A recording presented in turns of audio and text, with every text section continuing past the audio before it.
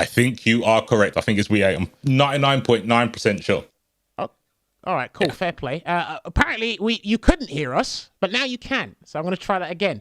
Hi, everybody, and welcome back to another week of ICFC here on the Twitch channel for 10O Media. Myself, Jammers, and C4 is over there on the mic for you guys. We're going to have some more people joining us tonight. Don't worry, it's not going to be us two, because I have learned over the 7 years of doing this and over the 9 or 10 years of knowing this guy, you cannot leave us in the same place for too long. Whether it's online or offline, but there's some guilty gear strive to kind of mediate us and do a little, behave ourselves a little bit. But nice. Sifa, how you doing tonight? I'm doing all right. I'm doing pretty good. Hyped for some more ICFC as always. Guilty Gear game. I like it a lot. Not gonna lie to anyone. I like it a lot. So it's cool to see a lot of the console players. That's what the ICFC brings, right? You always see the PC players, all the tournaments and that, but it's cool to see some of the console players that can't get on PC, and they're strong. So when crossplay comes out, it's going to be dangerous. Yeah, for sure. And I believe, if I'm not mistaken, because I was obviously here 2 weeks ago when we were talking about Pokemon being our Lord and Savior. I'm back here, and some other big news has come out today, but we can talk about that later. Anyway, I believe Nelkhael, is that how you pronounce his name? The Italian Leo player. He's in the bracket tonight. Is that right? Yes. I call him Big Nelk, but yeah, Big Nelk. Okay, listen. There's Big Left. There's Big Nelk. There's I don't know. It's just big everything. Anyway, Nelkhael's in the bracket, and I believe, if I'm not mistaken, he is on a win streak here at ICFC. So he's at the top of the leaderboards right now, 285 points. But he has won the last two, week 6 and week 7. Maybe I'm here, it might mess him up, I don't know, but we'll see. I'm the biggest commentator's curse person there is out of the whole FGC commentator community, but this leaderboard is shaping up to be pretty nice, and I'm liking it. We got Nelkhael at the top, we got Armix as well, we got Verix, Snakebelmont's 4th. I don't know if Snake's in the bracket tonight, I have to double check, but again, we were talking about this before, it's littered with, like, you know, your Rams there, which is pretty damn cool as well. Heapski's in the bracket tonight, shout out to Heapski as well, he's 10th place. Let's see if he can get himself a win on the board and getting that, like, top 6 placing there. But now, how you feeling about how the leaderboard's shaping up to be so far, C4? It's nice to see Worst Angie at the top finally doing some work. So it's cool. Big ups to Big Nelk and Armix, both kind of come from the same group of players in Italy called Spaghetti Showdown. So shout out to them. Someone called Times Up and Donello hold it down. So they've been grinding since season 1, and now we're just seeing them smoke everyone. It's multiple tournaments. It's not just here. Those two, I think for the last 2 weeks, they were in grand finals at every tournament they entered.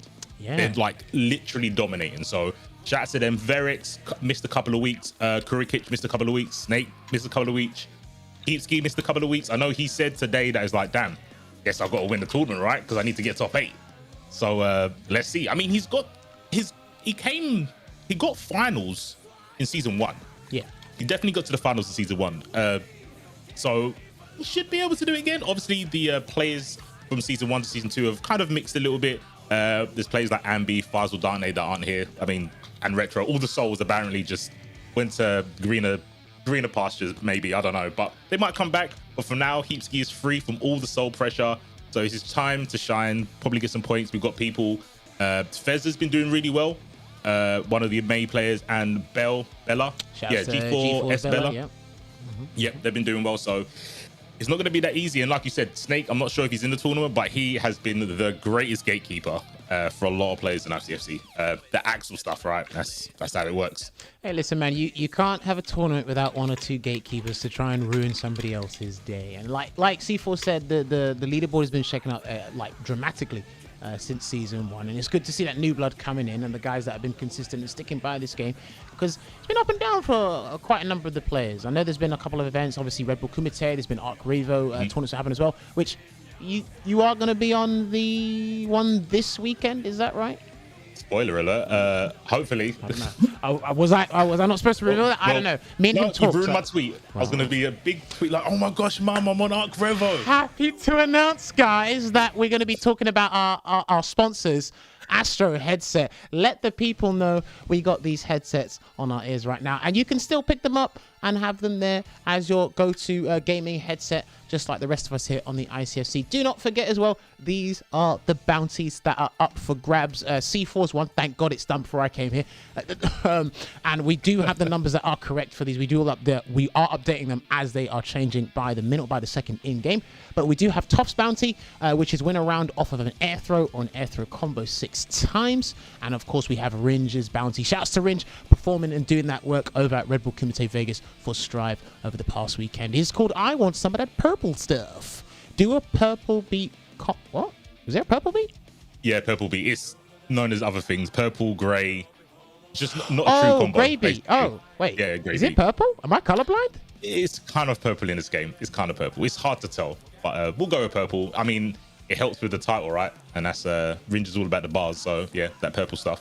Damn, I actually didn't even know it was purple. But anyway, what I do know is those red buttons on the hitbox there. So I definitely know what color those buttons are, the directional inputs on that hitbox. And you too can take control of your destiny in fighting games. If you're looking to pick up the most precisional hitbox there, out there in the market right now, you can head on over to hitboxarcade.com/ICFCG and get more information regarding that.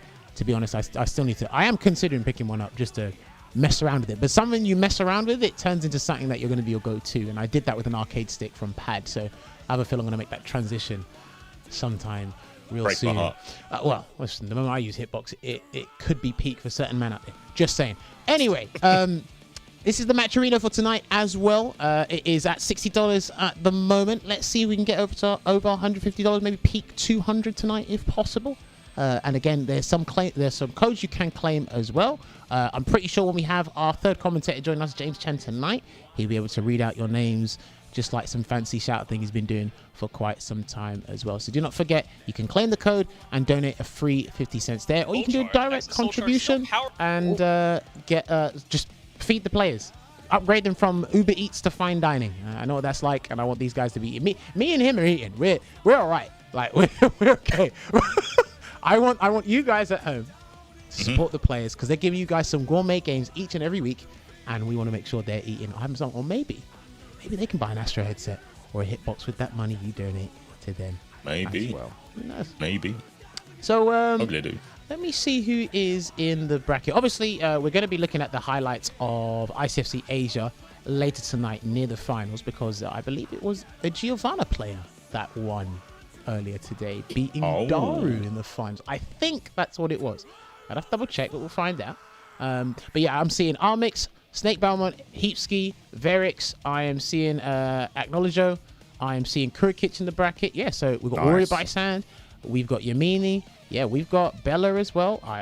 There's some heavy hitters today. And again, because they all got a substantial amount of points, right? So it's kind of a huge and fierce competition between like the top 7 places. I think that's right.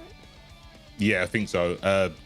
I know the top 3 are in like 30 points difference. Then after that, I think it's like between 100 and 200. So there's something to play with there. Okay.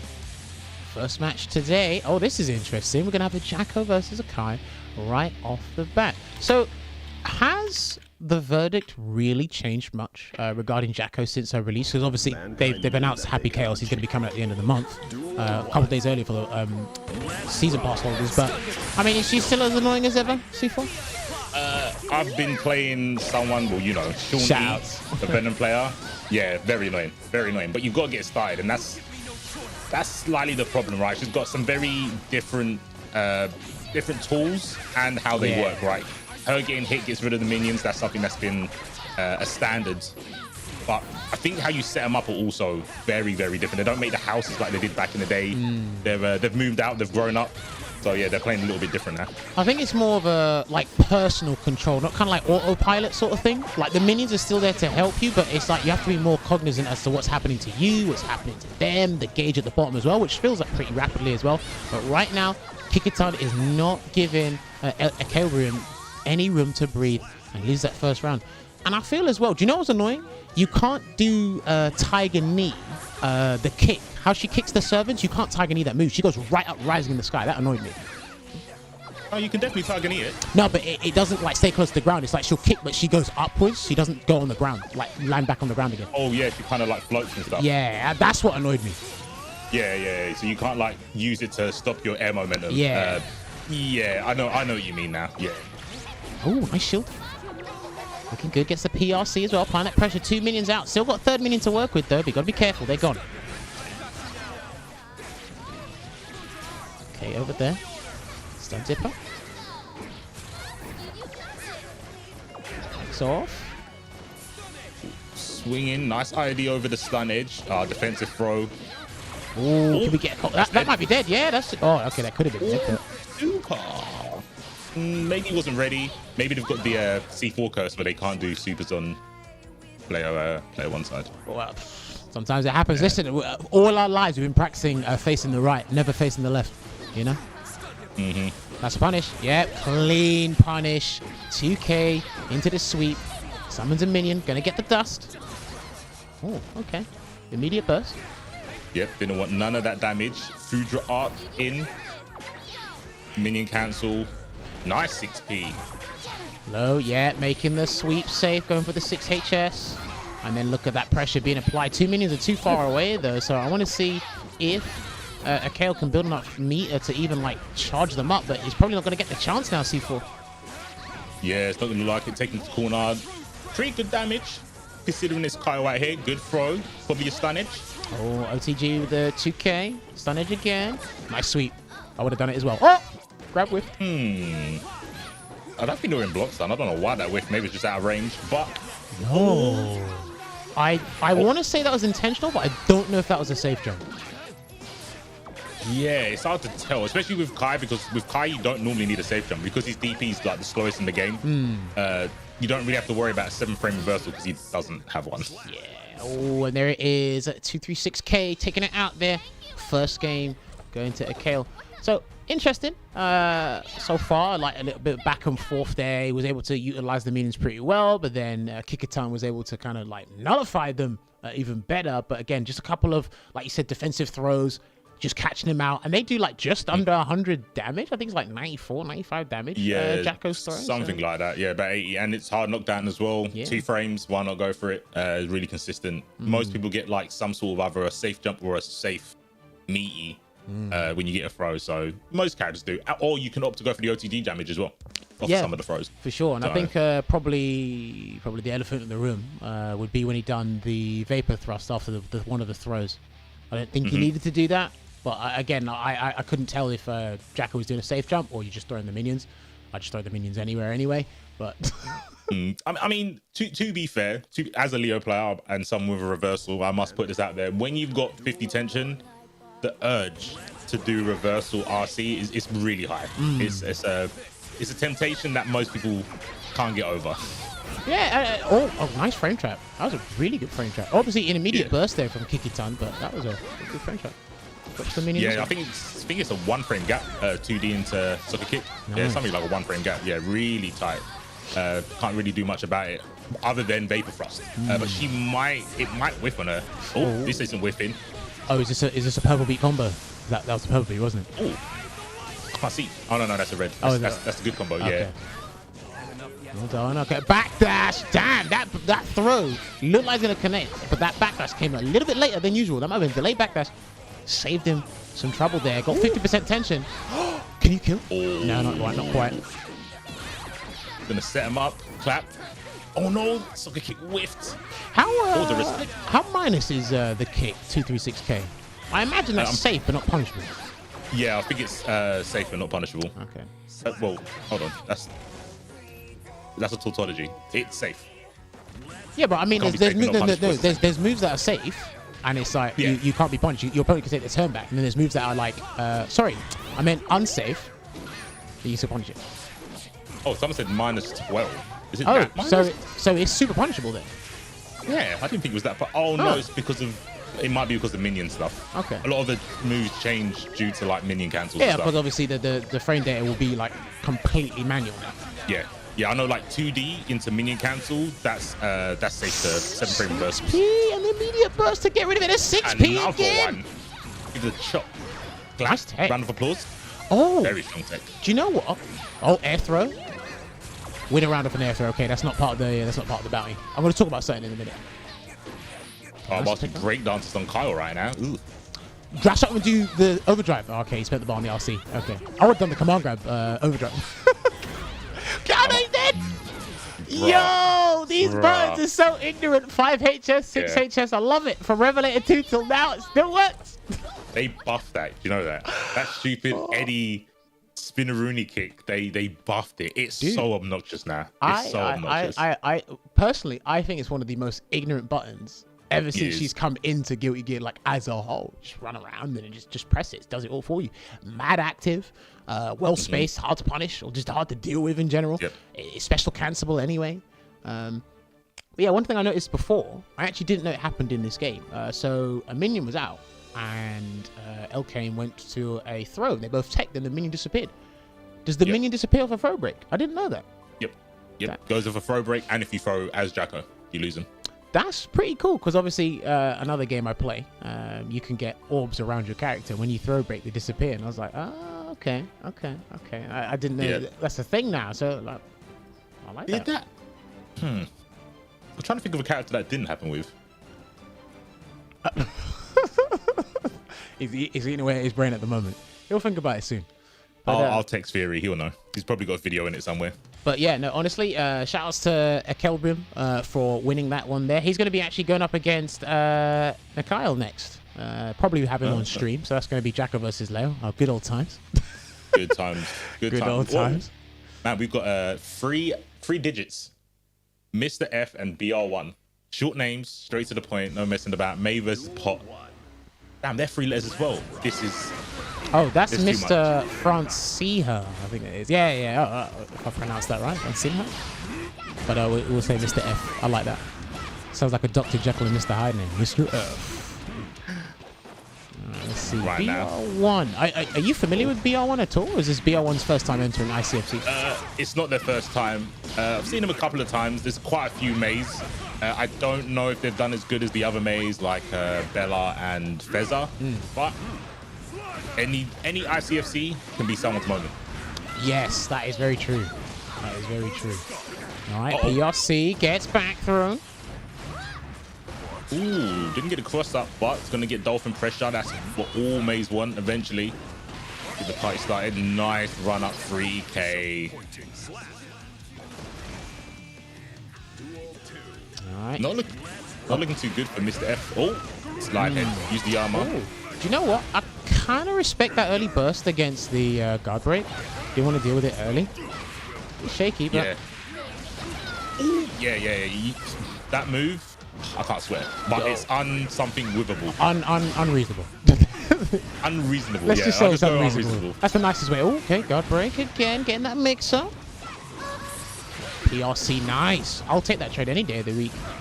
He's going to fight his way out of the corner as well. Mr. F is not having a good time trying to contain this. Good block on the dust.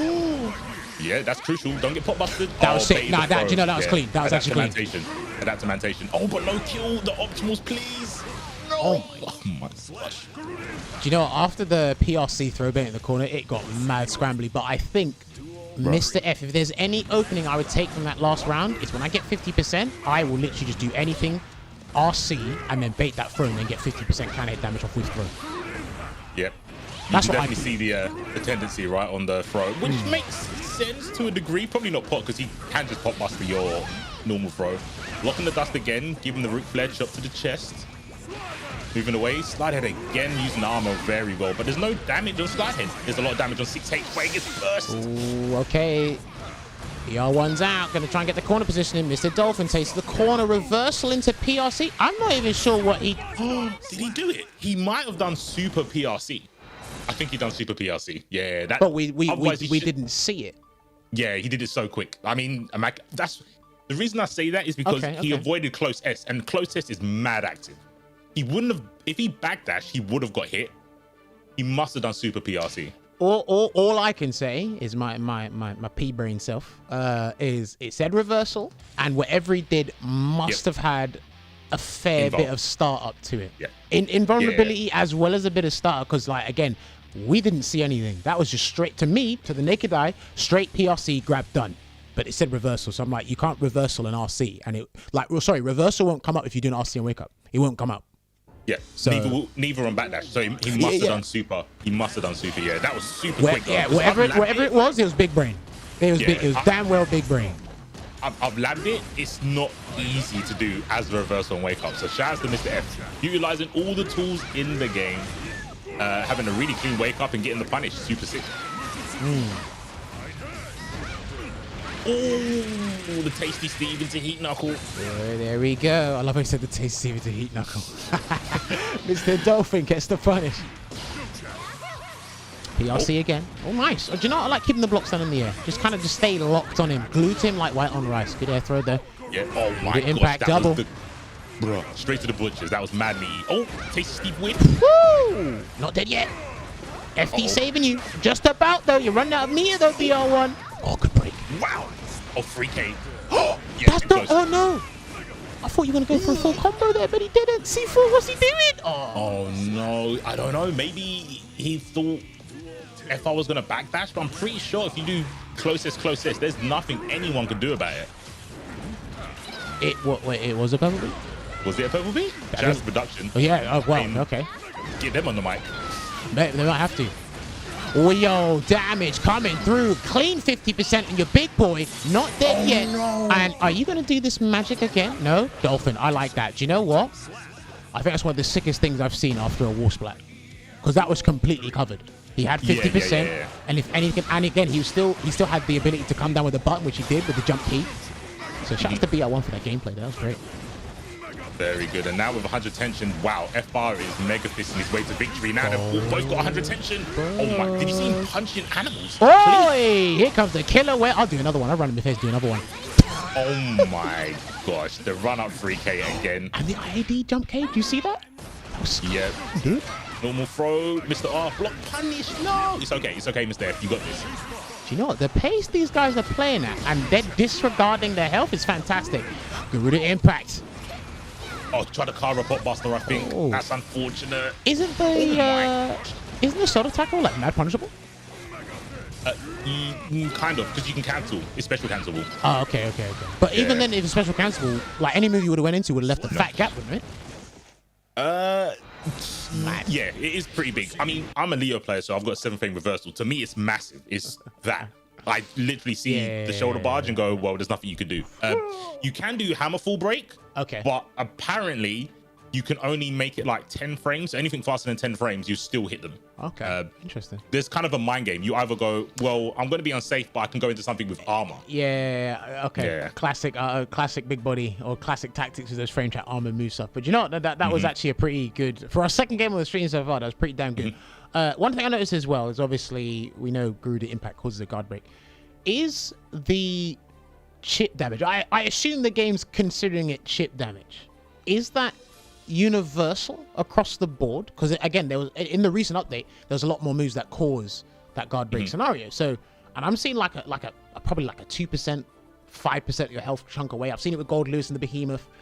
Is it universal across the board when someone does a guard break and inflicts chip damage? I'm pretty sure from what I tested, from my knowledge, it's flat damage, so it does the same, but obviously depending on what character you do against with their of course. modifying guts. Okay. So it works like that. As for the state you're in, the game classes it as being hit. Right. So you can't YRC because YRC is only done on block. Yeah, because it could, and I've already seen broken your guard. Yeah. Oh. Yeah. And the biggest change is that with the FD now, basically the FD is more consistent. So as long as you have FD activated, once the move hits you, you get a set amount of pushback. Where before, it kind of depended when you press the FD button to how far they got pushed away. So it's a lot more consistent. Like you said, it still does the same chip damage. It still puts you in like a scary situation, but you don't have to take it as many times because the FD will push them relatively far. All right, so we're going to have Cheese. Cheese was top 8 the last time I was here. I remember Cheese. Yeah, you were top 8 the last time I was here because you had like 4 Rams in the top 8 at that point. But Verix is still back as well, and Verix is fighting for those points as well. Interesting stuff. Here goes for the 5 HS. In that range as well. Got to be careful when jumping at this guy as well. That 2 HS, especially counter hit, that's just going to send you flying. You're probably going to get a wall back. Full confirm. I said watch out for 2 HS. It wasn't a full confirm, but I was on the right lines. I'm getting there. No, you know what is cool? What is? Almost Cheese's wrist bar. It's going down now that he's starting some offense. Little bit of reprieve, explosion. Verix just jumps over nicely. Ooh, 2 HS. This might be no. You know what? I think he's still alive. If you go optimal, I think it's no. You're dead. You are so dead. You are so dead. No, it's gonna be extra damage. Come on, C4. Is he dead? I maybe he's alive. I'm gonna call it. Let me see. They're alive. Let's see. Okay. That's why you're the Guilty Gear main man. I'm not. Thank you. Put that in the CV. I'll take that. Jam is still up the main man. I know. Don't ever get me on your show. I know when it's gonna kill. Don't worry about it. I'll got you. Actually, you should submit that. To be fair, I think you should submit that. Oh, yum. Okay. Go to the let's lower the Beyblade. Look at that damage. Immediate burst. 5 HS as a clean punish. I didn't even know from that distance he could do that. There'll be big damage here. My. I didn't know that links 2k 6p, but now Cheese has got all the offense. But watch for the backdash from Verix. He loves the young backdash. Young Verix does. Oh well, my gosh.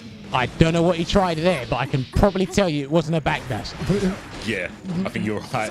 And he held up his burst though. So shout out to Verix. Wow, anti-S. That's the special anti, isn't it? The sword slash, yeah. That wasn't 2S. That was the special attack anti, isn't it? My frame rate is. Oh my god. I'm in the phantom zone, dude. Slideshow, James. You're right. Hello.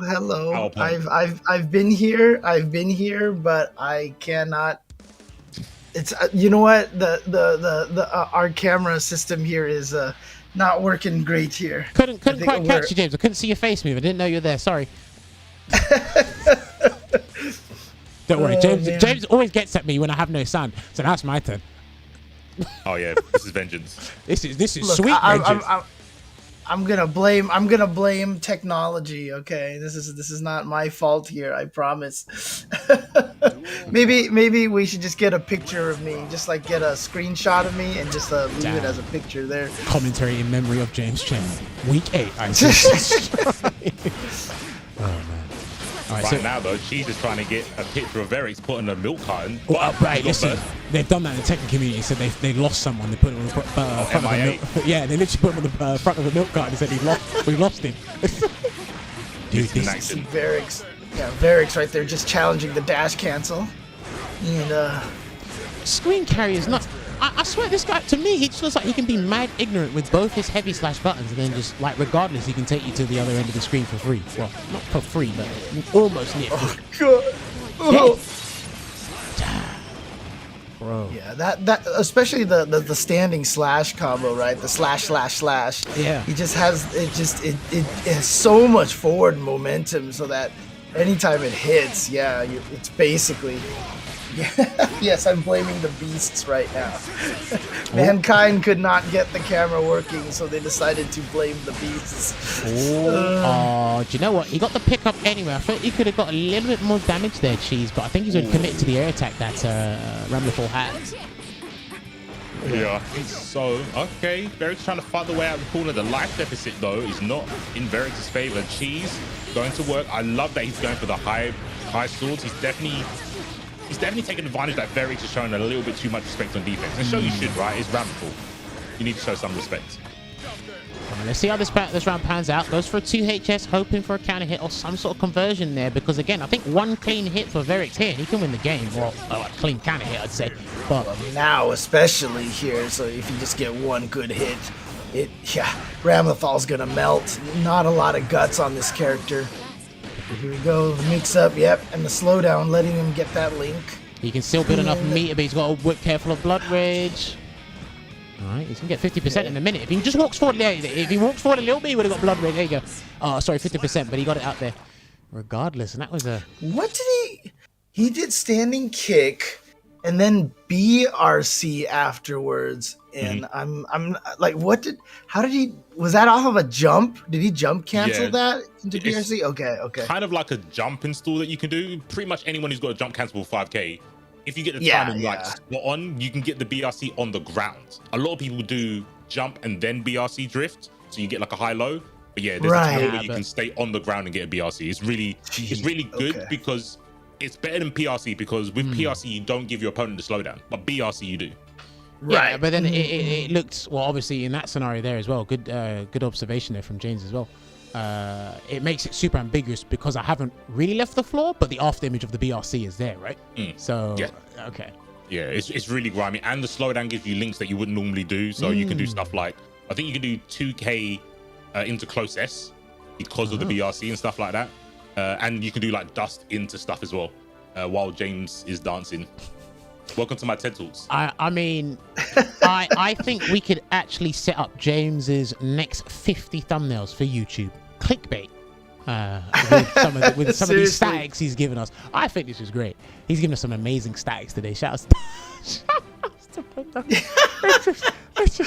I don't know why. I mean, this honestly, like this little bit behind the scenes stuff over here, this happens a lot during sometimes OBS Ninja just decides not to be friends. It's all right. We'll blame the beast as well, James. It's fine. Oh man. The production was actually we won't. It's the blame the obese ninjas. Is that what we're blaming here? So you know what? I thought we weren't going to mention that, but actually, now that I think about it, because of all the stuff that's been happening, I'm going to call it officially VDO Ninja here, right? So because that's what it is, not a OBS Ninja. True. Yeah, you don't want to go on that bad side. So we are getting our next match up ready for you guys on the stream. It looks like Nelkhael has beat ecalebrum, the Jacko player that we had earlier on stream, 2-0 in the bracket. So he's going to be going up against Verix. That's going to be interesting for top 8. Oh, he's back. And then he's not back. Okay. Damn, you almost sold me a dream. But Nelkhael versus Verix is going to be very interesting. Kurokich is waiting the winner of heapski versus Acnologio. I don't know if that's going to be our next match on stream. It looks like it. It could be Warrior by Sand versus Yammini. So I think that's the Ramlethal mirror. Yep, that's the Ramlethal mirror. Or it's going to be heapski versus Acnologio. So that's going to be Kai versus Gio. Yeah. I remember some people. Snakebelmont going up against Mr. F, which I think is Francesina, right? Yeah, Francesina. That's a pop player. It is the pop player, but I'd like to know how to pronounce that full name before I go. I'm gonna call you Mr. F. Do you know when you have to? Actually, never mind. It just got updated. Snakebelmont did beat Mr. F 2-0. And G4's Bella, first time we've seen him back in a while, defeated Pollex 2-0 as well. Taking out the Milia. Yeah, Pollex got paid last week. So, but Bella, I think, did they win the first week of season 2? Hold on, let me find out for you. I believe, first week of this season, which is really good. Really good. Shouts to Bella, because I know Bella was like trying continuously in season 1, just wasn't quite making the cut to get top 4, top 3, and then again season 2, immediate breakthrough, bam, wins one of the weeks of ICFC. Great progression. Okie dokes. So it looks like I saw a Kai. So that means heapski's on. Is that heapski? That is heapski, and his best friendo Acnologio. Has heapski spoken to you about how this matchup has turned out now, or bad? Everything. If I speak to heapski, it's bad. Okay. Yeah. It's one of those ones where he just thinks anyone and everyone can beat my character. Yeah, pretty much. And he's been away for a while, right? He was waiting for the patch. The patch came, and he went, "Oh, Dragon Install's cool. Thanks, Arsis." But he's been doing well. He's been learning a lot more matchups. Obviously, though, that's 6 peak. There's a lot of people have joined like heapski's stream, and they're all leveling up together. And this is one of the people that you see in it. Him and Nocton. Nocton, yeah. Nocton of the Hunt. Yeah, shout out to Nocton. Yeah.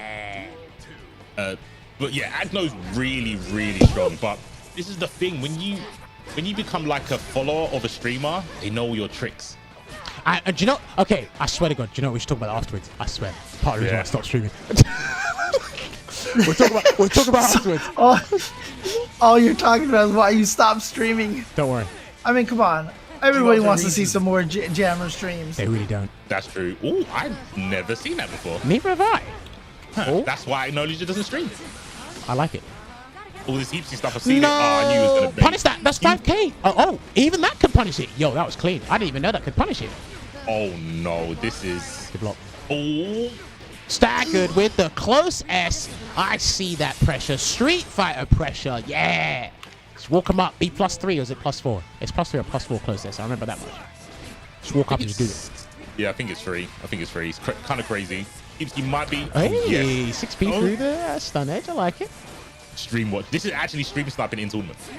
Bro, it's live and direct. It doesn't get any better than this. Good block. 6k? Oh no, don't let him think 6k is the actual good button, please. Oh, yes, there you go. 5 HS for the BRC. Get the. Hey, acknowledge. Hey, you need to teach me that combo. You actually need to teach me that combo. Oh my gosh, Mago. Do it again. Plus. Did you say what is that? I said meow meow. You need to stop. Oh my god. I can't have it. Wait, what's going on? I just heard someone say meow meow. What the heck? This is exactly why me and C4 we commentate separate games. They've allowed us to commentate this game together, but one of us speaks. It's not. I'm not even gonna say what happens, right? It's one of us speaks, and the other one will give us the weirdest sound effect, and then we'll just look. The other one should do this, and the other guy's just completely zoned in the game, and he done it there. Went woof woof, and I was like, what is wrong with you? Just meow meow mix. Oh man.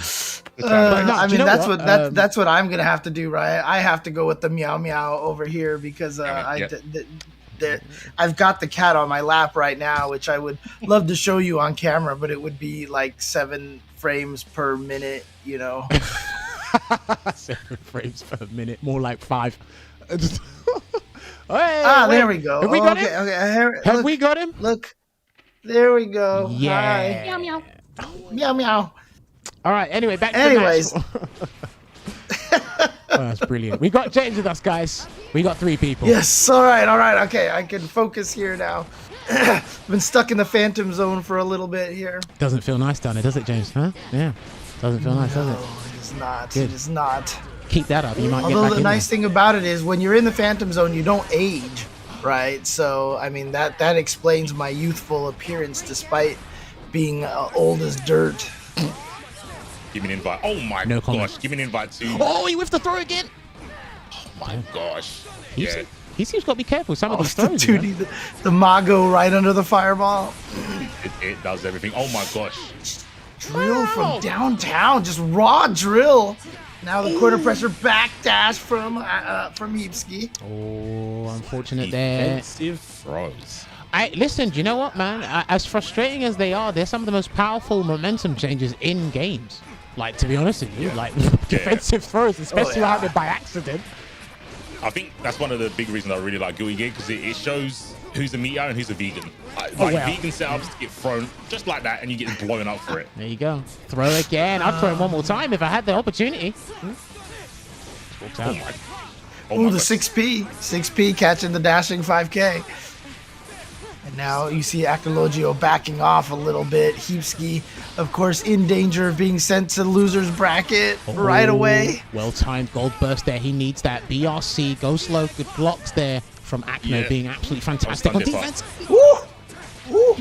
Oh, not going to be able to kill off of this, so no bounty, but close. Oh, wait, that's good. I'd just do overdrive. Okay, maybe not. Grab. Oh, so close, so close. Making a comeback, though. But no cigar, unfortunately, and that means Acnologio is going to move on, and Heapski has been sent to the losers bracket, unfortunately. Do you know what? No, well played to Acno though. That was actually really good. Yeah. Being very incessant with the throws. A good pressure game. Mixed them up. Showed us some matchup knowledge with the 6P and the 2D. Yeah, I mean, I don't know if you can just whiff one of those moves and then catch Kai's recovery on the projectile, or you just completely avoid it so you don't block and then he gets some sort of frame advantage from full screen, because obviously frame advantage on projectiles changes depending on the distance. The screen, that's just stuff fighting games in general. But I mean, especially in this version, maybe in the other version, because like the fireball is like minus on hit, so it's a little bit mad. But enough of details. No one's here. That who said Buff Leo? You're actually the GOAT. Can you say their name twice? Provolicious. What's that? Can you say Oh, you want me? twice? Okay. Yeah. Let me use my voice here to buff Leo here. Provolicious. Oh my god. That's what I think of. That's what I think of Buff Leo. Okay, that's what I think of Buff Leo. I'm kidding. Run. I'm just. All right, here we got to do this for him. Provolicious. There you go. Yeah. I have to be fair there.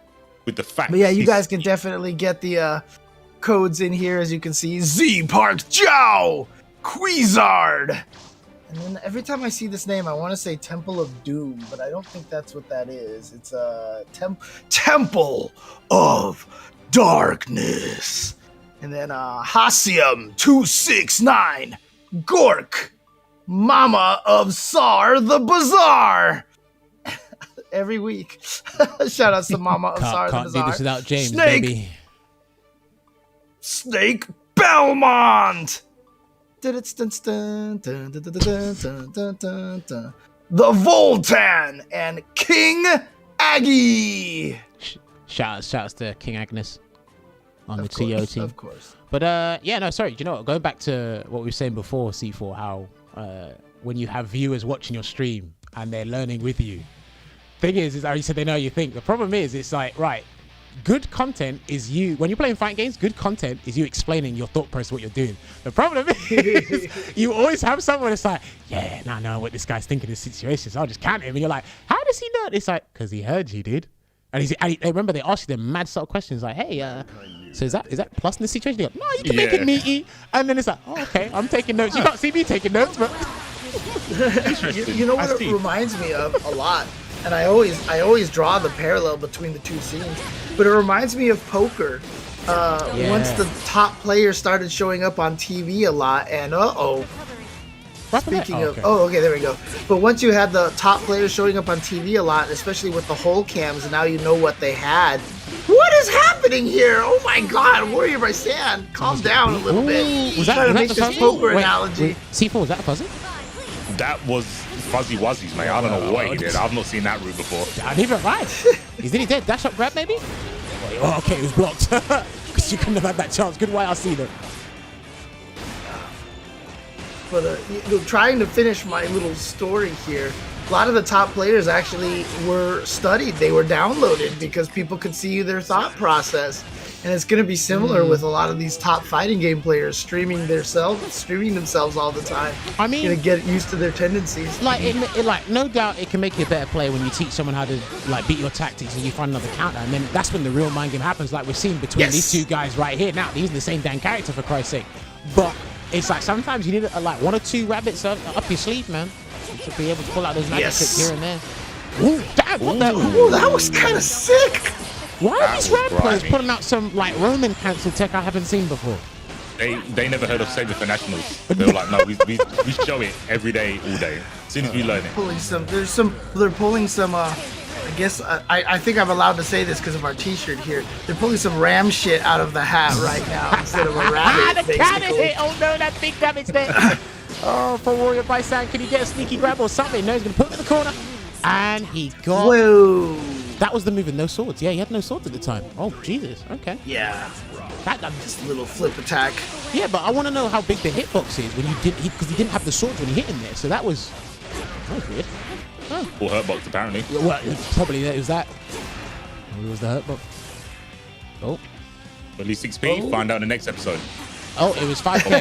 It was 5K. We'll take same bat time, same RAM time, same RAM channel. Yo, you died off of that? It's RAM. Yeah. It's RAM, and yeah, I mean, one, that move does gobs of damage, and two, RAM just has no guts, so she's just gonna eat all of that damage.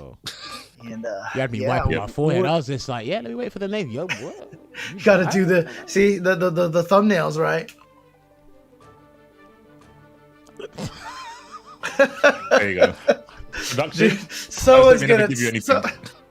Yeah, you can production is 100%. We could be the new Panda production Global. Is 100% screen cap. That we could be the new Panda Global, and we could we could just do it and just put all these thumbnails. I'm telling you, know what's crazy, right? you know what I really want to do? I've only seen this happen to someone once, but that's because we were working at an event and I just happened to walk by his room and he left the door open. So I saw him doing the thumbnails and I was like, do you know how stupid you look? Who was this? It's a friend of mine who we work on another event, like not just fighting his other event work. Don't worry. He's trying to have a wild guess. You will never know who it is. But it's just like how he said, he was like, we were at an event, his door just happened to be open. I mean, listen, and I snuck in and looked inside. You can take that how you will, right? Oh my word. That's probably the face someone's putting in the chat right now. Remember, those emotes are up for you guys. Remember to subscribe to the Tenno Media Twitch channel. You can get those emotes yourself. But it's like you see them just doing this in front of their laptop. No, it's like, and it's like, can you stop? Like, look, I'm just gonna say, I've done it before. I've definitely sat in front. Oh yeah, and you're never again, gonna catch me you can doing check that out all these 10-o.gg/merch to get yourself some sticker packs. But I have definitely had to screen cap myself in poses for thumbnails. And you know what the worst thing about it is that it works though. Algorithm, the baby. Thumbnail thing works. Even though everybody hates it, it works. I find myself looking at on it. Honestly, yeah, exactly, dude. Like, I'll see these thumbnails and like, I don't know why, it's just like urge to click rising, you know. But then when you do that, you fall down the rabbit hole, right? And then you're just finding like swamps of videos regarding that. It's like, you know, it's not even the title or like the thumbnail. It's just like, okay, I just watched this video of my friend do it, and now there's another video saying, hey, we recommend this dopey ass thumbnail with this you know, is the cake a lie sort of nonsense. You're like, wait, what? That's a weird title. I mean, that's the thing. You can tell if you've curated your own YouTube very well, if you get good recommendations. All I get are magic tricks, like Penn and Teller Fool Us, and Whose Line Is It Anyway? That's like all my recommendations, and I'm down with that. So I'm not allowed to have cool icons, thumbnails. Theory would absolutely disown me. So not allowed. You're not allowed to play by the YouTube rules. Yeah. There's no pictures on any of my recommendations. But, I mean, you know what? You did. Sorry, before we get onto this, right? Like, obviously, shout out to the guys donating to the cause here for Match Arena. Got $65. Let's see if we can get to $150 tonight. Make sure these guys are eating. James, if you will, we got 3 new names. Can you give them the lovely voice? 80 codes left. Let's get in there, boys. Let's get this 80 codes. I know you guys are there. Dandy Kitchen. Well, actually. Yeah, I was about to do that meow meow as well. Okay, my bad. Okay. MYV0 gear. And you know, if he followed Astro TRN1, then he would get some gear, right? Oh. And then every week, you know, I have to read this. It's part of the thing. Anal seepage. Wait, what did you say? I actually did not. Where's that name? I wasn't looking at the screen when you said that one. You have to hear that out of no. What the hell? Is that your Twitter account? It's what it is. It's what it is, man. It's part of the deal. You put in a code, I read your name. You'd have to pay me a lot more than 50 cents to read out that name. I'm going to tell you that much. Pierre, little dancing man. Jesus Christ. And Kogumi. What a reasonable name. So we've got 77 codes remaining. Let's keep going. What a reasonable name. Oh man, I mean, look, he has a Twitter symbol next to it. If he actually had a Twitch symbol next to his name, he could definitely take that sound clip and use it for like subscriptions and subscription notifications. I totally forgot my point of what we were talking about before, because I literally looked away from the screen. I just heard James say a name, and I was like, "What?" And I was like, "Someone woke up and said this is my nickname." I was like, "No." Actually, no, I remember now. No, you like C4 was working on a Guilty Gear video. I don't know if he's released it, but he actually had a pretty interesting thumbnail. But the judges said there's no clear message. It's not clickbait enough. It's like no one's gonna understand it but you. And I was like, dude, I kind of like that thumbnail. I am the worst at that, like trying to come up with clickbait titles and clickbait images and stuff. Like my titles are always like, this is this event that took place here and is over there, and, and it's like long and you get to the point and say, this is what I'm talking about. It's not like, oh, this event happened on the year 2012 Christmas. It's like, what? Yeah. Like what? You'll never believe what happened at this event. And you'll never believe the kind of things that you will find if you follow ICFC on all of the social medias. Twitter.com, YouTube.com, Patreon.com, 10O Media, of course, the production company that is bringing us the ICFC. Wonderful job, fellas, to everybody on the 10O team. Seriously, the FGC could not roll and function without all of you guys doing the work. For real, and it's a segue, but I didn't want it to be one. If you want to see sick thumbnails, go to 10O Media site. They did a thumbnail with me. It's pretty funny. The Galaxy Brain thumbnail is pretty funny. I think they've got like 2 with James as well. Okay. It's like the Terminator because of Kurokich. So yeah, go to 10O Media's YouTube. You'll see some pretty good thumbnails there. Listen, man. I'm going right now. I need to see anything to get the clicks. Anything to get the clicks. Apparently, Jay needs to mute your tab. We might need to we might hear. I'm just looking at thumbnails. I haven't clicked on any videos yet. Okay, I'm just looking at thumbnails. That's all. I don't know. I don't know. Production was playing something before, and they're like, "What's this?" I was like, "I don't know. You could be watching something you shouldn't be while we're working." But not gonna hot you guys out. But. No grass. I'll look through these later. I don't want to accidentally click on a video and send off some noise and have production yell at me. I don't know. Friends with production. I've already been chewed out by Chris Seglia in the past. So I think we all have, except no, you haven't. No, you haven't been segged yet. You haven't been segged yet.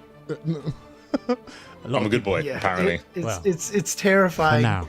It is definitely one of the scariest things that can happen in a man's lifetime, is to have the hey James. Oh no, yeah, no, he starts it like that as well. It's like, hey James. And it's like, what? And he just like just goes in on you. It's like, okay. Damn. Yeah, the anime bead of sweat is already like showing up. You see like the little drop over there. Oh man. All I'm gonna say, C4, is be careful if Seg sends you a message saying, "Hey C4." It's like that's probably. Is that not a good sign? Okay. It's ambiguous. I'll tell you that much. I don't want to get mixed up. Oh no! Shout out to Chris Seg regardless. Kono de Maxta, I guess is the way to pronounce it. Wild Zide, Baron Surfalas, and Dark Sonic UK. Hey, shout out to Dark Sonic, part of the production team. Quick. 73 codes remaining. Oh, you know what? More. I haven't done this myself yet. I haven't speedrun this yet. Production. Are we waiting for our next match? There we go. Kurokich and J.C. Henzer.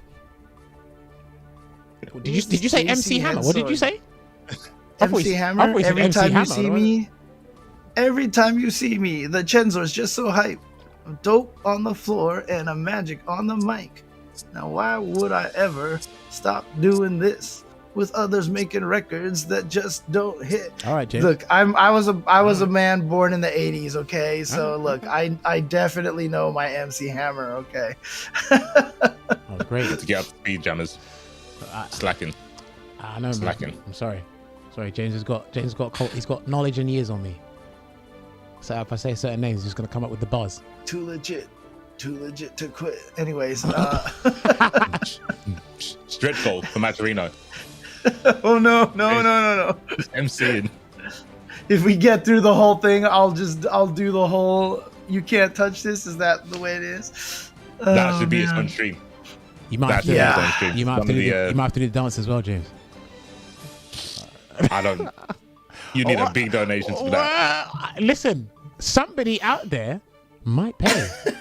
Listen, you stay there. If you guys lurk on Twitch or see whatever, man, I see people, viewers donating a crap ton of cash to these people, and I'm seeing them do silliness on their cameras, but they're getting bank. Look, only if I have a hot tub, I think will I be able to pull that off. Soon come. Right? Wait, are we allowed to say that on the stream? Hot tub streams? Are we allowed to do it? Well, it's too late now. I don't know why you asked. I don't know. James said it first. And Kush GH Armix 27 REF Jamil and the real King Truffle. Is there a fake King Truffle? What? Is there a fake one? I don't know if they hit the claim code because of the type of stream you mentioned or James doing the MC Hammer dance. I'm not sure, but whatever one it was, it works. Keep hitting the claim codes, and one of them two might happen. I can't promise which one. No guarantees in life. No guarantees. No guarantees. No receipts are given out here, but one of them may happen. Oh man. Yeah, I mean, I definitely will bust out my hot tub at the stream station for sure. So got that all ready to go here. It's working. Can you imagine? Oh my word! It's working. Can you imagine just James just a hot tub stream and he just talks about ST? The thing is, I know one person who would like it. You just sit there in the hot tub stream. I'll just be sitting in the hot tub. Most of the times, like they'll probably try to like be all interactive with the stream and everything. I'll probably just sit there and be like, the reason why Super Turbo was such a great game is because it's so. Then all you just hear is the bubbles just in the background. Yeah. Oh man. See tons of clips. I will admit I have never actually tuned into a single hot tub stream. So, but I think that's a good thing to admit. You've seen clips, right? I know you see one or two swarming around. On Twitter. Oh, like on Twitter? Yeah, you mean? Yeah, of course, yeah. God, have I? So, how do you know about hot tub streams then? I mean, I saw people talking about it. Stop trying to expose me, jammers. Stop it. Stop it. I don't know. Listen, ICFC. It's friendly, relaxing, good old banter over some Stripe gameplay. We don't judge out here. If you type in hot tub streams under the just chatting category, we're outside looking for good against Stripe. I'm not saying anything. Don't they have their own category now or something like that? Is there something you know that I don't, James? I mean, I only researched this stuff because I was thinking of starting my own hot tub stream, right? So that's the only reason why I know these things. C4 cannot believe what he's hearing right now. One of my co-commentators talking about planning. C4 is he's just ignoring the whole conversation. He's recording us. He's just literally just recorded us. He's just like, yeah, hit record. I'm just hitting up the match arena, man. Don't worry about me. He's written it down on post-it notes is what he's done. So So wait. Umar, can the stream hear you? Because C4 knows what I want him to do and why I want him to do it. I'm not doing anything. I'm not doing anything. I'm going to be here like a good right. Can you relay who has progressed to winners to fight Armix, Umar? Yammini has progressed to winners. He's going to fight Armix. I heard it. Yeah, he's looking away now because he doesn't want any part of this conversation. All I'm going to say is I heard the infamous 2 words in the FGC once again, and I never thought it would happen. Wait, can they hear you, Umar? No, that's what I mean. So, Umar, you don't get it. Okay, Umar, I have to explain. I'm going to explain to you later. We'll keep it PC. It was a currency toss. It was decided by currency toss. For those that know, currency was involved. That's all I'm going to say. Yeah. So it was a true money match then. It's a true money match. Yes. Hey, that's why you're the best. It was a true money was thrown in the air, it landed, and someone received it. Yes, speaking of money, would you look at that? Oh. So yeah, and Kush adding, actually, let me go down just a little bit here because we definitely got some more that I haven't read here. Jack 99, Carol Black 2, Nelkhael, the current champion of ICFC EU Guilty Gear Strive, heapski 21 playing the normal dude Kyle. I think that says heapski 28. Nah, read between the lines, Jammers.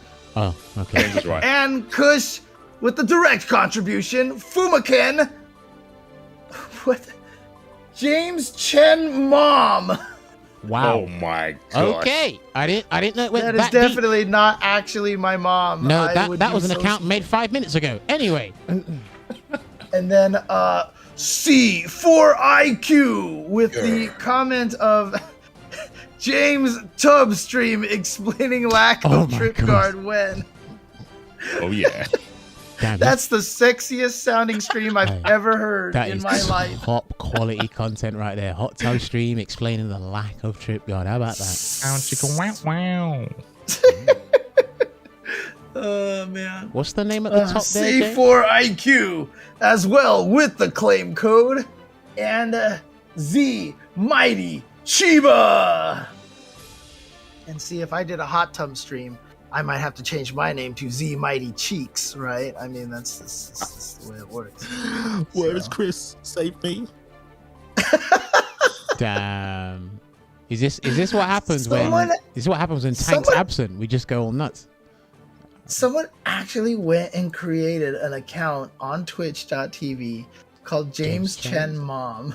And it was done. So it was done in 5 minutes. I guarantee you that was done in 5 minutes. It's one of your biggest fans, not James Chen 69. It's probably somebody else. And it's like, all right, listen, James, that's how you know you've made it. Someone's making accounts of you donating money under your name. Accounts of my mom apparently donating money. I didn't know. Mum insults got that deep that you had to make an account using the guy's mom to donate. Look, money. I will be 100%. My mom knows what I do. I don't know if she's ever watched me do a commentary stream before. So you know, I hope she hasn't tuned in today because I would not want to see if I I would not want to see that. That wasn't me. Oh man. Oh man. This is you can't listen. You just cannot trust the internet because it's just like, wait, James. I remember because when I was one time when I saw I was streaming, someone literally he went out of his way. He tried to spell HD Jammers, but he put an extra M in there, and he said, "You suck." I said, "Thank you for taking the time out of your day, wasting valuable think about it to tell myself that I suck, but you add an extra M in the name because I already had the 2, so you put 3." And I was like. I said, people actually go to these links to use your name and add a letter or something else that's related to you. And I'm like, it's deep, crazy. Not me. I don't know this. I don't know what it's like. You stay there. Look, someone's gonna go D4IQ real soon. there's an old account that was created way back in like February 2012, apparently, called Nude James Chen on Twitter. And it's been there for, I mean, he hasn't done anything since 2016, I don't think. But yeah, there was definitely one of those. That was I mean, wait, wow. James, you say that account's inactive. How do you know he hasn't moved over to OnlyFans? That's true. Dude, oh, you know what the funniest one was? That someone actually made a Twitter account called Ultra by David. You know, BI, like by. And the best part about it is there was some game award show that nominated us as like commentators for some category, and they accidentally linked the Ultra by David instead. And David definitely did not correct them and was like, "Yes, that's the right one."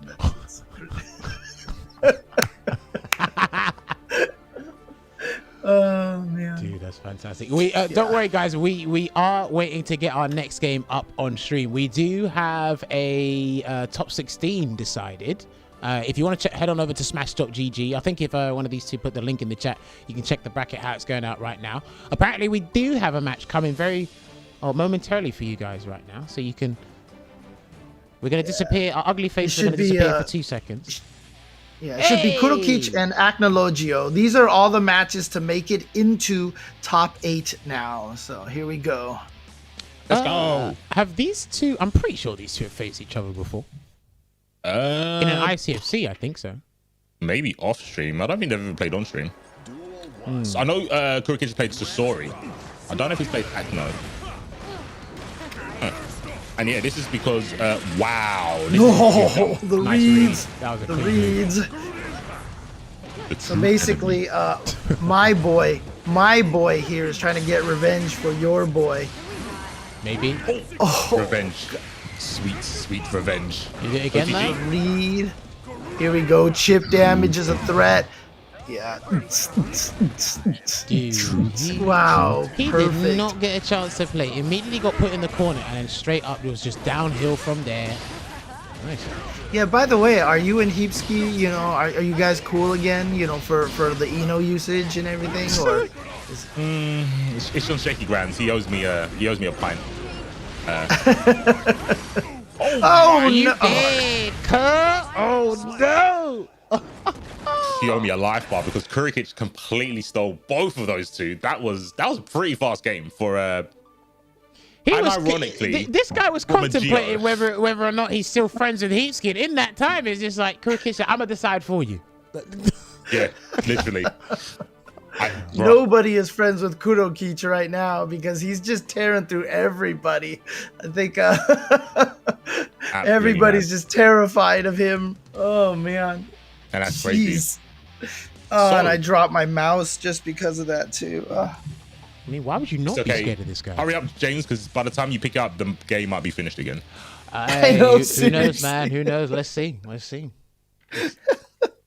Be fast. Okay, Acno, time to plug in that stick, preferably hitbox or pads, and get some damage on the boards. Hey, okay. It was minimal damage, but we'll take it anyway. It was a good start. Here we go. Oh, burst actually. And Garuda in neutral? Do you Demons. Do you know what? I think he didn't want to get the wall splat, and he didn't want to give Geo the positive meter build for her to get the enhancements. I can probably Possibly. see that. But Kurokich gave Acno the good old clip for Tenno Media later. That confirmed was real sick. Oh, and he got the side Oh, swap. no, Yo! again. Oh, he might die. Oh, good job. Gets away. There we go. He should be able to kill. Damn, what a round. That could have literally gone from bad to worse once again for Acnologio there. But again, manages to get through and take that round. Good stuff. Nice low. Mago. Yo, stop trying to take your turn back, my friends. That's interesting. And even if he didn't do anything, like the DP is like relatively safe from that far out, or at least in terms of trying to react to it there. So that was actually pretty good call. Okay, gets the YRC. Backdash, but no pot buster. Interesting. Counter hit. Gonna be able to do some chunk of damage there. Kurokich might have thought he was closer to the corner than he was. Oh no, accidental. Oh, he was trying to bait the burst. Hello. There Yeah, I it don't is. think anything that you can't jump cancel the hate, so Nice. Run up. Good whiff punish. Yeah, run Agno up fast said, slash. I love it. Agno said, I don't want to see cheeks unless it's James's. Get those put cheeks out of here. Whiff punish, get out of here. One apiece. That's exactly what Agno said. I could hear it. I could hear it. And remember, I could hear it. you can actually cancel the butt drop from Potemkin, but only on block, right? Or only on a hit. Yeah, if on connection, they yeah. actually end up whiffing like that, then it's not going to work. Of course. Do you know, that was actually a great response there from Acnologio. Let's see. I mean, it could be anyone's game at this point because, again, that first game by Kurokich was extremely rapid. And I'm not sure if he's going to like aim for that again, or we're going to get some even more resilience from Geo on this final game here. Let's find out. Good mental from Acno to come back from, you said, like that first round and to stick to a game plan, because other people would have fallen to that, but hanging in there, and Kurokich now on the back foot. Oh, trying to reach for the grab back. Agno is not staying on the floor. That's pretty interesting. I like using the overhead move, the cross-up overhead move, because again, it shows you if they're flinching or not. Like, they just want to grab anything. It's really good to test them in that situation. Oh, another jump. Hold up. Damn. Hold up. And a backdash into 5 Ps. Okay. Agno with a turnaround, trying to get that top 8. Uh-oh, not with execution like that. Oh, the true enemy. Reach in. Oh, 3-piece not looking good. An immediate burst there. He's banking on a lot if he's bursting at that situation. We look like we're going to a final round. I'm not sure. Why did that make a fist whiff? Doesn't matter, I guess. Hammerfall doesn't whiff. final round, Kurokich, Agno. I can't It's a call good it. match here. Again, I mean, honestly, I think Gio is terrifying in the neutral, but once Kurokich gets this pressure going, what are you supposed to do? And that was a wall splat? A single kick wall splat. Dude, this is looking insurmountable at this point, but I love doing commentator's curse because he's going straight to the corner despite Kurokich getting the meter build, and he's going to take it back. He will. He should be getting the positive overdrive now. There it is. Oh, they both got it. Oh, no. Don't run away. Don't run away. Should have ran in and blocked it. Now it's long for man. It's peak. Oh no, he even had the BRC. He had the BRC to see what was happening. Was that a punish on the BRC? I didn't see any punish, but I thought the BRCs didn't have. I need to know what the frame data is in terms of like vulnerable frames on the BRC. So I know they've got startup, but yeah, on recovery, I don't think they've got any recovery. I think it's right, almost immediate. Instant. Yeah. Did he? Maybe he tried to super. Maybe he tried to super or something, and he just missed it. Oh man! But there you go. I don't know. Close, I mean, man. Look, that first match made it look like Kuro was just gonna run through everybody. But shout outs to Acnologio for bringing it all the way to that last round. That was good adaptation, honestly. Good stuff. Yeah, I think for me it was when games as rapid as the first one happen, it's a case of yes, there's a little bit of adjustment you have to do, but you didn't really get to initiate your game plan. So it's just that's when C4 said, he stuck to the game plan and kept with it. I'm like, yeah, because he didn't get the chance to even implement it in the first game. So let him try and do it the second game, you know? So, but either way, do you know what? That was a really good set. I enjoyed that. Kurokich advances to winner's side top 8. He'll be actually be fighting the winner of this set, I believe. I think it's this set he's going to fight the winner of. So this is Verix. I believe last week Verix did not get top 8. That's a big deal. He finished just outside in 9th place. So definitely needs to do well. This is what, 3rd spot versus 1st spot in the ICFC Season 2 Week 8. Nelk on an absolute tear as of late. I don't know if they've had to run into Verix. Oh no, they must have run into Verix the first time, I think they did. Let's see if it was a fluke. See if they can do it again. This time to get into top 8. A lot of points on the line here. You don't want to go and lose this right now because it's full of killers, as we can see. I mean, and remember that it's back-to-back weeks of Italy Grand Finals. So, you know, Italy definitely has a lot of clout right now. See if anybody else can try to take down the country as well. Hey man, they've been extremely dominant, and rightly so. They've been putting in a ton of work into this game and making sure their country is represented in full. And right now, Nelkhael gets that all splat and goes for a jump. Interesting. Okay. Oh, Mr. Command grab. People at home don't know. I was starting to hear some noise in the background, and I was like, what is going... Oh, of course. I thought it was your alarm. Just can't wait to be king. I just can't wait to be king can be said by Leo and Kai, by the way. Yeah, it could be too. Oh, hold on. Oh, he tried to go for a bait on the flash kick. Didn't work out. Oh, the jump dust. The delay on there just threw Verix off just a little bit. Like, I thought Verix was maybe going to go for a 2H, but I think he saw the delay and then maybe thought he could try to counter and then was too late. All right, hold on. Going to go for the slash combo. All right, reversal. Flash Okiku. Oh, he was mashing. Wow. He was mashing 5P, boy. He was definitely out here mashing. I respect it. Oh no, he went for the BRC. Good block. Oh no. I cast the curse. Sorry. Yeah. And here we go. Oh, no burst even available off of the wall splat. So now can he even... I think this is going to be a... Yeah, now for sure it has to be a gold burst territory to try to get the meter, but nope, just going to get shot. Okay.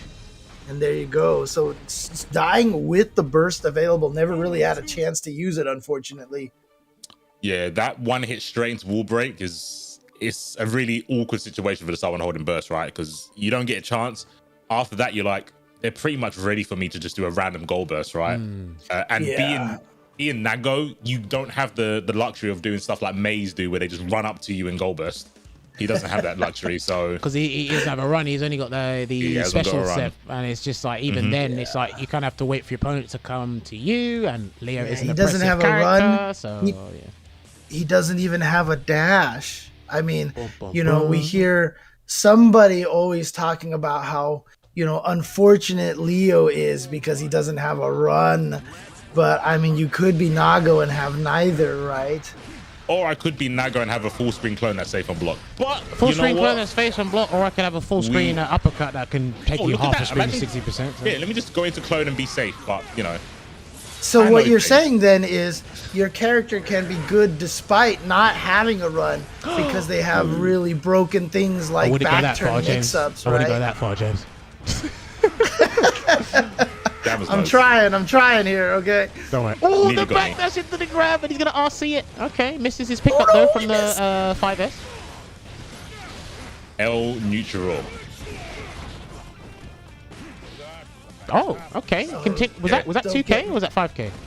Back turn K. Back turn K. Back turn K. Back turn K. Yeah, on big bodies, if you IBFD, you still have to block twice. I'm pretty sure Nago, you have to block twice, yeah. Oh, goes low again. Ooh, release me. Challenge, 2P. yeah. Nice. Yum, yum. Ooh, okay. Big damage inbound. I think that's a dead character. It's going to be very close. Yeah, I don't know. Am I going to fail again? I might fail again. I'm going to call death. I think this is dead. Okay. I'll go. There we go. Okay. Listen, he went for the optimal that kind of hit 2 HS. I'm like, you have to be dead after that. Like, what? Oh, speaking of counter hits, look at that. Wow. Look at that. In 90s, it was only 2 seconds off the clock, and he had already lost like 60%, 40% of his life. That was so sick. He done the special step to avoid the turtle. Grab it back. No, that's going to went the wrong way. That went the wrong way. Yeah, but it might hit behind. No, it didn't quite go. Okay. But the clone. Damn. Look at that good clone. Imagine your character not being able to run, but your clone could. I wish I had that. I wish I had that. But Verix, that was old Verix. That was the Verix before Nelk turned up. He was really strong, really dominant, showing that he's like one of the best Nagos that we have for sure. The confirms were just wild. The shimmy, the anime shimmy with the teleport back. Yeah. And then he teleported forward.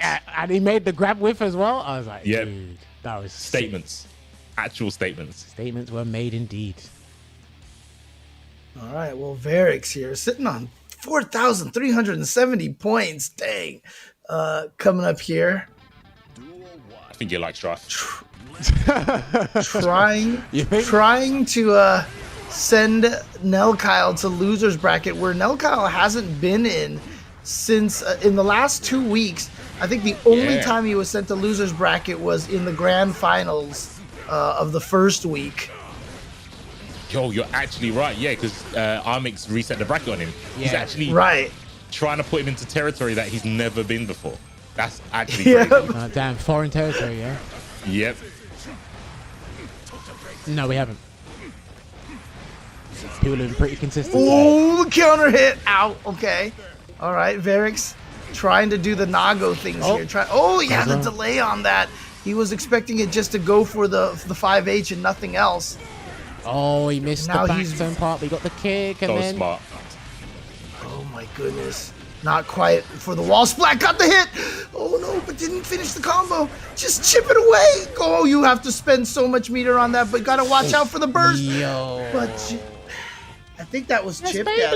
Can't burst if it's a raw move like that, dude. No. Alright, never mind. Now you get mixed. I mean, I think part of it too is just that, you know, he was like, oh, Verix is so close to the blood explosion, he's not gonna raw Beyblade, and then he did, and that was it. Yeah, I was looking at the blood gauge as well. I was like, surely you just block it and hopefully wait for him to take his mask off, but that didn't happen. Oh, you tried to back away and Verix smells the blood. Not his, definitely yours. Oh, RC coming through, looking good. He's still got the positive overdrive. He should be able to get the round here. There you go. Last. Was that the end of the combo? That looked like the end of the combo, yeah. Yeah. All right, here we go. Okay. 2 meters built up, but that's going to give him... Okay, gets the link this time. Last time he missed that. Oh, trying to chop with a 6P, jumping P. What a backdash. Wow, you got hit by air dash, punch, and then you backdashed afterwards. Chad business. Good blocks, and then he gets counter hit after I said good blocks. This final game, final round, gets the throw. Here comes Nelkhael, gets the hit. He was panicking. He's not dead. Yeah, he's still alive, but he was panicking so bad. Oh, but he hasn't got burst or beat, and Nelk does. Wow. Oh, he just went for the meaty, and I don't know what it was that Varix tried, but indeed, Nelkhael still not going to losers finals ever, except for that one grand finals reset. Nelkhael still being the pure winners bracket champion. Yeah, indeed. And it looked like to me Varix wanted to hold up forward. I could be wrong. I mean, he's in the player Discord. I guess someone could ask him at some point later, but it looked to me like he tried to hold up forward, but he did not. Look, the odds were against him, like, because Nelkhael had like 50% tension, positive overdrive, positive meter build, and like he could still do projectile the cross into RC or any sort of mix up from that, or even with that as the basic mix up from the wall splat, there were so many other opportunities had because of that scenario, and that was unfortunate there. So unlucky there. So Nelkhael's going to go to top 8 winners. He's going to be going up against Kurokich. Yep. That's going to be an interesting match. Better Anji going to the winner side.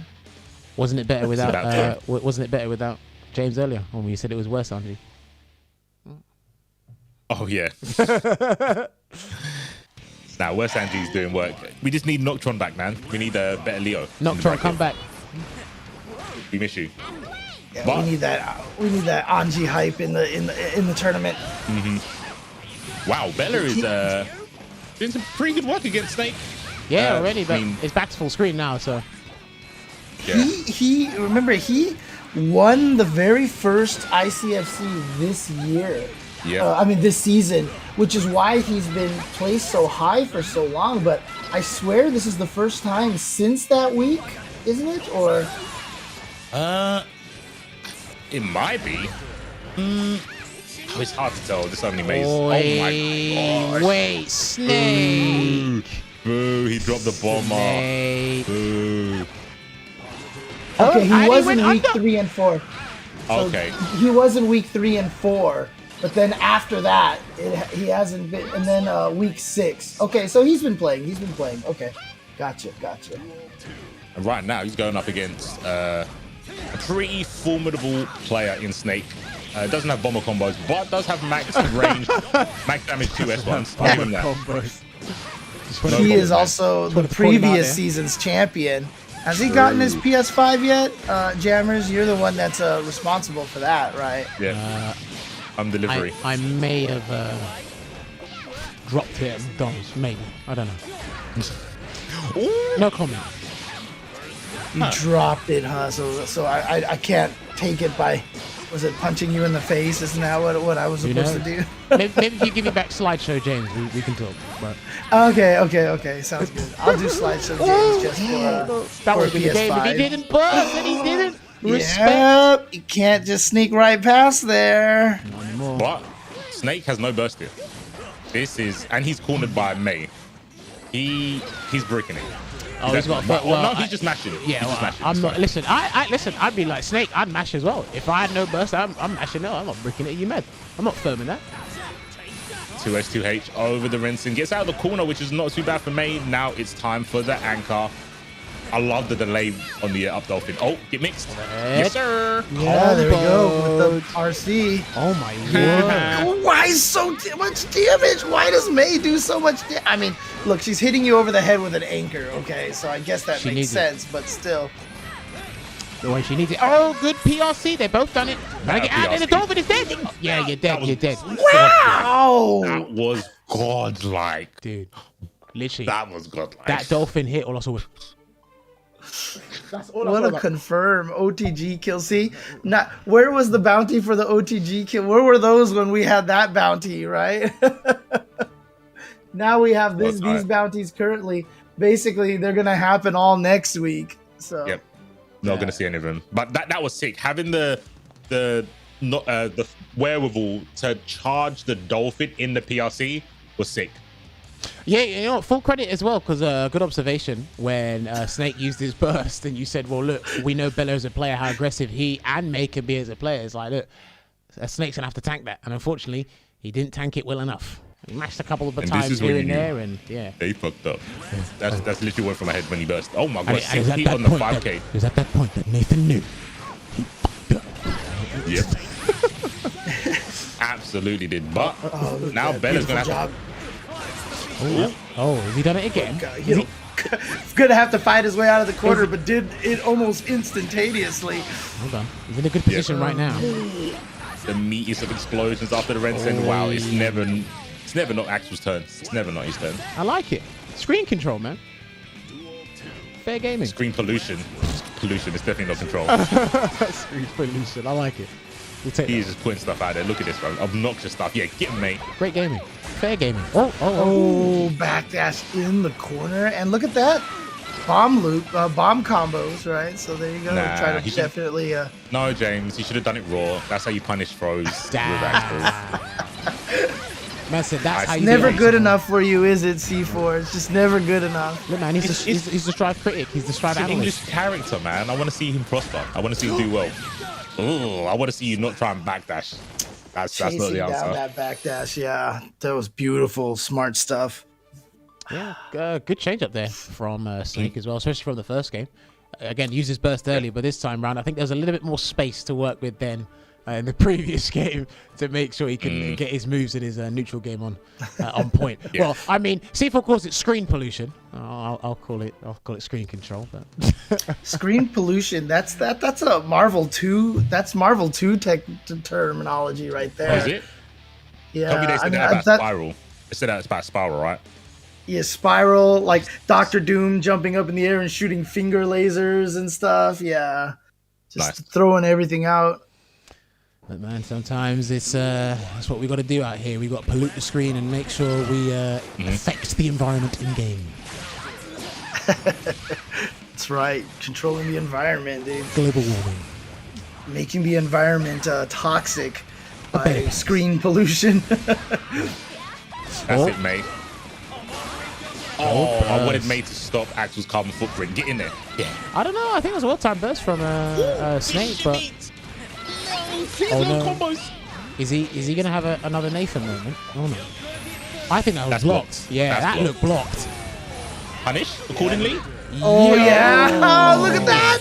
Snake, he had a full bar. He knew what he was doing. And it was so sick that he drifted forward with that. That's so sick because everyone has to jump forward to punish that. So you drift forward right under them and get the counter hit yourself. That's genius. Even then, it wasn't genius enough, James, because Bella took the round regardless, and now he's on match point. Remember, this is for winner's side, top 8. I guess that's what the G stands for in Bella's name. It could be Genius 4S Bella. Oh my! I always wondered if it might be lead speak for gas as well, because using May as a gas for sure. Oh, good jump.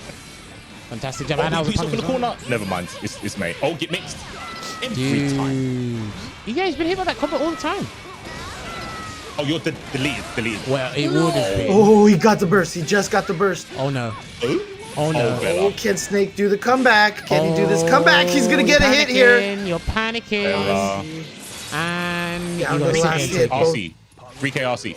Oh, you jumped. Nah, that's bad news. Oh. Okay. I take back anything I was gonna say. Damn. Air dash H. I mean, for May players, how it's such a rare option for May players, right? That jumping air dash H. You never see May players use jumping H. That's why it was so good in that situation, James. One unorthodox option for May to pick there. Couldn't see it coming myself. I would have got hit. Oh man. Not because it's unbeatable, but because I wouldn't have seen it coming. Yeah, and unbeatable is also our Matcherino situation over here. Definitely want to keep donating. We've got 54 codes remaining. Look, since the Mighty Chiba, we haven't gotten a lot of people in here, so let's get some more guys in here. We've got Jato43, half baked. Why? Wait, what? Me, bruh, come on. And Turkina Keshik, bad at name. Did you say Takeshi's Castle? Jimmy What did you say? Sticks. Huh? I thought you said Takeshi's Castle. What did you say? Turkina Keshik. Oh, okay. Why on earth did I hear What's Takeshi's Castle? Oh my God, you don't know that, James? No, I think it's called something else over there. I think it's called something else in America. If it's called something else in America, okay, cool. I thought you said Takeshi's Castle. That was my fault. Damn, my hearing's been bad today. It's a very interesting Cutie. Okay, I gotta look up. I think you'd love watching it, James. That is a James show. I think you'd love watching it. It's a James show. I want to see James react to it. All right, listen, and then he's just like, I've never heard of this before. It's you know what it is? It's funny Squid Games. Yeah, think of it as funny Squid Game. Yeah. Oh, wait a minute. Do they have the one where they forced them to do like weird things, like jumping through the wall with the silhouette cut out of them? Okay, okay, gotcha. Oh man, okay. What fan say something? Crab games. Crab games. Oh. I don't know what he's talking. I don't know what our stream team's talking about. Probably. Anyway, we're gonna have a Ramlethal mirror match for the winner's side top 8. A qualification match, of course. It is Armix going up against Yammini. Now, Yammini did win the money match before. Sorry, against Warrior by Sand. That's right, the money match. I was literally about to say what it was, but he won the money match with Warrior by Sam before, so now he's got to fight another Ramlethal. Yeah. Oh my God, I hate you, Umar. Damn, that was strong. No, you didn't. You're so bad at describing. People in the chat have no idea why Jammers got so mad.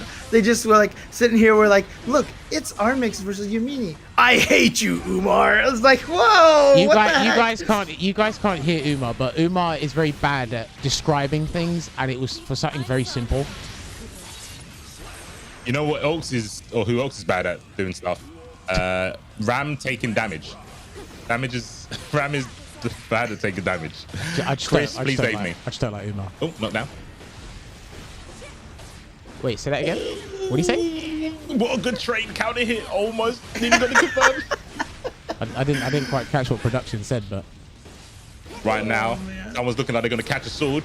Armix is trying to navigate around it. Plus frames. Yeah, again, jump cancel into the flip attack, the flipping attack. Oh my God! Yeah, you said it. That's not being good at taking damage. Now you were just as surprised as I was, James. You were just surprised as I was from before. Yeah, I was not expecting that to kill, and I know that did a lot of damage, but holy moly. No guts, that's what you said. Low health, no guts, man. That's it. It's no guts, no glory. That's what happens. Exactly. Wow, no swords. Oh, no, never mind. Listen, no swords. No swords. I was like, oh, Ram comes from Sam Show. Swapping for Bicon. Weaponless, but now she's got him back now. Oh, caught the legs. There we go. She's definitely more of a little bit of that Wan Fu action, right? Tossing your swords and tossing your weapon and being stuck weaponless. Oof. Yeah. Yo. Oh, okay. Too far to get a pickup. Tap, tap. Who's there? Plus frames. No interruption. Nice escape. Out of the corner. That was a clean escape. I like it. And well timed as well. Houdini movements. Oh. Damn, wasn't expecting the follow-up. It looked like just ran into it. I don't even think that was chip damage, was it? Do you know what's crazy about the whole situation? Literally, C4 said Houdini movements, and it's just it's like great. I'm trying, man. Great movements, great sequence to only get hit by the follow. But even then, you don't even have to cancel into that follow, do you? You can just let it go and then just go back to neutral, right? Like the Wrecker sequence with Ram. You can literally just do one and then just leave it. I think so. I've never picked Ram. I'm pretty sure that's how it works. Rams, I mean, there's 15 Rams. I should know by now, to be fair. I should have labbed it. Don't worry. It's something you can do later. Don't worry. Be the encyclopedia of Strive. There's just some characters I really don't like picking because I feel like I might like them. No, you have to. It's part of the job. I hate it. I'm scared. You don't want to go down that path by picking one of these characters. But I mean, look, your character's pretty degenerate already, right? So, I mean... Oh, my feelings. James, you're hurting them. Not really. Oh, good. I always have to balance out all the Leo downplaying that happens on this stream. That's all. So. Okay, that's fair. Because when Nelk gets especially with Nelkhael getting into grand finals 2 weeks in a row. Come on. He's just a good player. He's a really good player. He's a fantastic player. He would do better if he picked Angie, but right now there's no Angie or Leo on screen. Let's do our job and talk about the Ram mirrors thrown at the corner, but still died. Yeah, nice stuff. So he could have done the OTG as well, right? Now. With 2K. What OTG? Yeah, they would have gone OTG anyway. If that throw didn't kill, OTG probably would have killed. Yeah. Oh, probably. Yeah. Now, what's interesting is, I mean, a few weeks ago, I said that, oh my goodness, I thought Armix was the strongest Ramlethal. I mean, it's Yammini. And then Armix said, you know what, I'm going to get into grand finals 2 weeks in a row. So I think at this point in time, I feel like it's unquestionable that Armix is the strongest Ramlethal that we have here in the ICFC. It's kind of, it's sick and also probably not very good for the players in the tournament, but like we said, Armix was around from season 1, and I'm with James. I thought Yammini was the best Ram that we had. Obviously, all the other ones are good, like Cheese and stuff like that. But when Nelk turned up and was like, oh yeah, Armix was my training partner, Armix just doesn't lose anymore. Straight up doesn't lose. So I can't let Nelk. Sometimes I mean, it might be just one of those things where it's just like, creating kind of the rivalry between the two, even though they're from the same area, maybe a little bit of rivalry between them, spurring Armix to be like, no, you can't be the best Italian here. Yep. I think that it could be what it is, right? The rivalry, obviously playing at a high level. So it's just like, well, I'm pretty good at beating Nelk. I should be all right with all these other players, but obviously we've spoken about Guilty Gear and the character diversity, everyone playing differently, character-wise, player-wise, region-wise. Obviously, Europe's such a big place. There's definitely different metas. We've only got one Ram from the UK. And that's Cheese, right? Yeah, that's Cheese. We don't really have that many Rams over here. We've got a lot of people that pocket Ram, but Yammini kicking Armix's pocket, trying to steal a game, puts the swords out. Nice dash out of the corner. No swords though. Oh, YLC. Okay. Was trying to jump there to bait the throw whiff, essentially. So the nice thing is when you do that trick like that, and then you do bait the throw whiff, they're also slowed down. But here we go, Yammini trying to take back that title, perhaps. Hey man, that was a good YLC earlier to get the swords back or remain in proximity of the swords to even just push Armix into that. So good stuff there by. I mean, we all said that there was that potential for Nelkhael being sent to losers finally. And looks like Armix is down, but can Armix clutch this out like his fellow Italian teammate? Yeah, let's see. He's fighting, but he's gonna have to take this wall. Oh no, he doesn't. Oh, a sword to the chest. YLC. An arrow to the knee. Backdash. Oh no. This pressure right now. He's just not letting him go. Caught him. No burst available. Doesn't even need like the big sword slash. It just goes for one hit of the Rekka, and that was enough. And yes, Yammini trying to reclaim that spot as the strongest Ramlethal. Put my hands up because Yammini, sorry. Maybe you heard what me and James were saying. I don't know. It's always one of you two. It's like, I think this person's their best Ram, and the Ram mirroring, and the other guy beats him. We commentators curse everyone to the point where C4 then does the thumbnail pose, right? Oh no, I gave him a thumbnail moment. Damn it.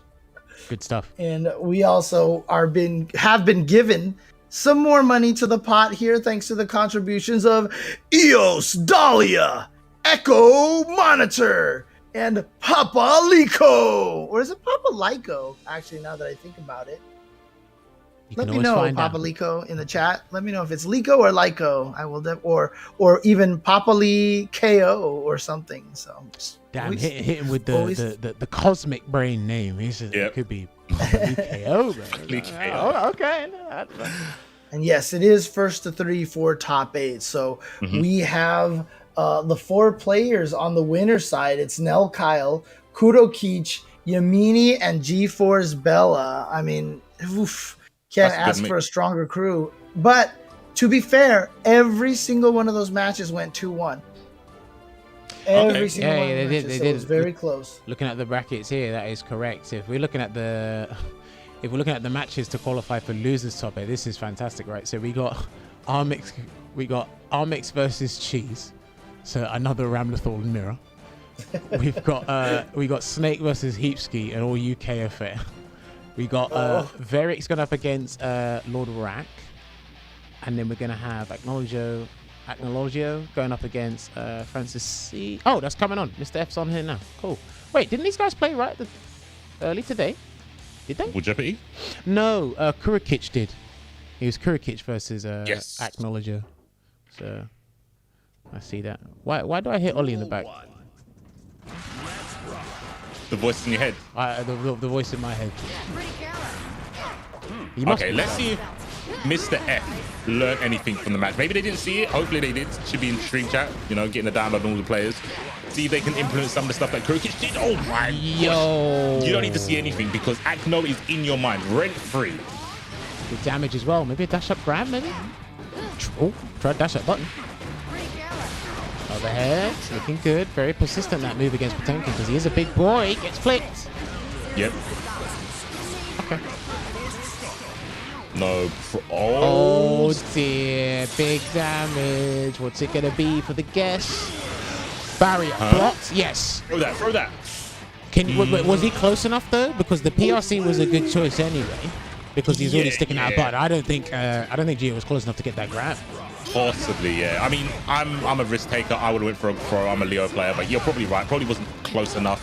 Ends that game with Tasty Steve, and this time heat knuckle. Not close enough to break the wall, but the corner position is going to be very nice. Damn, straight into buttons. Yeah, I respect throwing out the heat knuckle every so often. Just because of like Gio's movement in general, and people's movement, anime fighters, catch them off guard, and it kind of tricks them into staying on the ground and like trying to catch them with one of your other pokes, or maybe a Buddha impact. So interesting strategy behind it. Good armor through. Oh, sorry, blows to the armor. Sorry. Yeah, too many hits. Moe hitting that good far S throw. We gonna go for the safe jump? No. Oops. Backdash dead.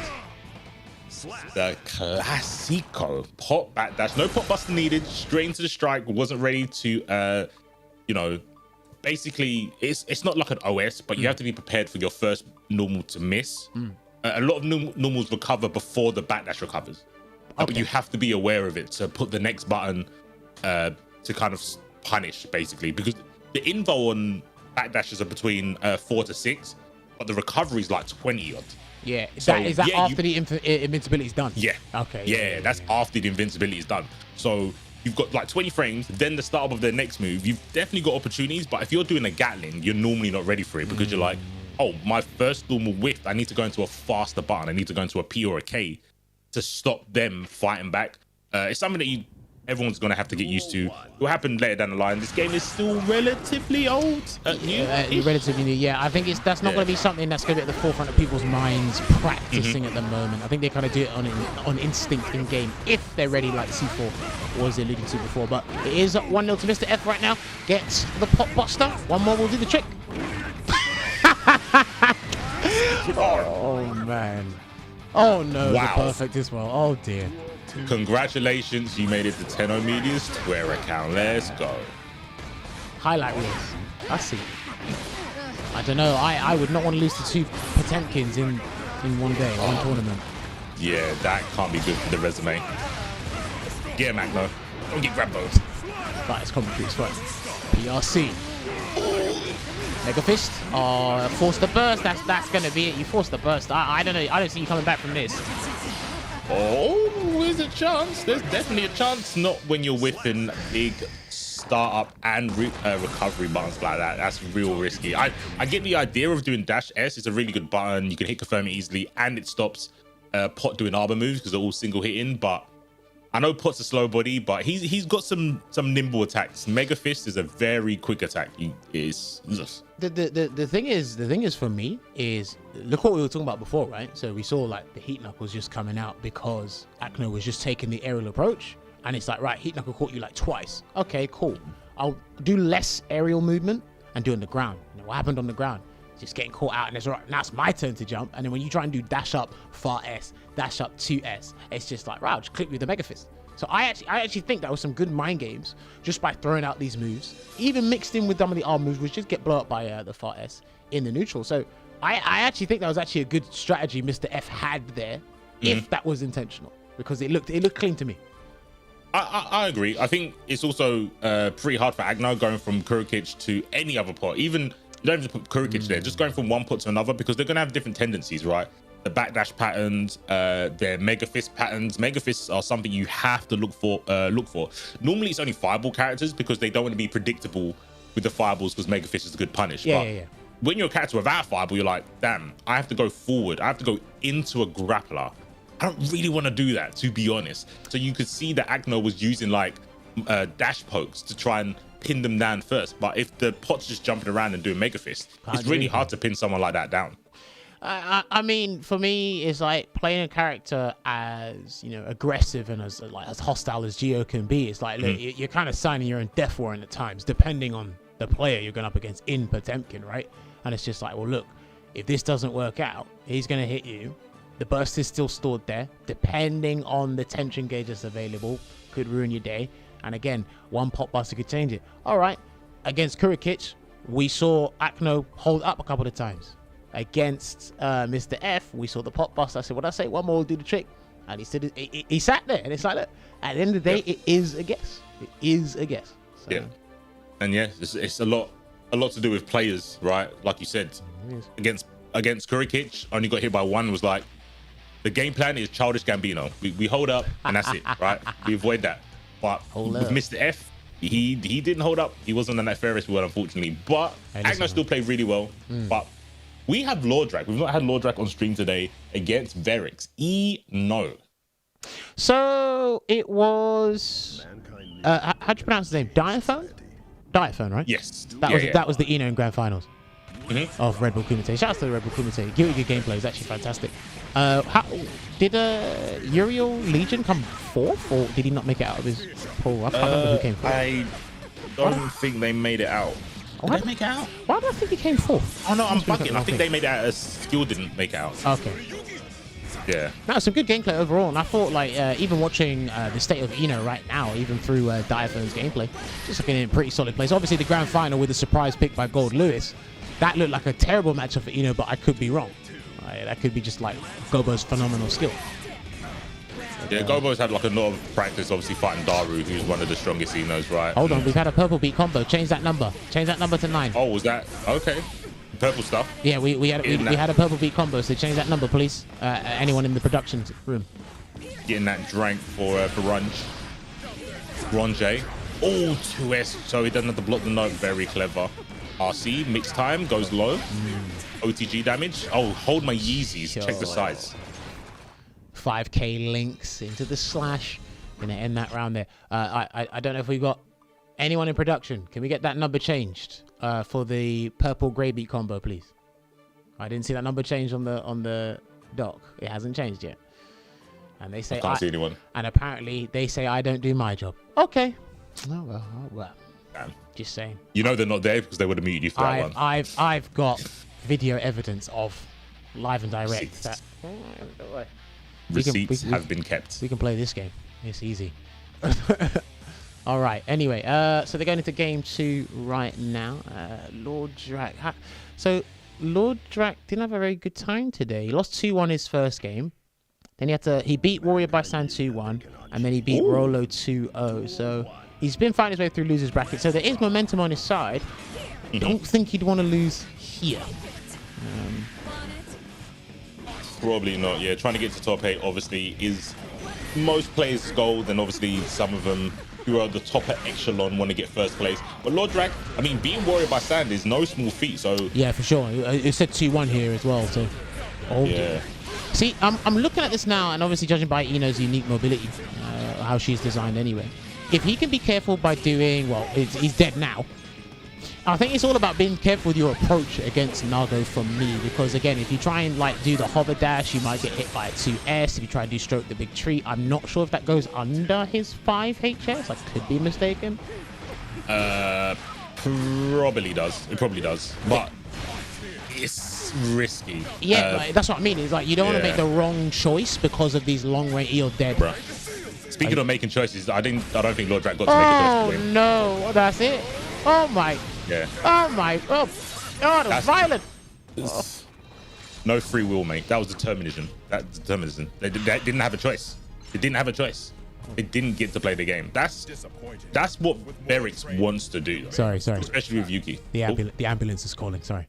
I'm sorry. Be quiet. I'm sorry. Hello? Yeah, I need an ambulance on ICFC, twitch.tv/Tenno Media. Yeah, perfect on Eno. Yeah. Yeah, that was, it's pretty rough. Can you get here ASAP?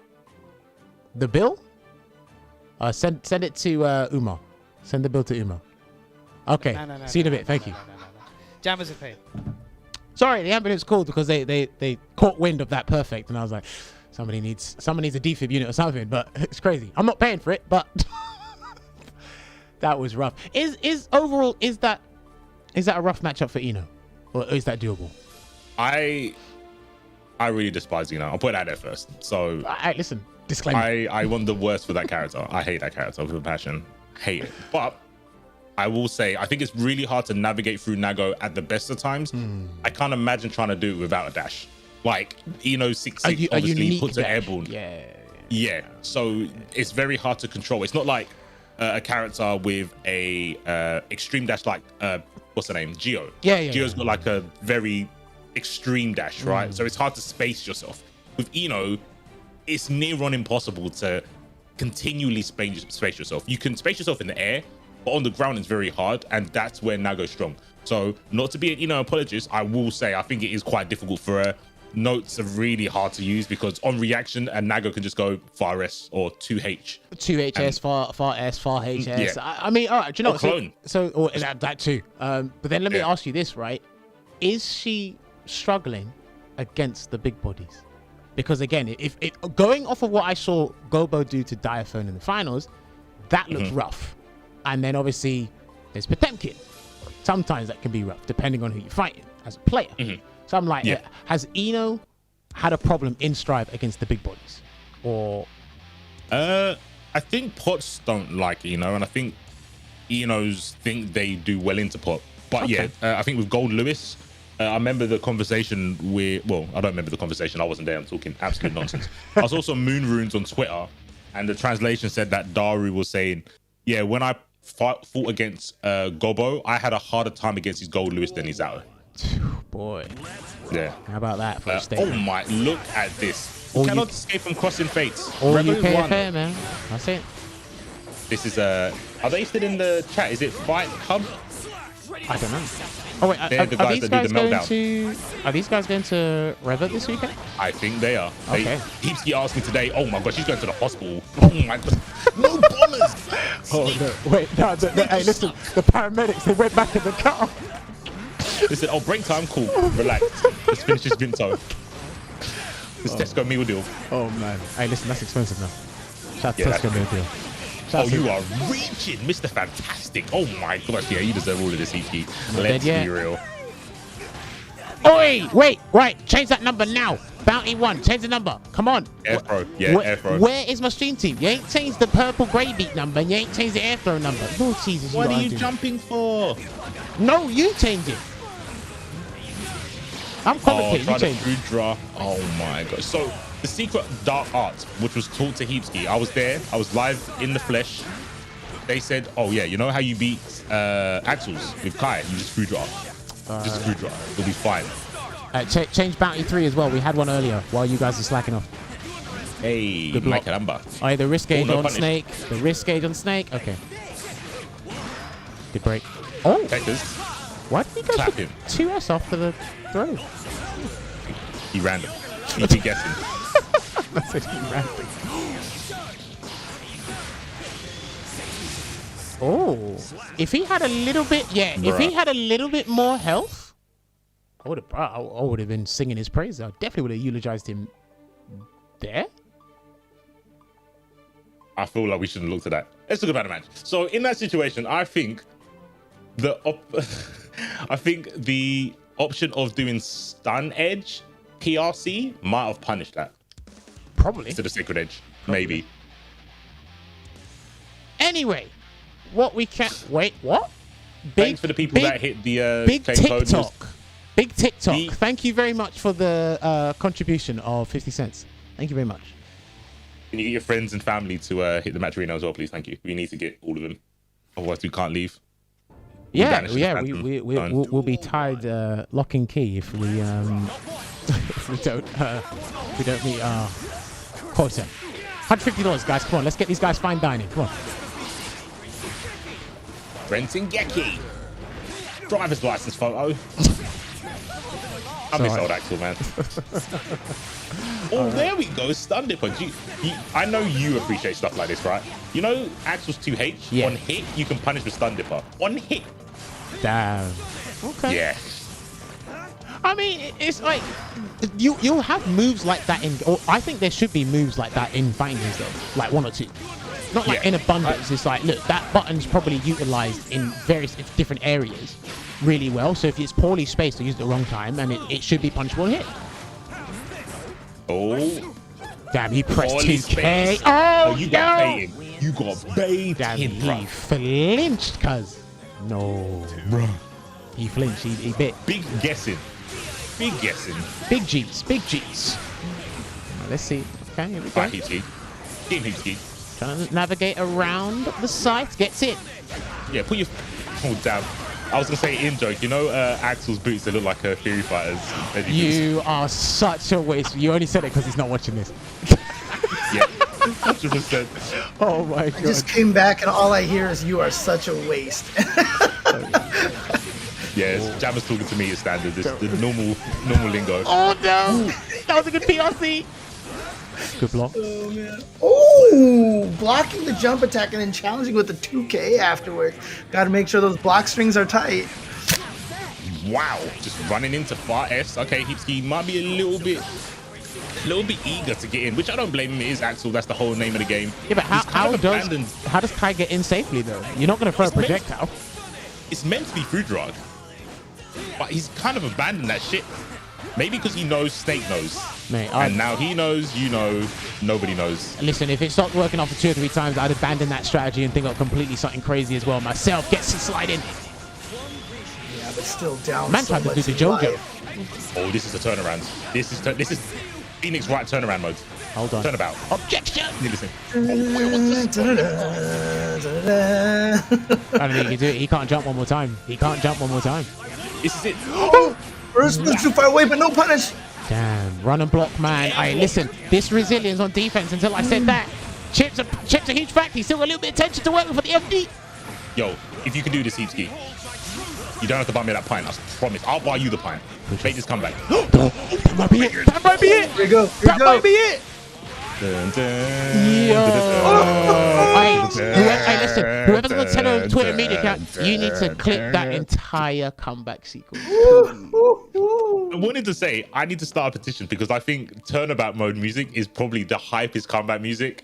If you put that on 10 media, please put the turnabout Phoenix Wright theme over that, because that was a sick bait on his throw. So sick. And do you know what? That was like the 3rd time he done that in this set as well. He ran up to him and he jumped, and then all you saw was on it.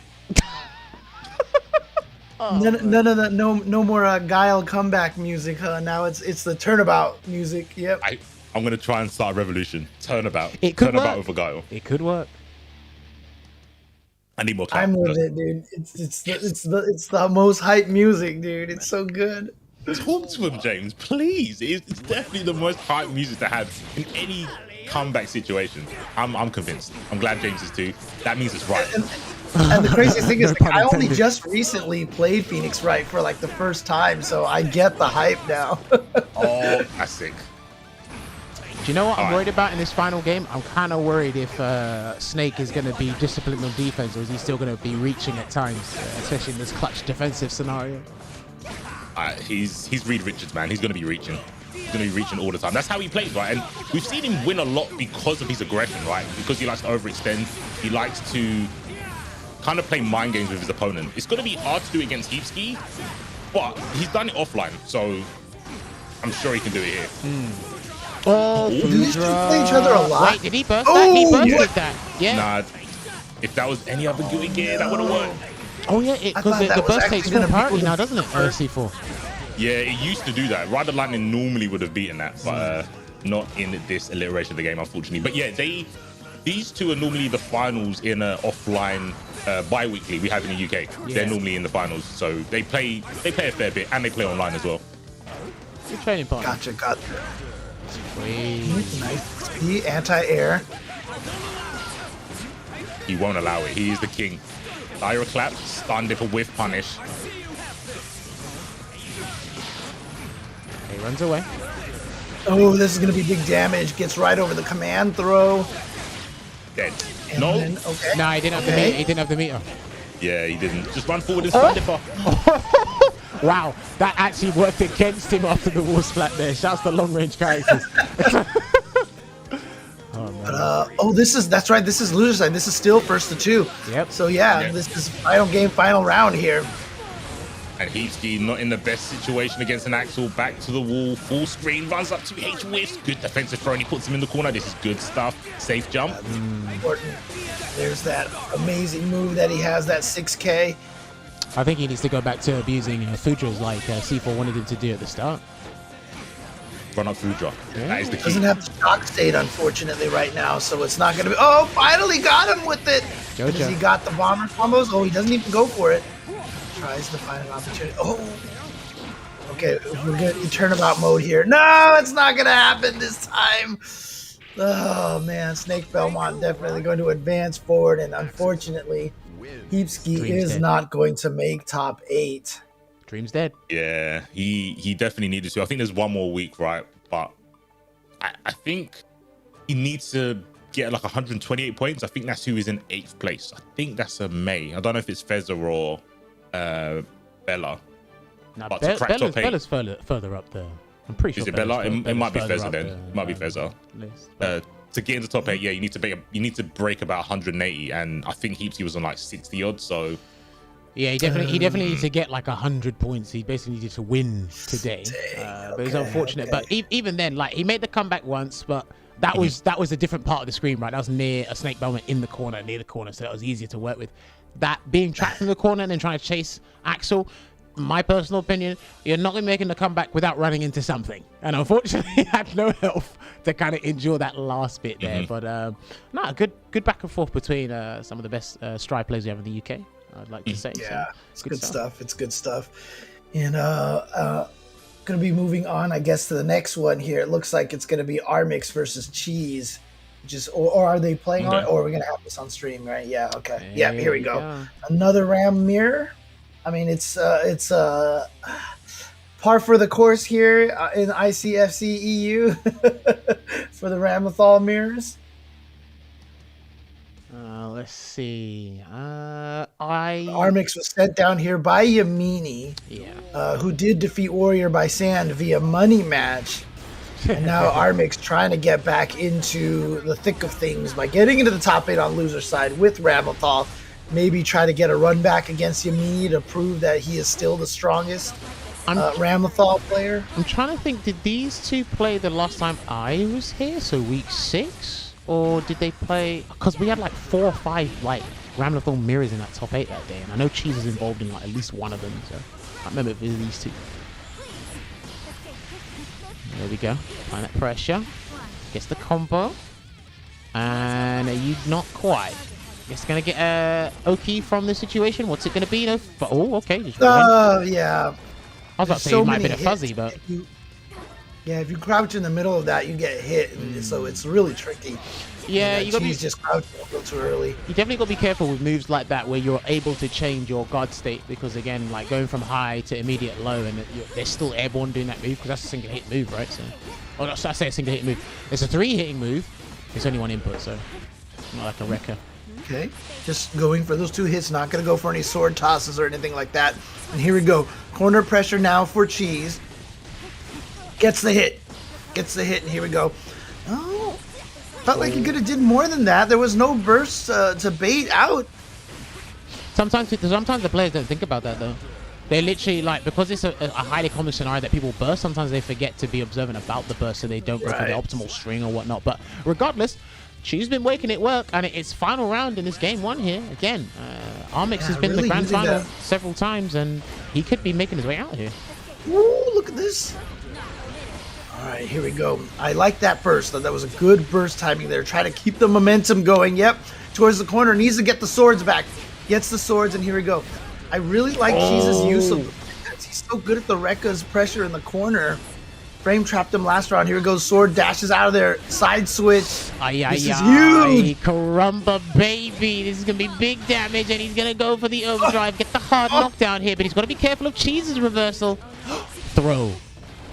OTG. No. Grab. Got him. And then the dash up throw, and Armix with the comeback. And is going to take it off of that huge damage off of that wall break combo. That was fantastic. Anyway, what do you think of that, C4? What do you think of that, C4? I think Leo is the best character in the game. Sorry. Okay, great answer. That was fantastic. Anyway, fantastic answer. But no, good back and forth there. I think both players didn't think that jump K was going to hit, but Armix was quicker to the punch to get the grab. Because after you get hit, you tend to just freeze up and go, oh, my opponent can combo off this or do something else. So I'm not going to do anything. But good awareness there from Armix to take that grab. And yeah, we're going to be moving on to game 2. So Armix keeping the dream alive, getting the Italians potentially back into grand final, all Italian grand final. But let's see if Cheese can kind of defy all odds. I see Cheese also from the UK as well. Here we go. Gets the hit. Nice on that air dash and gets it confirmed off the ground. But stuffed right back into the corner. Armix picks up his sword and is going to be able to get some big punish. Has a super available for himself. There it is. Not going to be quite enough to kill. But look at that damage again. Okay, good jump out there, but unfortunately jumped and descended into the doom with the slash there. Unfortunately, Armix on match point, looking to kick Cheese out of the tournament and be the supreme Ramlethal. Well, there's still Yammini in the bracket as well, so. Okay. Pressure now in the corner. Nice escape by Cheese. But yeah, if you're too high up, the second hit of that air special move can definitely whiff. And that was smart by Armix to know that, to get under it. But look at this. Back throw by Cheese. The corner, we all know how, important that is for Ramlethal pressure. And look at this. He has been blocking for like 10 years. I mean, sometimes that's a good thing, but you can't block forever. Gets grabbed, goes low, and again, does he have to block this entire defensive sequence again? The Wreckers are there, RC'd for some more pressure. Look at that, opened up. I think he tried to bait something there. Didn't quite kill. There we go. Okay, dude, that was a great round by Cheese, and that's I was trying to say this a little bit earlier, but Cheese and that. Oh my God, you Ramlethal players! Oh, you both instant backdashed into jump S or something. It clashed. You're all Ramlethal players, all of you. Sorry, James. I didn't mean to cut you off like that. What a backdash! Nice backdash there by Armix to get through the through the throw by Cheese. Cheese hasn't really gone for throw pressure in the corner. Finally went for it there, and a great call out by Armix, and that's going to allow Armix to win. I mean, perhaps Cheese should have just stuck with the block string pressure the entire time. Went for one throw in that sequence, and a just amazing call out by Armix to go for a backdash in that situation. For sure. Do you know what? I might have to dig deep and find all the brackets for this season's ICFC Strive. I would really like to know Cheese's record against the other Ramlethal players, whether it's in top 8 or qualification for top 8, because at least as far as I can remember, it hasn't been too good. I could be mistaken, but I really would like to see his stats again in the Ramlethal mirror. We're in the situation right now where we've got Nelkhael versus Kurokich in top 8, Yammini versus G-Force Bella, Varix going up against Mr. F or Mr. Francesina, and Armix versus Snakebelmont. Cool. Thank you very much, James, for calling out that top 8. We're going to show the bracket in a minute, but in the meantime, we are going to show the highlights from ICFC Asia that happened earlier today. And if I am not mistaken, it was a Geo player that took the tournament today, known as Tai Tai. But we will be seeing that earlier, or say later in these highlights. But again, great character diversity being shown in the Asian region, and of course we have FAB versus Amma here. Fab wasn't invited to the Kumite, was he? He wasn't. No, he was not. Okay. But that's a match that we're going to see coming up next with Nelkhael versus Kurokich. So I'm really curious to see that because that's also the match that C4 has said that is impossible for Potemkin to win. And again, you see Daru there. Daru representing. Obviously, he was at the Kumite. Didn't do as well as he'd wanted to. But again, it's an invitational. It does happen. So. Yeah, I can't believe he didn't make it out of the pools. He was my pick to win it. And I didn't even make it out of the pool. I think what happens is, like, James, you've been doing this for a long time. You know as well as I do, right? It's when a statistic builds a storyline for you. And it's like, okay, Daru's been doing fantastic during the ICFCs and any local tournament he's in. And you're like, invitations, like, yeah, definitely favorite. And it just doesn't quite work out because it's like, it could be anything. Nerves, not your day. And we know you have to be feeling it on the day to win the tournament. A lot of factors come involved, right? So. Yeah, I mean, right there, FAB is such a strong player, and then just a really, really bad burst in that situation here. Just gonna get opened up over here, going down to Cat King. Ah, there you go. So here's the Giovanna. Is this the Giovanna that? Yeah, I believe this was the person that won the tournament. But again, Ty. This is not a player that I feel like I've seen a lot in any of these highlights here, but I mean, Cat King with a good start here and does send TY to loser, so maybe TY makes the comeback through the loser side. But Daru now blowing up Dark Necros. Nagoriyuki, lets him fall just to get the reset, so this still didn't kill yet because Nago. Oh, both Drift RCs and gets grabbed there. Dark Necro. Oh, that's so unfortunate for Daru, but as you can see right here, they went down to the final game, final round here in ICFC Asia. Daru with a great start, and yeah, look at this. He looks like Daru. It looks like he's gonna be on the verge of making it to the other side of this match, and yeah, that one does kill despite all of the guts from Nagoriyuki.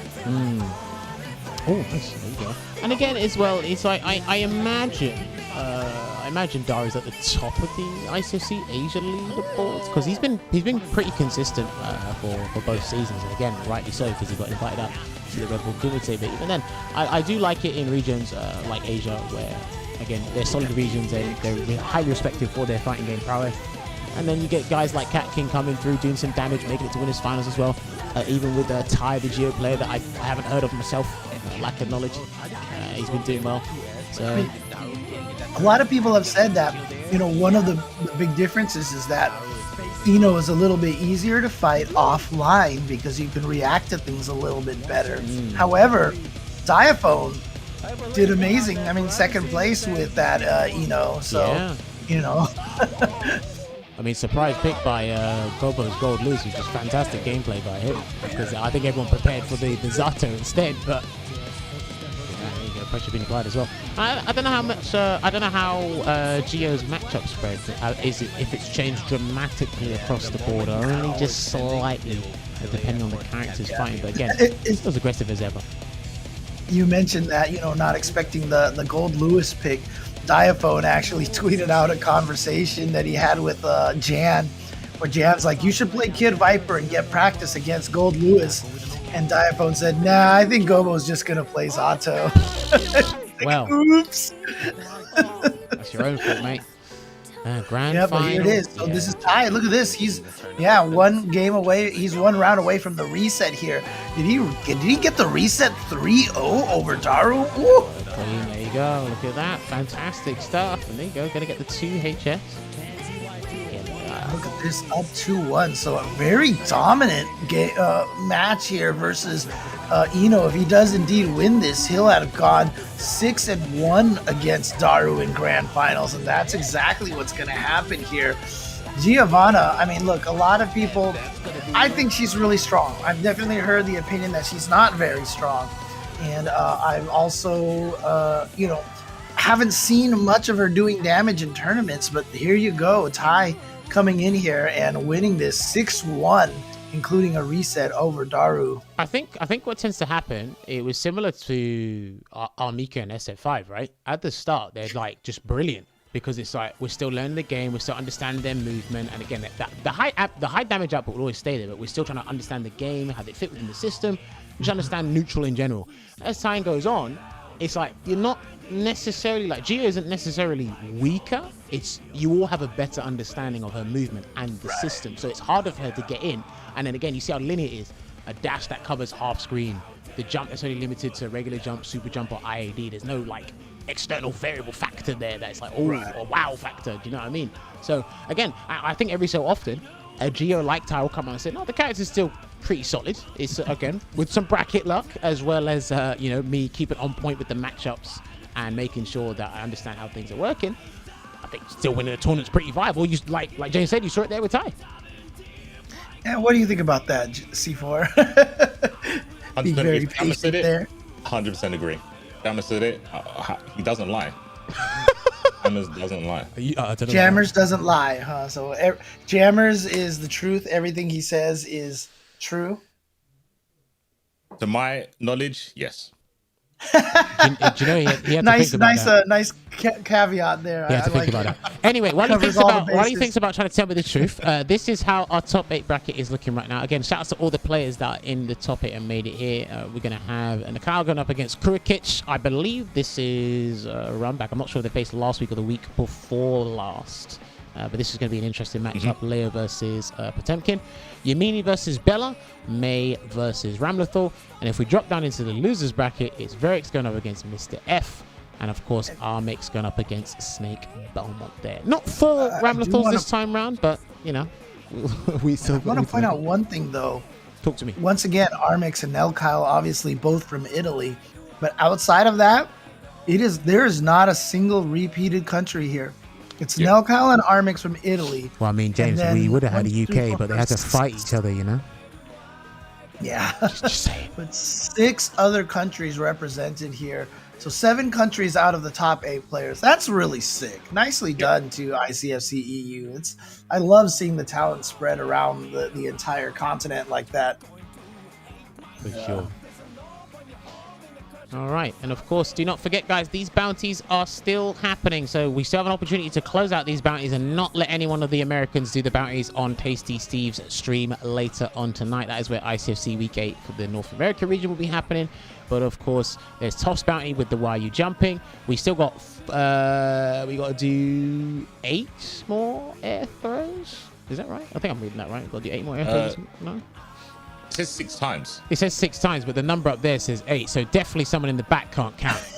Someone's trying to ruin me. Did someone lose off of an air throw so we went negative? Oh, no, someone lost off an air throw and the number did not change as you went further and beyond.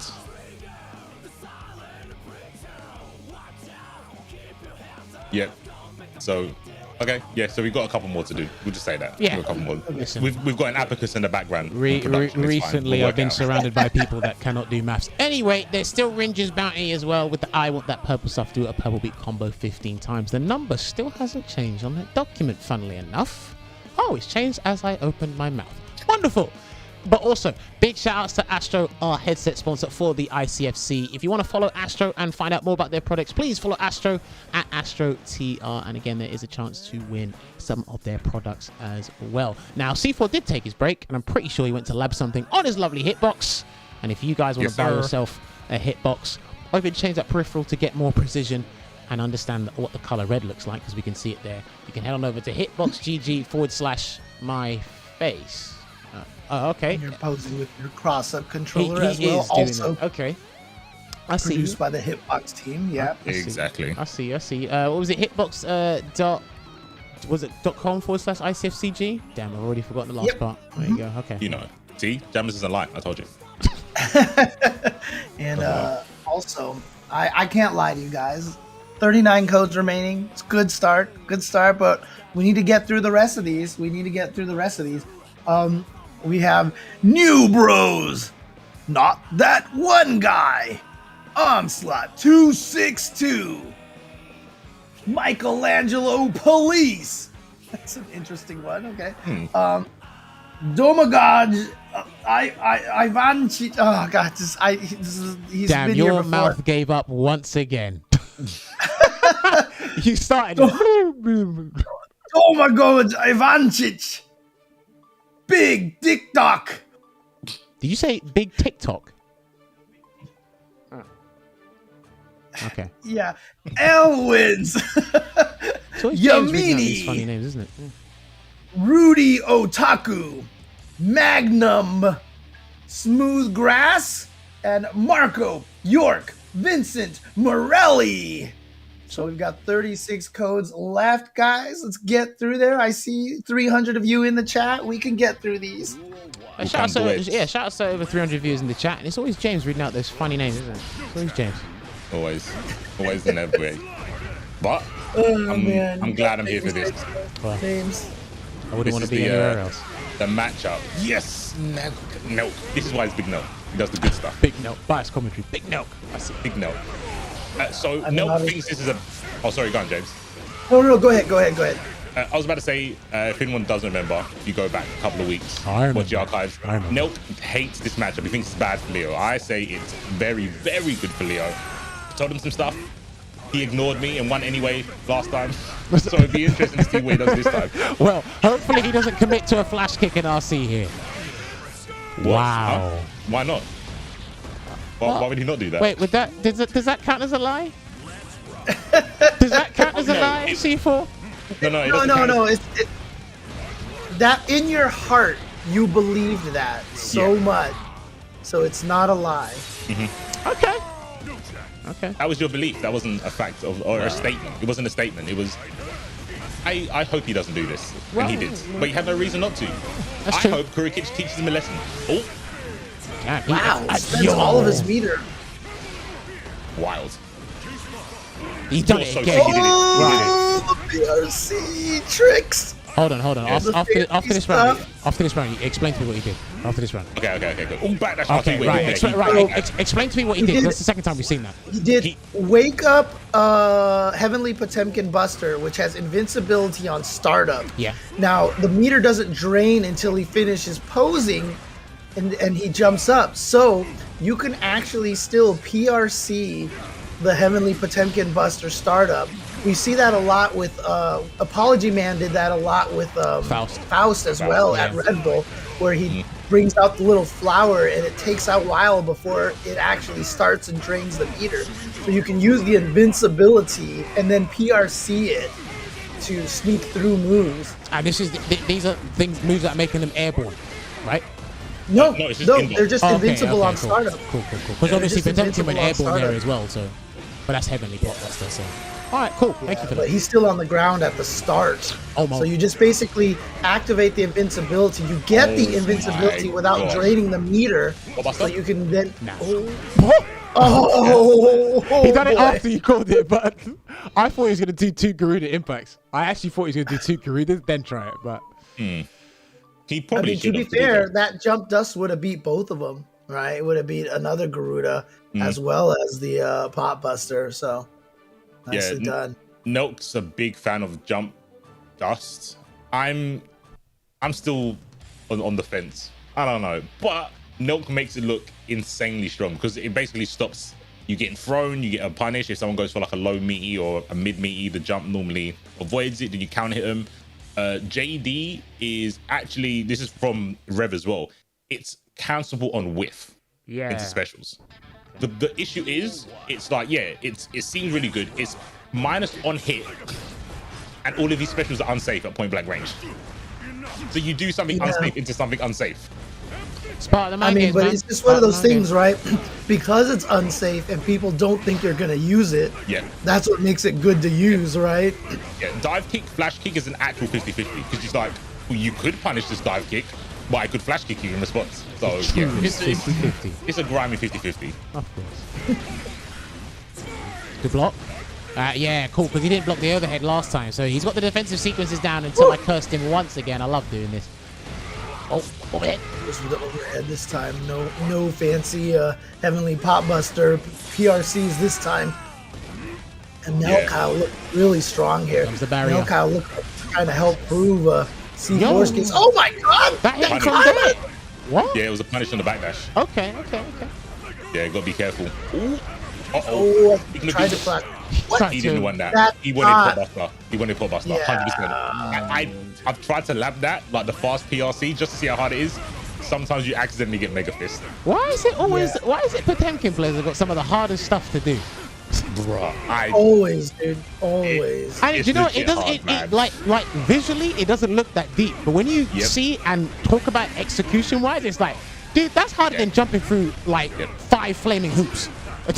It's crazy. He's actually got really hard execution, and he doesn't get enough credit for it. To be, if you ask me.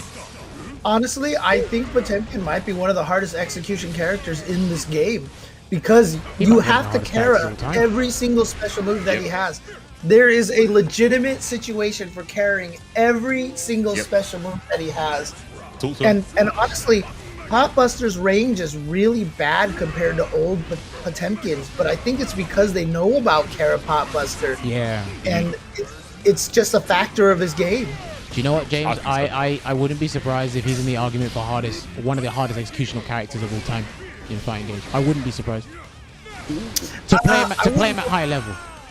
Yeah, I mean, he's definitely hard, but even then, I would say Exert Potemkin, early Exert Potemkin was harder because of the 6K loops, but eventually he got, better extensions off of, like, Trishula stuff. Good break. But Crush. Yeah, I will tell you right now, I never got a legit 6K loop, like raw 6K. Oh, dude. Wait, that's dead. That's dead.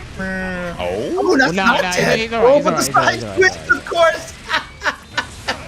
Oh, Nice. Man. Oh, no. He took the gamble. It cost him the first game, and it's going to go to Kurokich. Well, I mean, if you think the Potemkin matchup is bad and you're doing stuff like that, I can see why. I can see why. But, I mean, look, he was only doing the flash kick before with RC. That time he took a chance with no meter. True, and they're the scariest ones to block. The flash kicks that don't have 50 tension behind them, you're like, wow, you really went for that. Yeah. And they're the ones that normally hit. So, you know what? I mean, again, like, this is not me trying to talk smack on other games, but like, that's still one of my favorite mix-ups in all of fighting games. And so, I'm still sad Street Fighter V took away the invincible DPs. I get it. I understand why in that game. In the context of that game, it makes sense. But man, it's still one of my favorite mix-ups in all of fighting games. Yeah, only 3 of the 16 characters had it, James. That was completely fair. Yeah. You know what's interesting about this game is that you can throw reversals. Kurokich isn't doing that right now. He is not throwing those reversals. Nicole, you are so sick. Oh my god. We forgot one other resource you need to do flash kicks freely is burst. When you've got burst, you feel invincible. It's like, that was disgusting. Wait, will he do it now or will he burst? No? Ruder. Another one. Nope. You tried to get away. Yeah. That might have been a jump D. Who knows? Listen, man. He's gonna be getting more and more riskier because again, he's looking for that 3P on the bounce at ICFC and EU. Kurokich needs these points, man. He needs these points. You got He's putting himself into that position. Nah, he got rinsed. Shake my hand. Was that quicker than the last win? Oh yeah. My God, it was Come on. GG's. Hot rounds. Oh look, Jammer's tried to shake C4's hand, and then C4 just like left him hanging there. That's what he did. No, but if in context, if he's the pot player there, and I tried to shake his hand, I wouldn't shake your hand either. That was terrible. Man's got lurgies. No, listen. Sometimes you win, and it was in such an embarrassing way. You're just like, I'm actually not going to put out my hand to shake it for you. Yeah. Like, I'm going to save you a lot of trouble. I'm not going to shake your hand. We need to normalize saying thanks for the games. You don't have to say GG. Sometimes they're not good. Just say thanks for the games. And move on. And then move on. Yeah, and move on. GGs. Oh, listen, if we could standardize BGs, the world would be a better place. I'm saying that now. Oh my gosh. Yeah, he might do it again. I don't know if Nelk's having... I told you he might do it again. He's not dead yet. Oh, now he is. Yeah, is he gonna burst? No, he just accepts it. Nelkhael actually just accepts that round, and here we go. It is gonna be. I mean, he better make use of that burst that he has this round. Yeah, he's trying to show Kurokich some good games. Do you know what? Oh, he missed the Kara. He missed the Kara. Do you know what? He did it too early. He had to finish the back dash. I'm gonna ask you a question after this set is finished. You sure? Okay. Yeah. Ooh, yes. We're keeping us at the edge of our seat of what this amazing question is going to be. Don't worry, it's not that amazing. You know what's amazing? Punished. You know what's amazing? Nelk's playing how I told him to play. It's fine. It's fine. You hold up. Childish Gambino. Yo, do you know what? Dude, if he had held up, he would have died. He would have died. He would have died. But it would have been all according to the plan, so it'll be fine. Hold on. If you die according to the plan, it's all good. Yes, then we can spread propaganda. Propaganda. Propaganda. I like it. All listen, right. you might have to put down a t-shirt. Propaganda. Well, we're going to put Leo on a milk cart, and if he carries on like this, reversal. And the burst to keep him in the corner, blocked on the heat knuckle. He are it. flying. He's going to get the RC. Yeah, he's dead. Oh, no. No. Oh, dude. Boy, you are... Kurokich, is he toying? Dude, Kurokich, I don't know if he was actually toying with his opponent, but that is 100% what it looked like right there. He just did Heavenly Potemkin Buster, landed into Karapot Buster. He could have killed him a little bit earlier, but... I can't. Not anymore, bro. I can't. It was embarrassing. We can't watch that. Yeah, no face, no case. We can't speak about that. We can't. We're gonna have to go into like witness protection if you talk too much about that. That was so mad. Dude, they're literally gonna look at the camera and say, C4, did you witness this tragedy in the winners round 1 of top 8? And he's like, what? I thought only 7 players got to top 8. I don't know who you're talking about. I don't know who I'm talking about. But I'll tell you what I am going to be talking about. I'm going to be talking about the stream locations for more high-level GG action here for the ICFC. Obviously, the Asian stream is going to be on Margin Obama's channel.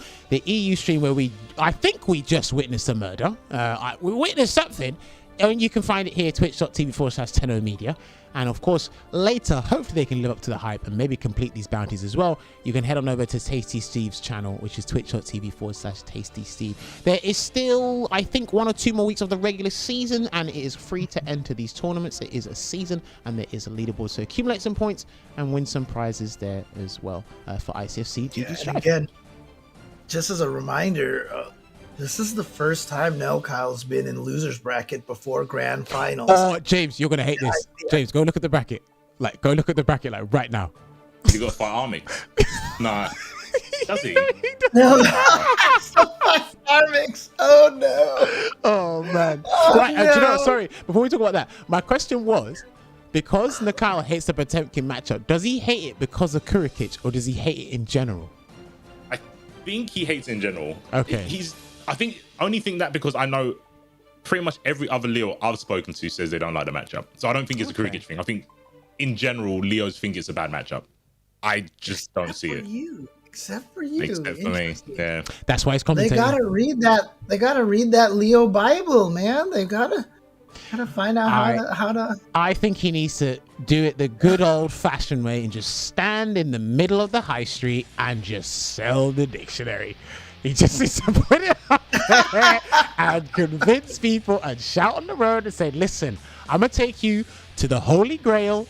Read the Bible. Oh, man. I think he's going to do the good old-fashioned way. Just go to FGC events, man. Just fly around the world and say, hey, give me a stand, give me a corner, and then sell the King's Dictionary. I don't know. I mean, it's easier than having... I'll probably have to beat bad for people to listen to me, and that's not going to happen anytime soon, so... Fake news at this point, mate. Honestly, though, I mean, obviously, FAV is one of the greatest Potemkin players of all time. But at this point in time, would you say that Kurokich is a stronger Potemkin than FAV? I don't know. Everything's region locked. Sound biased. Everything's region locked.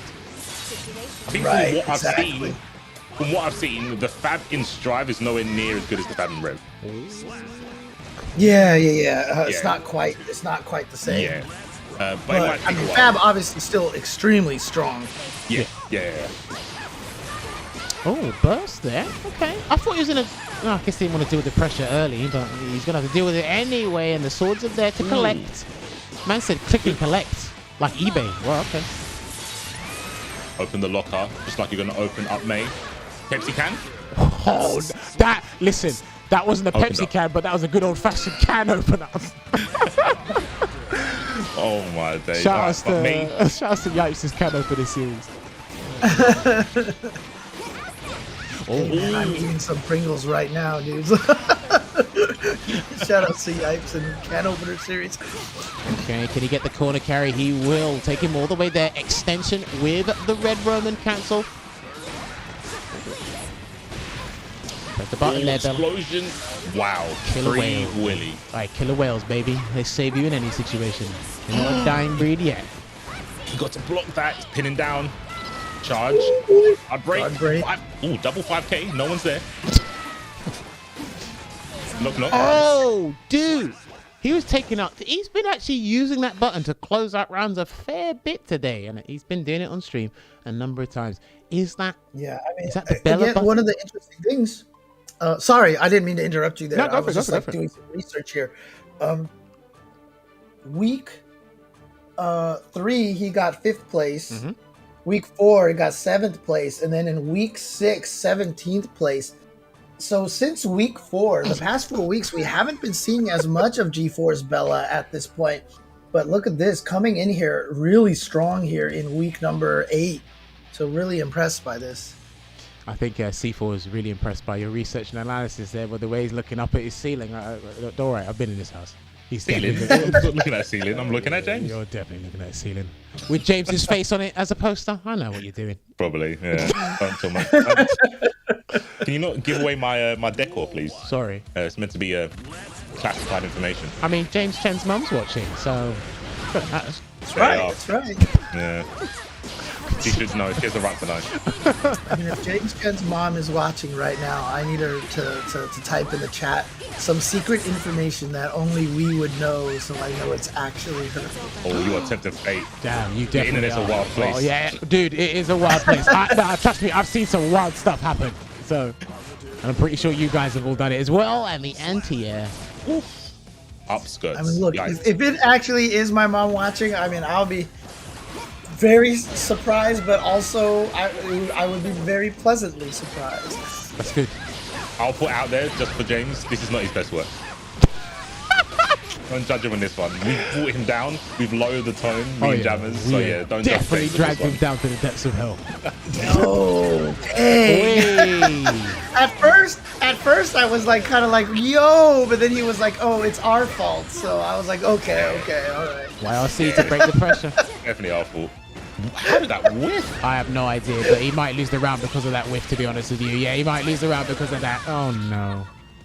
Hey, look, I'll just tell you this, C4. I mean, I you know what? We're gonna find out just how good the two of us are at commentating. No pressure. By I'll tell ourselves. you what. My mum probably will be watching. Also, this weekend potentially. So there you go. I'm gonna find out, and it's gonna be a lot of inside jokes, and people watching are gonna be like, "What the hell is going on with these two?" We're gonna be doing true enemy. People are like, "What is even happening here?" It's fine. I'll make my when they plug our Twitter, I'll just make it one time say Tenno Media so they can go get the references. There you go. Dang, nice. Quick shoutouts, quick plugins there. I see. Quick plugins, got to be done, man. Okay. Well, G-Force Bella here, keeping it. I mean, it's tied. Yammini, G-Force Bella, 1-1 each. Yeah. Oh, burst gets some space. It wasn't a gold one, so the meter's going to stay where it is, and the dolphin is going to stay on screen doing as much damage as it always does. Oh, that was cheeky. Whiff set up there into the throw, fake meaty. But look at that, the air dash canceling, really opening up a lot. Tons of damage as well. Going to be a hard knockdown here. What's the choice going to be? Good block once again. Yammini and even, I think Armix have been going for that Ayla option as well. Well, a fair bit today. Just getting to block, because obviously you can change your guard state during that. We saw someone lose to it earlier.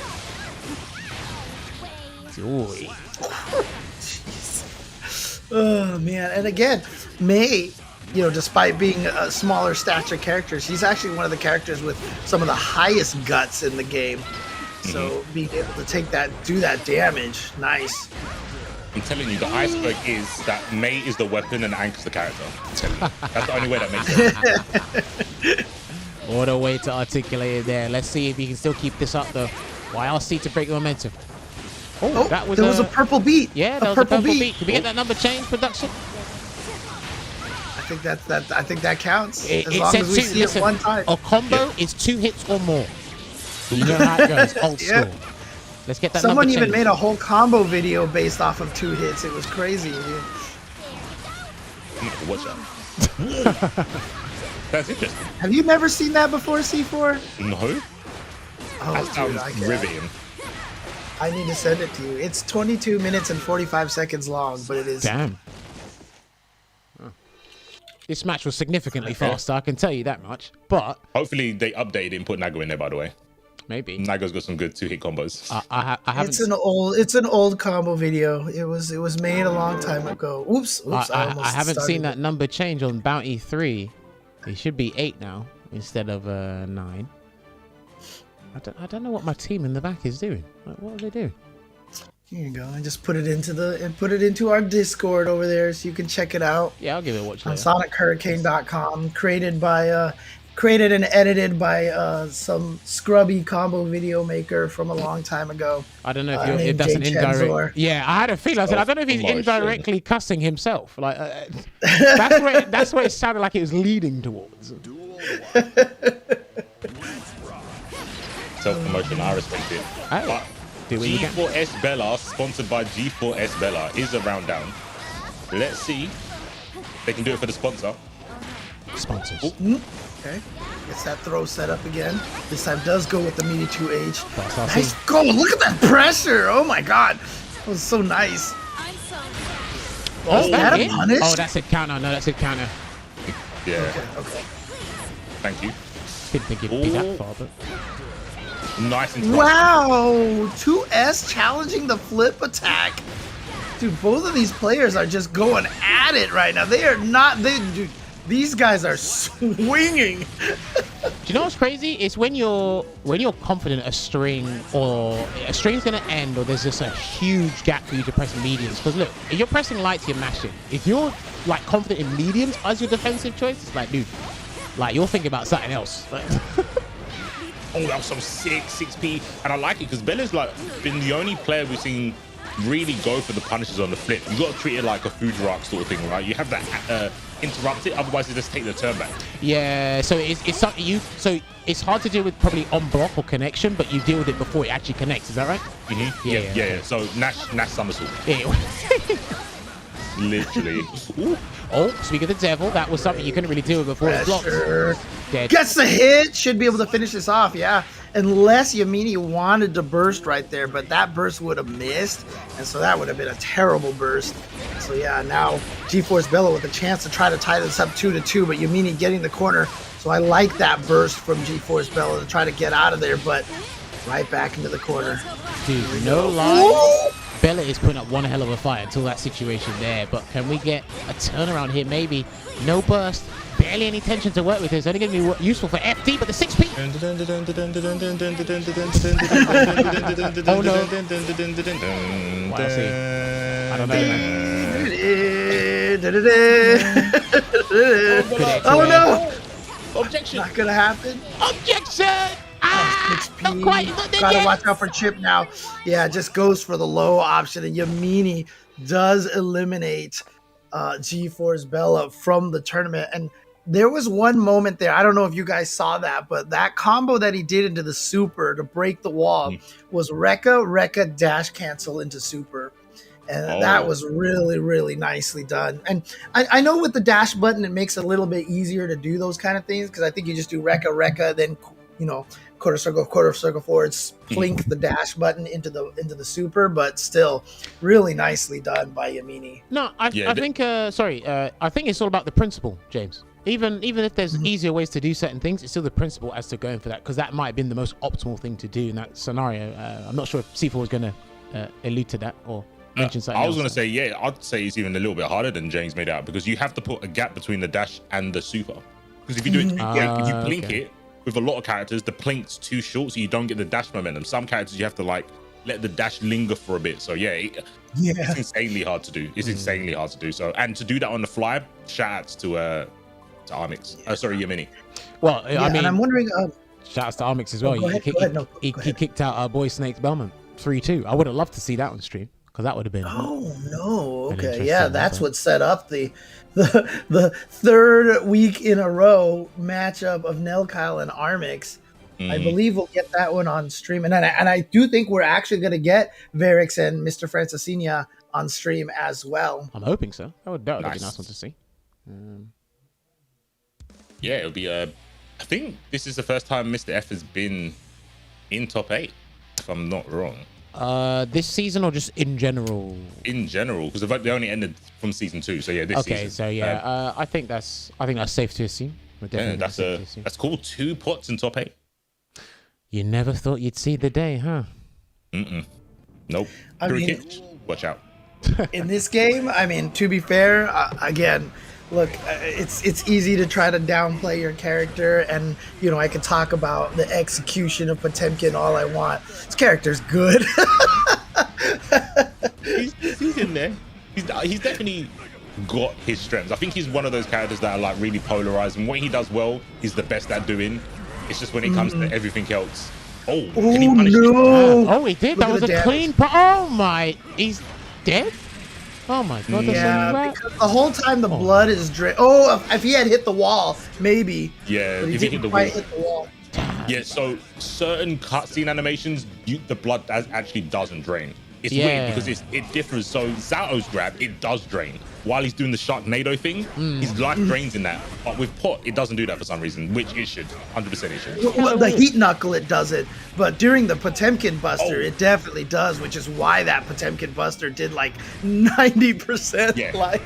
Yeah, no, James is right. My bad. It was the heat knuckle that it doesn't drain on. For some reason, it just doesn't do it. I'm not sure why. That's insanely weird. I don't know why it does that. I mean, honestly, the Potemkin Buster is 100% the best way to punish the blood burst because you get all that drain while you're going up into the air and back down. And it's the fast cancel. The fast cancel.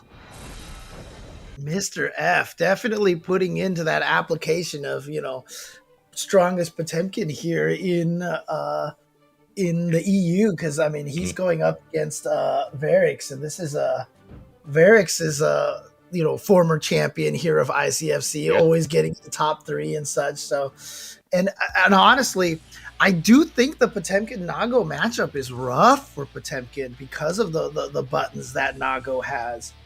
Okay. I think the only thing going for Pot in this matchup is that he can kind of use armor a little bit more liberally because Nago's a lot of single hitting stuff, but it's not great. It's still not a good thing. It's like I have this option to like hammerfall maybe every now and again, but yeah, I still wouldn't do it as much because Nago does mad damage. Like even on Pot he does mad damage. So now somebody in the chat, just as an FYI, is saying that the reason why the heat knuckle, it wasn't draining during the heat knuckle, was because the drain actually just ran out because it's only a certain amount of time. Okay. So that might have been the situation there. oh, okay, I'll have to test that. I thought He might be done. He actually might be done. That was a kind of hit too. Okay, if he spent the bar, he would have been dead. But yeah. Oh, get scooped. Oh, he tried. But you know what? What? Salvation 2P Army. in the hold BRC? on, I don't know if Okay. he blocked. Yeah, okay, Aussie. I really like Ooh. he salvaged that 2P. I'm 98.76% sure that he tried to pop buster, got 2P, went, you know what? Fine, I'll do a BRC link. That was really good. That was a punish. Yeah, that's the best way to beat the armor right there, is if you ever do see the armor, to quickly cancel into a Beyblade. Like, that's the best chance that he has. But outside of that, yeah, he doesn't have any, like, natural 2-hitting moves. All right, what's it going to He's gonna be? go I mean, forward or he backwards? doesn't have to dash grab him. He can go for a dash grab, but he's got long range normals just to keep him there. Dash grab. Oh, no, he went to dash P. Oh, man. Open palmed punches. 5P away. Oh, man. this time. But yeah, again, once I mean, Nago can actually really be scary in the corner with the pressure, right? So he can hit buttons, canceling the backdash, and you think, okay, I'll just back Mega Fist like every Potemkin does. But Nago's at that range can cancel the backdash into 2H and still reach Potemkin on the ground. And if you go for back Mega Fist, you can kiss your life goodbye at that situation. And then again, Nago also just has so many, like the stand slash, the 2H, and if he has the blood, the 5H are really very tough for Potemkin to deal with without risking, like C4 was saying, going for one of those armor situations. Yeah, for sure. Oh, I mean, he saw it there, going for the 2H. It's kind of wild that Nago can poke with an anti-air on pot. I mean, big bodies, big boys like Potemkin, man. It's their fault for being so tall. Big boy problems, man. Look at that. Oh, no! Okay, he dropped it. No. Yeah, I was hit off of the ground as an OTG instead of out of the air. Ooh, empty jump command throw. There's that open palm punch again. Oh, and he got a counter hit off the Beyblade. Is he dead? Yes, yeah, he is. Dead. Guaranteed with the overdrive. Damn. Ooh. Verix putting in that work. Yep, and again, you can see where, this matchup can be rough here. With two characters that don't have the movement options, honestly, Nago with these command dashes is in a better position for the rush down in the corner as well. Oh yeah, I mean, you say movement options, I say traditional movement options in Guilty Gear. They got their unique ones, and they look very obnoxious and a nightmare to deal with for one another, but... Oh, what a bait on the burst. And that's again dead. And 2 rounds so fast by Verix there. We saw 75 seconds left on the clock. I feel like the first round was even faster than that. So 2 extremely fast rounds by Verix there. And Verix, like, after the first game was like, wait. All right, let's get this going here. So yeah, Verix has definitely stepped up in 3rd place in leaderboards, probably feeling relatively good, still in the mix between Armix and Nelk, right? But they're only like 4 or 5 points away from each other, so Verix is needing to to be fair, it's not too bad for him because one of the people above him have to knock the other one out. Yes, that is true. And they're on the other side of the losers bracket, so it works out for him. Yeah, he's actually probably happy about this situation, but he still does need to get through. Mr. F is looking good so far, but it is 2-1, so that means Mr. F can get 1 game. So 2-3 is a possibility, but right now, fighting against the anti-air poke. Oh my god, he tried. Remember, I said the Beyblade, but you saw it right there. That time actually wasn't fast enough to stop the armor. Got the gold burst, but throws the hammer fall. Yeah, not dead. I think he was trying to RT and just got thrown out of it. And a perfect as well. Do you know, I thought he wasn't dead because of the scaling from the throw, but then I forgot, like, Wall Splat does flat damage. Yeah. I mean, there is some scaling on there, but the scaling is very minimal. Yeah. Chop. Slide head, we're in. Shout out to the Arxis, the way that they made that work, because they made it so the wall splat and the wall break is totally worth it. Like I said, when I first heard about it, I was like, this sounds like the worst idea. Why would you ever want to... No, that was so sick! No, didn't get the punish. But he still has a chance for a perfect. Okay, no perfect. Mental victory. Moral victory. No back-to-back perfects. My guy waited for him to plummet from the heavenly pot buster and then PRC. Nah, you're something else, Verix. I see you. Oh, man. Well, there you go. Verix advances forward. And, oh, man, I got to tell you right now, Italy's biggest enemy might be Verix, right? Because, like, he's always... he has to get past G-Force Bella first. He has to get past G-Force Bella first. Yeah, so he's if he can get past G-Force Bella, then he'll be going up against either Nelkhael or Armix. But I feel like those 3 are just running into each other every single week. That's what happens when it gets so congested and like very competitive with amongst these guys, man. Again, they're competing for points, top spots, even top 3s, man. It's vital, and it's like, okay, cool. Usually we have a lot of repeat battles happening in this top 8, but they've been changing in different parts of the bracket. Winners round 1 top 8, losers round 1 top 8, winners final, grand final, losers semi-final. So it's like it just happens in various different areas. And unfortunately, the Italians got the short end of the stick today by doing it in losers quarterfinals. I'm sure they'll still be happy, right? Getting top 8 and really repping Italy well, especially from like season 1 and other tournaments. It's unfortunate, but like you said, when you've got a friend who's good at a game, you're gonna have to knock them out eventually. That's just how it goes. Don't make friends. That's my. I don't know. You might be might be making some friends soon. Don't make friends. No, legit. Listen, winning fighting games is don't make friends. Legit, that might be one of the wisest pieces of advice you'll get. Don't make friends, and then you don't feel bad when you knock them out of tournament. Yep. Especially if you travel there together. Honestly, doing this ICFC and being able to see these EU players all the time has been amazing for me. I love it so much, and I enjoy it so much because normally, we don't get to see a lot of these players. But I got to tell you, one of my favorite storylines is when you first told me, C4, about, the Time's Up crew.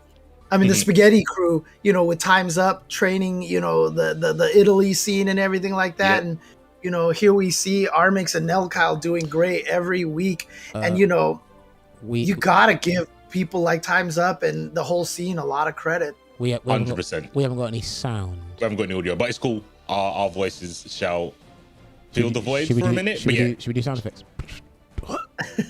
Oh, God, you're going to make me do that again. Whiffed. Flash kick! Combo burst! Wait, what's the RC sound? Slash! Was that like the Matrix? I don't know. It's not working. Flash! Post! Counter! How do they do it? Like, when you say counter, they go boom. It's not working. Burst! We are so out of sync, it's ridiculous. Slash! 6P!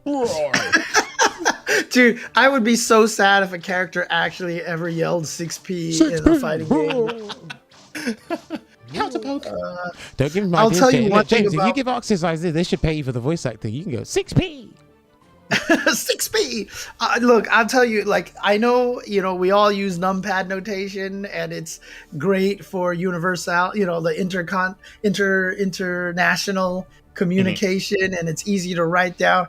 But I gotta tell you, as on commentary, I do not like numpad notation, but I'm so indoctrinated to it. It's just like, 6P, 2H, 6P, and like, listen, I sometimes wonder for those people who aren't familiar with fighting games, like they just sit there like, what are you even talking about? Dude, I've mentioned this to C4 before, but I've been talking about this for the longest time. It's like when we're commentating now, it's who are we talking to? Are we talking to the scene, or are we talking to an audience at large? And if you talk to the audience at large, they're like, he doesn't know the game. And it's like, it's not that I don't know the game. It's just that they don't know what 2HS into 6P, into fuzzy, into jump P stands for. You know that. You're one of 10 people that are probably watching, A story that really I like to tell is that, I was commentating Evo one time. And some guy, I checked my Twitter after my shift was over. Someone's like, man, I really hate James's commentary because and he tagged me, of course. And it was like, because, that's good. He keeps saying all these, oh my God, the damage. He keeps saying all these obvious things about like who has a life lead and all this stuff. And I'm like, I responded to him. I'm like, I'm at Evo. I'm not commentating for you. I'm commentating for all the people who are not familiar with fighting games. And he actually, to his credit, he responded and was like, I never thought of that. Good shit. Keep it up, So, listen, these audiences are simpletons. Oh, man, they don't know. They don't know half the stuff we commentate I like it. Oh, wow, good bait. I like algebra, so I like commentating in algebra. Yeah, listen, I respect it. I know it's not for everyone, though. No, for sure. Listen, trust me. Whatever you like in commentary, use that as your foundation. Wow, that was a great. Oh, now I really want to say everything in numbers.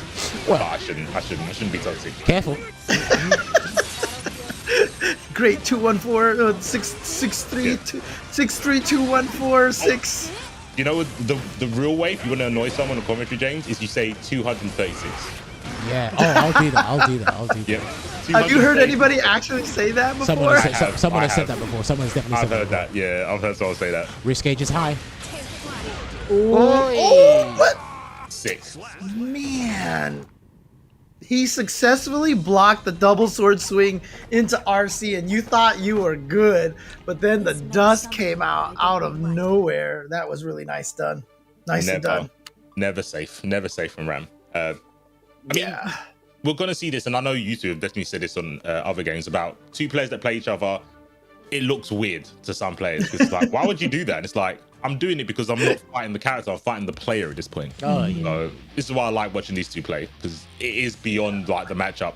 That's why I don't even talk about it. I don't care who wins or loses. I think they're just playing each other now. I think at one point or at some point when you've watched the matchup probably like 10, 15 times between said players, it's just like, look, this guy they know it back on like the back of their hand, at least the stats of it. So now they're just going to be doing the craziest stuff you're ever going to see. And sometimes that's the best way to open up your opponent. I think one of the best examples of that, at least for SoCal, long time ago, I don't know if you remember these players in Street Fighter 4, but Online Tony and Hugo 101. Online Tony was a set player, wasn't he? Yeah, set player, yeah. Those two played each other like every day. And so every time they ran into each other in a tournament, the match was just absolute chaos. And it was just because that they knew each other so well that they were already going for option F. Oh, we got another blue beat. Change that number. We got another blue beat or grey beat, purple, whatever. Oh, did we? Oh, okay. Yeah, we did. I saw it. It said two hits. I saw it. Yeah. Okay. Oh, there's that jump D again. Jump D to beat the throw. Is he? Nah, he's not dead. Nah, still alive. I mean, look, he gets the counter hit so he can combo off of it, right? So that's obviously not minus on hit in that situation. So he's banking for that. Damn, Tick James grab. got me with the loophole. I did. see. Don't worry. I see. Always stay on guard when James is around. Always stay on guard. It's good. After this set, I've got some news for James. See, I want you to stay on guard. I want you to stay on guard, Jammers, because I'm a grappler and I'm just gonna throw you through that guard anyway. So. Of course, that's facts. You can't block or you can't take untakeable grabs. Well. Okay, interesting. Wow, imagine your anti-air clashing with a jump normal. That would make me cry into a pillow. Well, dude, that's what Potemkin versus Axel used to be with the 6P versus the jump slash. Yeah. That used to clash like 98% of the time. Reversal builds the meter in time. That's a clean punish. YLC to break that pressure. Nagoriyuki still got meter to work with. Afterwards. I mean, you get plus frames off of that YRC, but he backdashed. I mean, maybe again. See, it looks like a weird option, but maybe Nelkhael likes the flash kick in that situation. Yeah. Oh my gosh, and Nelk is looking overhead. Mix-ups. Now, since the first week where we saw Armix reset and then defeat Nelkhael, the next week after that, Nelkhael put Armix in the losers in winners finals and then defeated Armix in grand finals. And so Nelkhael is, kind of on the upper end of things right now. Looking really good. Playing a very passive defensive play style. Oh, that burst was ill-advised. He had to try something, but didn't work out. And Armix is in the lead. Is he gonna knock out Nelk? Is he gonna stop the king from winning again? Ooh. Yeah, and you even saw the throw OS. He went for the throw OS right there, and that's why it just grabbed him and then just dropped him into the air. So I'm glad that they didn't take away the throw OS, that you can't just RC the throw on whiff, but they just made it so now that you always spend the meter, because they could have went with one or the other. Like they could have just made it so if you whiffed a throw and you tried to RC, you get that red circle on you, kind of situation. Yeah, but I don't want that. I like the choice that they made. They went for at least you get damage no matter what. So it's good. I like that. Right. Okay, you can do the OS, but you still have to select the option. Yeah. When you do the option, which I think is better than taking away the option. Full stop. I just can't RC this. Yeah. Okay. Shout outs to our TOT. They seem to have jumped the gun. They think Armix has won the set. It's like, no, they haven't. This is Leo hate. Please stop. Someone in the back hates Leo. I can tell you that much. I mean, every time Leo starts to do well, all we ever hear is. Yeah, that is true. It hurts me every time. I shed a tear every time. This is definitely discrimination against Leo. I can tell you that much. Flash kick. You do my combo. Oh, that was sick. Put me on the map. Yo. I want royalties for that one. I like Shout out to Nelk. I was just about to say, obviously you know about that combo. I think that might have been one of the first times I'd seen that. That was disgusting. Oh, that hurt, James, because I definitely did it when you was commentating. Now, Oh, man said I haven't seen that one. Is that way? James. I definitely did. It's okay. Unforgettable. Nelk isn't. It's fine. I'm sorry. what I meant to say was I haven't seen. No backsies. No backsies. No backsies. No. That's right. That's fine. Because I needed to retro mix up in the with the TV2, but it's fine. Right. Yeah. Forget about me. Nelk did it in top 8 for points. This is way more important. But it looks like it might be for naught because Armix is going in. Oh man, it is. And another perfect. Yo. Perfect. You win. Perfect. It's so funny how like the old Street Fighter 2 voice sound will always be the one that like everyone remembers. It's so good. Wow. Okay, he's starting to whip out the flash kicks now because he needs to break pressure and get back into the set 2-2. He needs to try and do that. Ooh. What a backdash. Damn, that's a lot of damage. Cancels. Yeah. Again, those Rekka dash cancels right there. That's getting 5 hits of that Rekka. 1, 2, dash cancel, Rekka, Rekka. Oh, there it is again. Word. This guy is sensational. Oh, gets the grab. He might go for a sneaky. No RC. Can he do that after the flash? Yeah, it's one frame. One frame.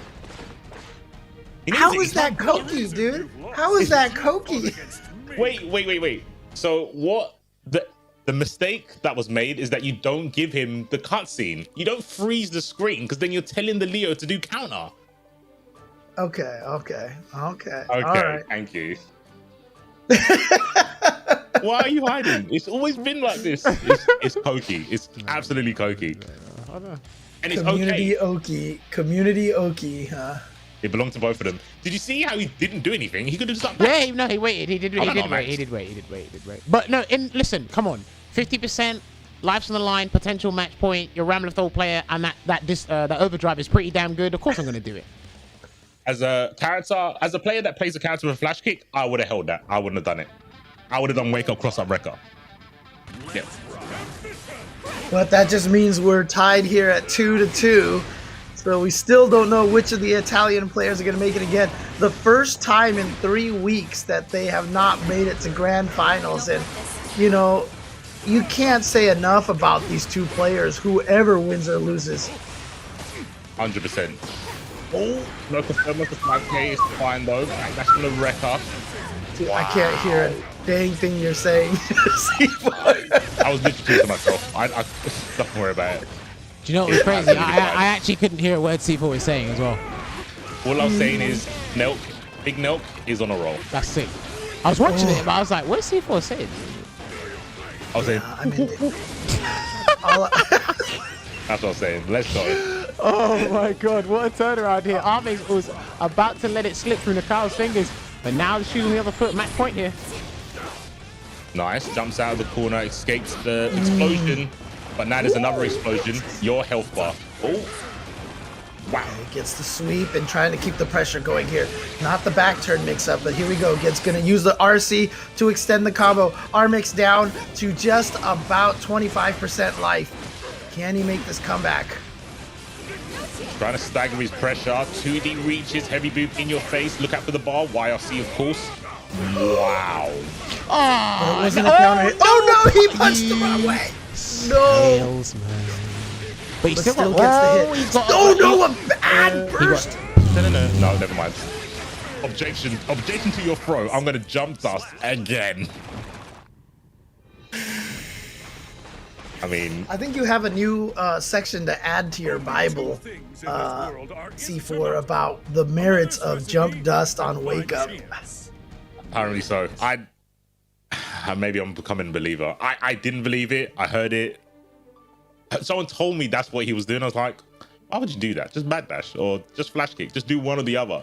But it works so often. He actually hits it a lot. And like you said, when he gets counter hit, technically, it's not unsafe on hit, and he actually gets a combo. So, what can I say? I mean, so Nelkhael really getting the better of Armix now since he lost to him in that first week that they were in grand finals. But yeah, I mean, what's nice about that option, honestly, the jump D, is that it will avoid a lot of low meaties as well. It will avoid the throws. It has a lot of good. I mean, obviously, if you just throw a meaty in there, you'll hit him, right? And so it's not a great option there, but it requires a good read.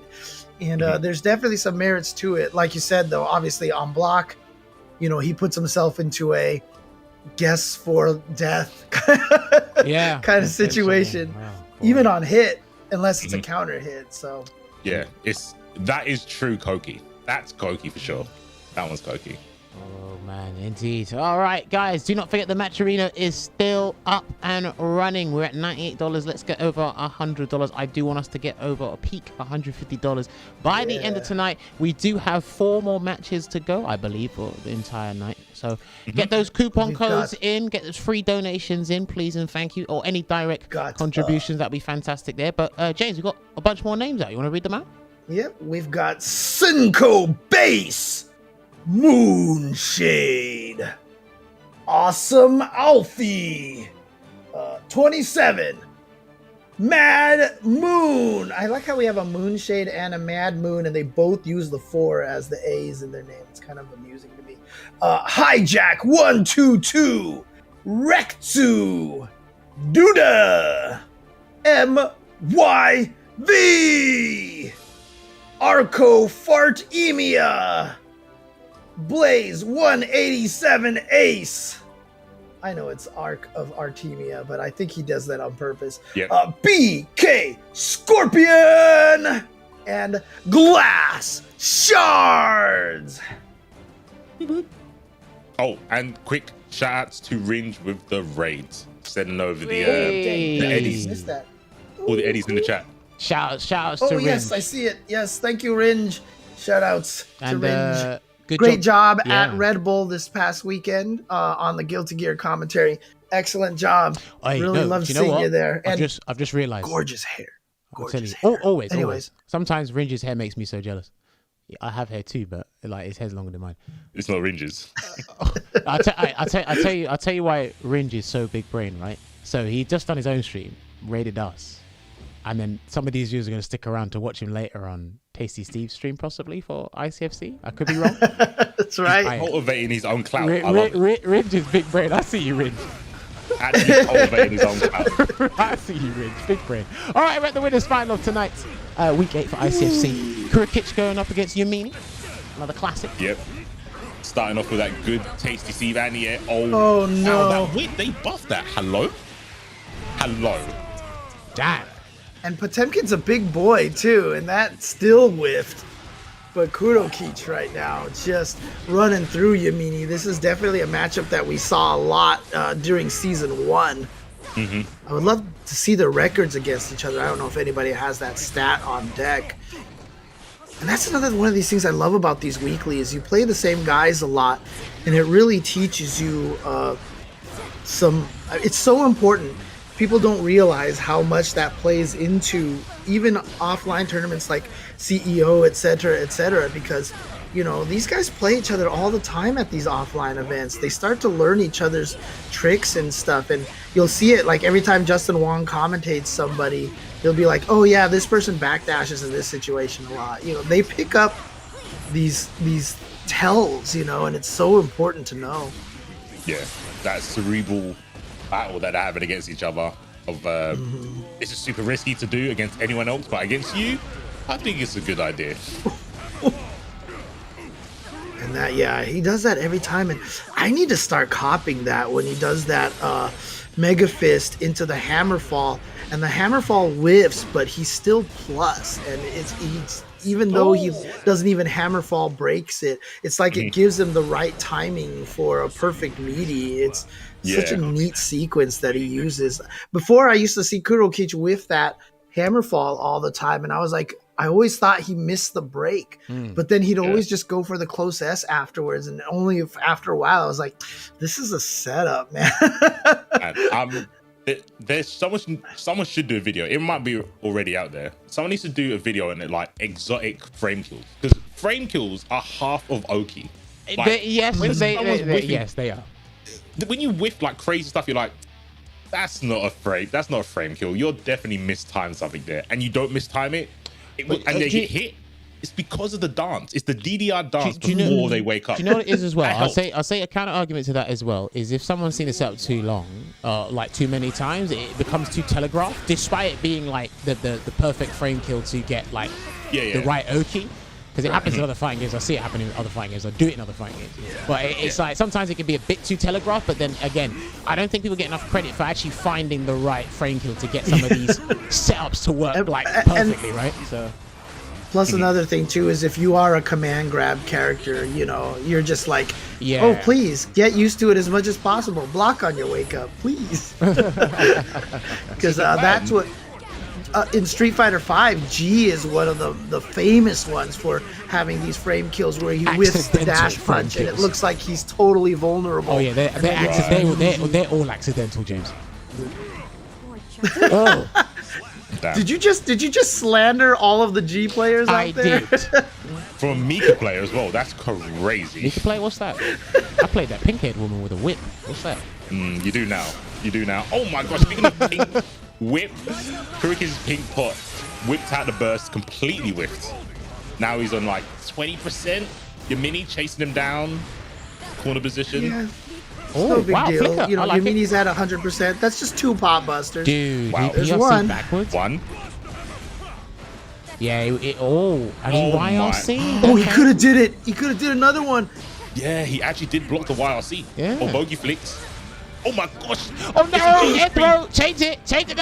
Oh no! Don't change the number. It wasn't a win. I thought it was. Wasn't a kill. No, but look kill, at that. Kurokich was, like you said, had about like 15% of his life versus a full bar Yammini. And again, low guts on Ramlethal is just one of those recipes for the Potemkin comeback. It's like every time Potemkin sees like a Amelia or a Chip or a Ramlethal, they know that they can always make the comeback because all you need is just that one sequence and the whole thing is over just like that. Well, I mean, I think in a lot of the contemporary fighters we have nowadays, I mean, as long as your health bar's still intact, there's always a chance. I know there's good and bad matchups, but with the comeback mechanics and whatever happens in these games, the high damage output, as long as your health bar's intact, there's always a chance, man. Mm-hmm. Look, the way that I teach everybody is you get perfects every once in a while. So if you're down like 90% to 10%, dude, you can still get a perfect at that point. For sure. Speaking of. And I love the way they drop. Like, you can with the weightlessness on the character that's held up in the sky. Perfect as well. My guy Kurokich, please. Wow. Oh no. On her jaw. Did you see that counter hit? Oh my gosh, she's over. I'm back. I think the ambulance is calling me again. Hold on. True enemy into death. Oh no, not dead. Not quite. I think dead. No, not quite. Not quite. Oh, Okay. HM, hire me. Today I've not been wrong. Okay. So you haven't. Oh. I beat into that. It's crazy because as a Potemkin player, I rely on that super way too much to get me out of situations. Kurokich rarely uses that super in wake up and reversal situations, and so when he does, it's so unexpected.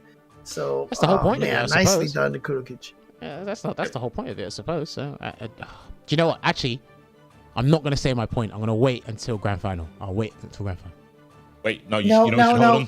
Hold on to it until we get all the codes done in the match arena.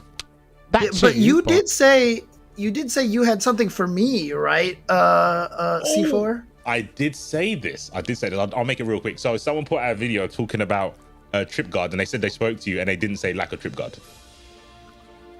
So I think they lied. they wait, what? They said what now? They explained what a trip guard was and said just ask James Chen. But they didn't say lack of James. They didn't say lack of trip guard. Sorry. So I know they didn't. Whatever they sourced wasn't correct. So I thought that might make you a bit angry. So you just wanted to make him angry. Yeah. Anyways, here we go. It's Olvaha and Calvin Liu. No, it's good. Use my angry voice here. Gistas, H. Maruyama, Pat Flux, and scroll down on me. Swedish Teabags. Arrow Airy King. I saw that look, you know. Oh, I'm sorry. It's Arrow Earl King and Lily Primo. You know, I could literally picture James calling out names for a graduation in an auditorium, and he just calls out his name. He's like, wait, sorry, I didn't quite get that name right. Swedish Teabag? Shout out to Jay for calling out these names for people that donate to the match room. Of course, there's still time to donate, ladies and gentlemen. There's still time. Announcing it with and next is Stephen Leon, Stephen Leon. Oh man, this is fantastic. All right. So this is a loser semi-final. Loser will go home. Winner will be going up against Yammini in the losers final here. Now, Verix has actually been doing a pretty decent job for the losers bracket today. Let's see if we can keep up the momentum, or will Nelkhael have something to say about it? Because again, his win streak on ICFC is on the line. Yeah, that's a good point. In losers, battling against some really strong opponents, having to beat his brethren in Armix, now going up against Verix, who's in third place, looking for his #1 headband right now, the Samurai. Damn, that was bars. Afro Samurai style. All right, I see you. I stumbled upon it. You're always impressed when you can call your own stuff as bars, right? Yeah, I was like, damn, this is actually Afro Samurai. He's going for the #1 headband. And you know what? The best part about it is he didn't force it. That's when it comes completely natural. That's what I mean. Like when you can legit give yourself the bars and because you surprised yourself, that's when you know it's good. Good break. We get 5k off of the throw break there. Interesting. Probably to count some sort of. Oh, man. And again, Verix and Nelkhael, Verix and Armix. Verix is always in this mix fighting against these Italian players. Oh, there it was, the block. And yeah, he wants this round. He definitely wants this round. The spacing on it. And then the back dash to get away from the command throw. What is this neutral? I'm so scared. Oh no, hold on. Was definitely. Skedaddle's coming. Oh, he tried to bait something for sure. No jump dust for you. What happened? He dropped it. Wow, he is committed. He has put a ring on that jump D, bro. Dude, he's dead. He's dead. You're dead. You're dead. So dead, bro. Oh my. And he just got the super too. He so had you see that tiny little chunk left there. But I don't even know if he needed it. 6H might have been enough to kill off of that wall splat. Yeah, that's true. I mean, Nelkhael might be sending an early message, no? You know what the maddest thing is? I think that's the first time I've seen that being blocked. Nelk loves to do dash FK at round start. No, but he done a flash kick round start earlier against someone earlier today. Yeah, but that time he didn't dash it. Oh, okay. So he whipped. Yeah, you have to dash it. Damn. So he reaches that round start basically and he catches back dash. Pretty cheap. And the crazy thing about this though is that we've seen Verix block the jump D. We've seen him block that round start dash into flash kick. Oh, he's dead. Ow, wow. You died? Oh, wow. Does that count as a 2-hit combo, James? I don't know. But if I ever made a sequel, I think I'm gonna have to put that in there. Just a 100% damage combo because he went into burst. I listen. That was rare footage of a throw actually taking off 50% of regular grab. And do you know what's crazy, right? Because I've noticed this a fair bit when watching a few Nagos. It's you kind of get into the stride of things, and it's like, right, you're really about to take the round, or their risk gauge is high, and then all of a sudden you forget to look at your blood meter, and it's just like, oh, because remember he was in a good situation. He got the throw, could have got an OTG or something, but then you know the mask came off and his health just rapidly depleted. So it was his loss, right? So yeah, it's all go on, James. No, I was just about to say though, I will say I did like what I was seeing from Varix because he was definitely playing the player. You know, blocking the jump Bs, blocking the run up flash kicks. Again, I feel like because these guys have played each other so much that Varix has really, see, look at this, just and having the punish is all ready to go too. Look at that. Oh, okay. Oh, I think, yeah, definitely execution, but it doesn't matter.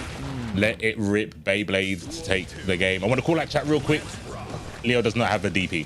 Okay, back to conversation. Oh yeah, it's a flash kick. Let's not have this discussion. Let's not go there. Trust me, but I still. It doesn't even count as a charged DP. No, he has a lot of things that I've accepted. Unga, guerrilla tactics. Wow. I've accepted all those things, but he does not have a DP. I have to put my foot there. Trust me, FGC is an expert in getting lost in translation. I'll tell you that much. Oh yeah, I love it. That's why C4 brings up trip guard because he knows. Dead! Are you dead? Or are you still Exactly. alive? I think you're dead. No, you're dead. Oh yeah, you are dead. You don't even need the wall splat on that one. All right. Damn. Good back and forth between these two. Definitely slugging it out. I've got a quick question for C4. Is it easy to test post-throw tech situations in this game, or is that something that doesn't normally happen? Because today, out of the throw techs I've seen so far, everybody's done a move or a button.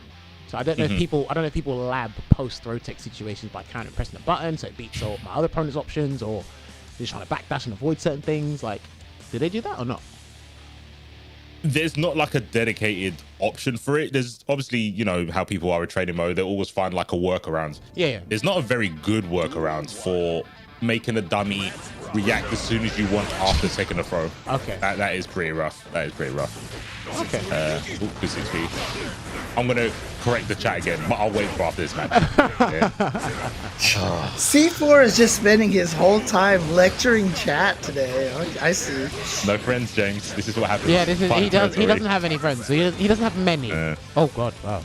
Oh, perfect for Varix. Varix trying to prevent one of the Italian players from getting into grand finals for the first time in 3 weeks. Was that his 2D? Yeah. I don't think I've ever seen Nago's 2D. Oh yeah, that was the counter hit that started that last one. Yeah, it's just 2D. You don't have to just a nice little sweep, right? It's a sweep looking sweep, right? I mean, you can't get any more sweep than that. Question. All right, gonna get the wall slight here for the hard knockdown. No meteor on Nagoriyuki's side. Is he gonna do it? No, he baited him as well. He tried to, but Varix. Yeah, tried to bait the flash kick. He knows what Nelkhael's capable of. Oh, he's also got to look out for burst here. Is Nelk gonna fight? No, he goes for the YRC. Defensive throw, all the damage. Put him on the ground. Get gripped. Yeah. Oh, so real quick. DPs and FKs, there's pros and cons. One's not better than the other because with a flash kick, when you safe jump it, you know there's not going to be reversal. So especially in this game, if you safe jump Leo, you're guaranteed a throw. He only can backdash. While if you do it to Soul, he can block the safe jump and then still interrupt you with a DP. So go to the lab before you type in chat. Just saying. Wait, say that again? Damn, you so, bamboozled James. Okay. When you safe jump a flash kick character, yes. Once they block the safe jump, they haven't got charge anymore, so they can't interrupt the next option. Oh, I see what you're saying. But gotcha. A DP character can. Yes. Yes, a DP character can. So it's not that DPs are just better than flash kicks are just better than DPs. There's pros and cons on both sides. Right. In this game, anyway. Yeah. In all games, right? Well, it depends on the situation. Yeah, if you block a jump attack, you obviously do not have the flash kick to interrupt the next button. Yeah. So sure. Yeah, makes sense. Makes sense. Okay. C4 busting out the logic here. I like it. I like it. But all the logic and no friends. It's a sacrifice I was willing to do. You'd be surprised how many people counter or want to not reason with logic these days. That's why you don't have many friends these days. Yeah. I mean, look, even if I... Oh, he was touching the button. Oh, that's a counter hit. Counter hit, yeah. Not dead, but... Oh, he's got 100 tension? I don't know how Verix gets in safely here.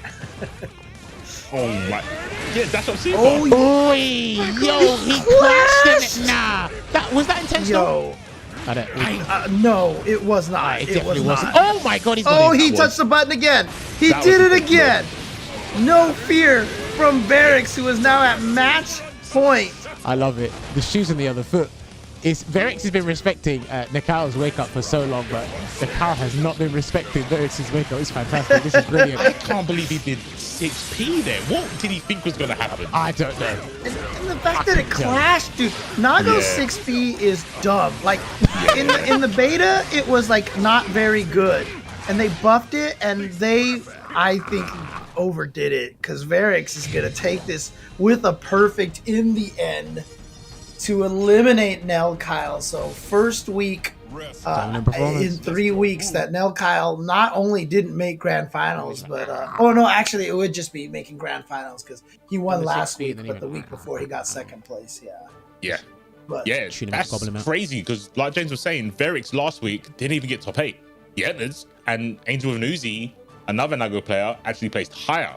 So Verix might.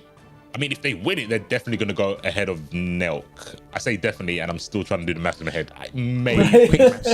Maybe. But I mean, this is a great week right here for both Kurokich and Verix here to try to get themselves back into position. Obviously, Kurokich hasn't entered a lot of the weeks here, so he's trying to. I mean, he won one of the weeks that he entered, and so he's trying to put another one on the board. Verix here going up against Yammini here, losers finals, and Verix in order to get the higher seed in the finals, which will be coming up very soon, very, very soon. All right. So and Armix actually says that in the past 4 weeks, at least one Italian was in grand finals. So there you go. It's just nice. So impressive. I mean, shout outs to the Italian players and shout outs to the scene. Like I said, one of my favorite stories to hear about, especially the role that Time's Up played. You know, just, hey, I'm going to learn this character to give you guys practice against this character. I'm going to learn this character to help the other players who play this character. And, you know, that kind of role is an unsung hero of a scene. Let me tell you, dude. Let me tell you. I agree. And he doesn't just like learn the basics. He was entering ICFC with that character. He entered ICFC with Gold Lewis, Zato, and he's a Kai main. But he played those characters so his community can learn the matchups. He's definitely an unsung hero. All right. Again, like I said, Verix has been on an amazing run through the loser side of top 8, beating Mr. F3-1, GS Bella 3-0, Nelkhael 3-1. Next opponent, or next victim in the way is potentially Yammini. So according to Armix, it was Kurokich versus him. That was the week that Kurokich won, I believe. And then Nelkhael versus Verix. That was the week that Verix won. And then Armix beat Nelkhael, and then Nelkhael beat Armix. So yeah, it's literally those two players 3 times each in grand finals for the past 4 weeks. That is an impressive stat, honestly. Shout out to Armix. Shout out to Armix and Nelkhael, dude. Good stuff. Shout out to Verix having 100% accuracy on his wake-up supers. I cannot believe no one's respected him. You remember that was one of my bounties, the wussing out, the wake up super, and we weren't getting a lot of those. And then here Verix this week is like, I'm gonna do it like 800 times. Thank you. This guy is on point today, literally slicing through the competition. No pun intended, but it's again playing that neutral, doing the, famous. And of course, wake up overdrive, man, and the people aren't respecting it. They're losing a chunk of health because of it, man. I think again, he'll do it anyway because we're still, at least for him, we're still at stage 1 of the layers on his wake up when he has 50% tension. The other guys, unless they start betting or doing something else, he's not going to change. He'll just keep swinging it out. The moment it gets blocked, we'll change it up. But someone asked what the bounties were this week. One of them was get one of the purple beat combos. Another one was to win by an air throw or an air throw combo. And then the last one, which we already completed, was just doing a blue or purple RC 20 times. Of course, if you follow AstroTR on Twitter, once those are all claimed, you have the chance to win some prizes. Yep, for sure. FT to give him a little bit of space there, but it looks like, I was about to say it's going to be the end of the round, but not quite yet. Verix is still in it. What a block. Even tried to fake walking forward and then went for the low, and Verix blocked the whole entire time. But again, remember what we saw from Cheese with that pressure. Yammini doing a little bit of that himself with Ramlethal. His character, once she gets you in the corner, it is so scary. All right, gold burst. Uh-oh, skedaddle ski-doodle. No neutral November in full effect. PRC. Damn, Verix has got... Oh, okay. I was about to say Verix is playing Tetris, but yeah, he's got the blocks. Now he's just getting hit. A lot of people were playing Tetris this past weekend, so... I saw it. I watched. and actually, also, shout-outs to Nelkhael as well. He tweeted me about it and said he only learned about the Tetris scene from my Twitter, and I hope he enjoyed that as well. So. Yo! Damn, and he was able to put the mask back on in time. Good. Oh no, but that might have even been a block, and he got chipped to death right there. So. Yeah. I think that was chip. I mean, the good situation, I guess, of obviously going back into mask on mode is that your bar for blood is completely empty, but you still have to kind of get in, especially with Ram. It's not easy to lock down Ram. Right. And especially because a lot of the top Nagos these days, they purposely maintain their blood level between 2 and 3 because it gives them that 5H. So even going to 0 sometimes isn't necessarily even the best thing because you lose such a powerful weapon in neutral. Yep. I think that's kind of the interesting part about the character. Obviously, he's really explosive and that's fun, but the way he plays with no blood to the way he plays with 2 and 3 is literally night and day, right? He's a very amateur character with level 2 to 3, but without it, he's like Sin. Like he has a full screen clone. That's plus. Oh no, 0. I think it's 0 at point blank. I mean, it might as well be plus if it's 0. It might as well be plus. It's Nago. Right. It feels plus. Yeah, but I mean, I like the fact that, Nagos do have to play between 2 and 3, like giving him such a benefit at level 2. I think was so smart because it forces Nagos to kind of play at this precarious point where they might accidentally burst and cause themselves to die. Okay, good choice here because there's no burst, no tension either, so he's gonna get free setup here. What do we got? Okay, goes for the meeting.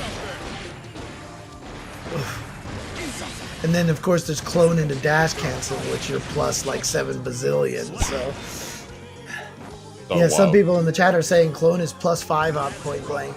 Well, it's plus 5. I wonder where I heard it was 0. I mean, sorry, Nago propaganda. My bad. What? Nagoganda. Nagoganda. We got Potemkin. So some Nago player out there was like, it's only plus 5. It might as well be 0. Like. Oh, here we go. Beyblade 0. That was a me problem then. Yeah, sorry, Beyblade 0. Yeah, Beyblade for sure is 0. Yeah. Okay, try to bait something out. Didn't quite work out there. YRC. Yeah, fed up of it. Gets the Rekka series. Oh, I've seen those match 5Ks. I'm seeing those match 5Ks. Oh, I think that was like a cross. That was really weird. Now he's in the corner. Oh, good. Yeah, do you know what? Perfect burst. I'm sorry. I'm not dealing with that combo either. Because if you didn't burst there, you were dead. You would have lost so much life, if not be dead. That burst was instant. That looked like the half moon from melting. Like, it looked like it happened. That's a moon driver video. Yeah, that was immediate. Like, I could see the fear in Yammini's heart. Like, literally. That wasn't even some Ghost Rider look into my eyes. That was just like look into my soul, cuz. Oh no, that might be the round. Can he do it? Yeah, he's got a super as well. Boom, there we go. Yammini going up 2-1 against Verix, trying to interrupt Verix's attempt to get back into first place in points. Yeah, I think if Verix goes down here, I don't know if they're gonna have enough to pass Nelk. I don't think they will. Damn, do you know what's crazy? The points just literally went across the bottom. And as you brought up the points of the top 8, they literally. Oh yeah, I see it. So EU standings, yeah. I couldn't see it. Where do you see this? No, so the banner at the bottom that goes gives you the news and tells you what's happening next and whatnot, next to the Astro on the stream. Oh, it was actually the banner. As Steve was talking about, I just saw the points. I saw Kurokich and Yammini's name. Like, God damn it, we couldn't see the top 3. We'll see it. We missed it. We'll see in a bit. We'll see. I mean, if production has the current standings, and they could just show us the chart again, that'd be cool just to take a look at real quick. Because again, the resource that we have that BP Tank was always using is not up right now for some reason. So what happens when Tank takes? So what happens when Tank takes a day off? He gives you ineffective or irrelevant information. All right, let's see. Wow. Oh, too fast. You're still in block step. Oh, he's gonna put the meter in time. RC. Sneaky grab maybe? Oh, something happened. Oh, what a tricky. Oh, it was, the slowdown was going still. So it actually made him float in the air slower, so the 2H whiffed. Well, it was too much that power. Is listen, so unfortunate for Verix, and as a result, he loses that round, and this is match point for Yammini. Yeah, this is crazy. I don't know if he's run out of stamina. Has he run out of steam here, James? Ooh. 2 swords, a bit of one, but my open palm is stronger than both of your swords combined. Let me take you to the corner. He's at level 2 though. I think he's taking the mask off. It's coming off. It looks like it's gonna come off if he's not careful. Oh no. So he's made it drain down because he hit the normals. Luckily he got that hit. Oh no, but you don't really. This is still scary for Verix. Next hit will be clean. Oh, the punish and the backdash of the grab. Backdash throw. Remember, we talked about how Verix was always the genius with those backdash throws, but here we go. Big damage, just got the burst. He's looking for a counter hit. Yeah, he's looking for a counter hit. He needs one. At this point, it's any hit, but that might be it. And Yammini is gonna take it over Verix. And one of the things that I was gonna talk about is just how well, because C4 so he's one of the only characters that can blow up those swords from so far away, right? So yeah. I think it was looking scary because not just because of the health, it was that Verix's blood rage was at level 1. I was like, damn, he hasn't got the range anymore, and he really doesn't have the flexibility to use all the specials. You can use like 1 or 2. I was like, this is like the worst situation. If anything, maybe it would have been better to have activated and been at full screen with the normal, right? Because these normals with the mask off are insanely far. Yeah. You only needed like 1 hit. So yeah, there is like some situations where I think mask off can be a good situation. It's normally not often because you can't really activate it safely. But he's got some stuff with with the mask off. He has got a few stuff. But it's just risky. That is the one thing that I am most sad about the way they changed the blood gauge is he doesn't really get to operate in blood rage mode for very long. So you don't get to see that interesting situation where he's got the super where he can delete you. Yeah, the bat swing. Yeah. And of course, you guys can be swinging for some products over here by Astro TR. Astro, of course, is the mix-amp and official mix-amp and headset of the ICFC. As we can see, Toph's bounty here. Still waiting for a few more. Ringe's bounty. We've gotten your bounty already taken care of, so that's cool. But we just need 4 more of the air throw wins, but we need 9 more of those purple gray beat combos. And if these do get claimed, we will give out prizes. So make sure you follow Astro TR on Twitter to get yourself officially entered, and that's all you need to do. And once you're following them, if your name is picked, you win, as long as these bounties are accomplished. And we've got some more of these here. After Lily Primo was the most recent one, we have 308 Caliber and Leo. And then Shake the W. So shout outs to you guys. We've only got 13 codes left. We're here at Grand Finals. Let's get the last people in here to I know you guys got some friends out there. Unless you're C4, then you don't have any friends. and try to get some other people into the chat and get these codes through so that we can get these players some decent prizes here. Again, first place is near $50 at this point, US money. If we can get it all the way through, I believe that they will get that $50. So. All right, this is how the bracket has panned out today. Thank you very much for sticking with us from even the start of the stream till now. But this is what the self-pay is looking like. Again, shout outs to Verix. He's had a fantastic run. He has won one of the ICFCs in season 2 before. It's probably not just one. I think he's won 2. I think, if I'm not mistaken, week 2 and week 5, I believe. I think that's what I've got noted down here anyway. But he almost made it 3rd. Just ran out of steam with the combination of running out of steam as well as Yammini being on point as well. Now, Yammini does get the run back against Kurokich. It was 3-0 in the winners final. Let's see if he can change that round. Now I'm going to bring out my lovely fun fact, because now I'm just going to drop the commentator's curse here. When was the last time Kurokich won? 4 weeks ago. 4 weeks ago. And I was here. Aha, you're the Kurokich. Good luck. Huh? I don't know, man. Is that what you're saying? I was looking at that bracket and I'm like, wait, Kurokich is... remember, he didn't enter 1 or 2 for a while. No, I'm like, I'm here. Does Kurokich know I'm coming? And he's in grand finals on his side again. Listen. Kurokich saw Jammers on commentary. He's like, oh, God, this is my week. Let's go. Oh, man. Now, all I need is for Noctron to make it all the way to grand finals, and then perfect harmony. Dude. Yeah, where is Noctron? We miss you, Noctron. Yeah, we miss that Anji. But yeah, we just getting these guys sorted right now. But again, I think because obviously Kurokich hasn't entered many, as far as I'm aware. And also, just for the record, Roadraster, look, C4 is the one that was saying that he didn't have any friends. Okay. Wait, is someone thinking we're bullying you again?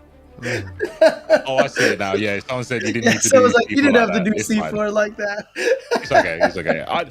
If anything, I deserve it, and I also put that out there. It's fine. He did. Thank you for your concern, but yeah, don't worry about me. I was just continuing the joke. You know what? from C4, you're such a lovable person by the audience. They don't understand the context. So when it's myself or James or someone else sniping on commentary, they're like, "Stop bullying C4," and I'll be like. Yeah, the C4 defenders come out of the woodwork, man. Listen, he's got more defenders than I do. Like, take it from someone who has no friends. Apparently, he's got a lot of defenders, doesn't he? He's got fans. See, that's the thing. Who needs friends when you got fans, right? Put that on a t-shirt, James. This is slander. I don't have fans, friends, none of that. I have acquaintances. Let's leave it at that. Look, if you ever defend me, just go to my Twitter, then you'll know why you don't defend me. My name is literally anti-villain. Can you imagine, right? Can you imagine? Here's what's gonna happen. They see people literally just talking, slandering you on a commentary, and you're like, why are they bullying this? It's like, go over Twitter. It's like, can we like change the fact that we've got frame 0 instead of frame 1? It's like, man, this guy's flipping thick. Like, exactly. In all caps. And I will do it again. I don't take it back. Like, we need to normalize 0. Like, I don't. It's like people don't know how to count. Like, well, you don't. No, everyone else doesn't. What? 0. So in other words, the first frame you want to count as 0. I thought it was idle sounds. No, yeah, I was 0. Yeah, the first frame is 0. It has to be 0. The number 1 frame is 0. No, the number 1 frame is number 1, but before that is 0. Yeah, but no, wouldn't you count 0 as being the idle stance for anything the character does? Yes, the 0 is the base, because if you're going to use minus, you have to have 0. You don't go -1 to 1. You go -1, 0, 1. We're playing fighting games. You know what? No. All right, production. You say count to 10. You know when they do, I don't know, countdowns? Yeah. What do you do after 1? He's not wrong. No. What do you mean go? Go.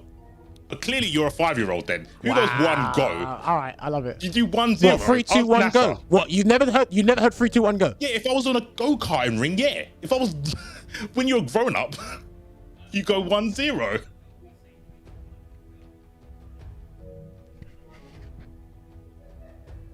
Well, that would explain why the document wasn't up, right? Hey, hang on a second. All I'm saying is that when you count to 10, you start with 1.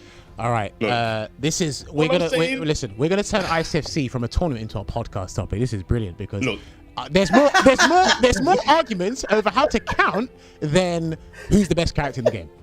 all I'm saying is, Man took the glasses off. Look, he took the glasses off. Look.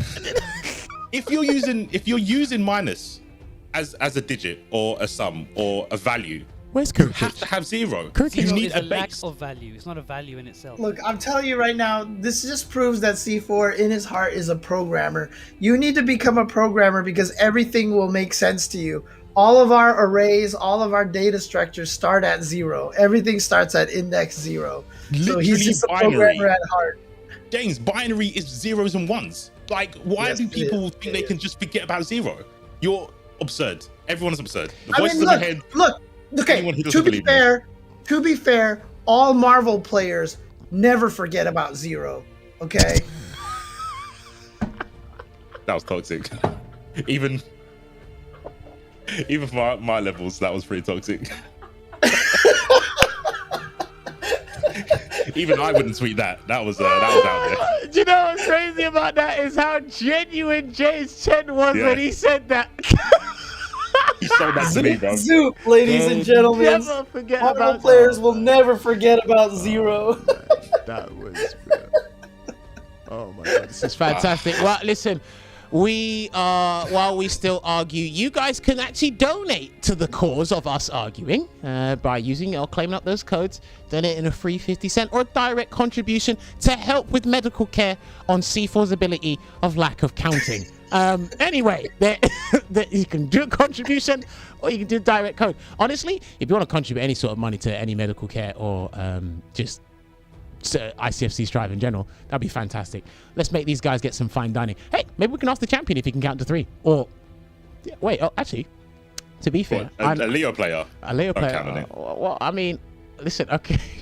So you want things to start from 0, right? Do you know what would be crazy for you? I don't want it. No, It no. does. Hang on, hang on. No. Here's my point. Do you know what's crazy for you, right? So you know when you look at a Smash GG bracket, what do the numbers start at? I don't look at. What do you mean look at the Smash? No, because Smash? when you're on Smash GG and look at the bracket, what do the numbers start at? 0-0.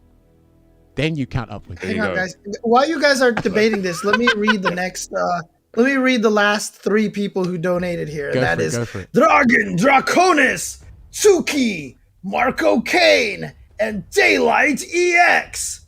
And as you can see in the side over there, we have 8 codes remaining here. I'm just counting everything from 0 right now. If you're wondering what I'm doing at this point. So. Oh, he's in ultimate Zen mode now. Yeah, he's in ultimate Zen mode. He's drowning out all distractions. And he's Fine. I don't know what he's doing. All right, do you know what? Like legit. Have you no? All right, C4. Have you asked Gemma what she thinks? Nah. I think I don't want any bias. Yo, someone deleted your message in the chat there, dude. who's C4? I actually after got you, that. before. Yeah, I looked at it and was like, my chat's gone weird. Someone tell me out. Production, it's fine because a lot of people thought the Earth was flat. Umar. No, a lot of people thought the Earth was flat. I'm not scared to be the only one who's got common sense and knows how to count from -1 to 1. But, yeah. You know why this came about? What's that? Where's my head? I'm going to introduce floating points into frame data as well now. Nah, not really. I don't want to add anything. I just want to say He what we're already doing. Add zeros. He doesn't want to add extra variables. I'm not adding stuff. We do this. If you say something is minus some, like any number, when you count to when the person can attack, you don't go -1 to +1. James, I have You go a -1, very weird feeling, neutral. James. You're on Google saying, what do we count from? Yeah. No, I'm zoning everything out right now.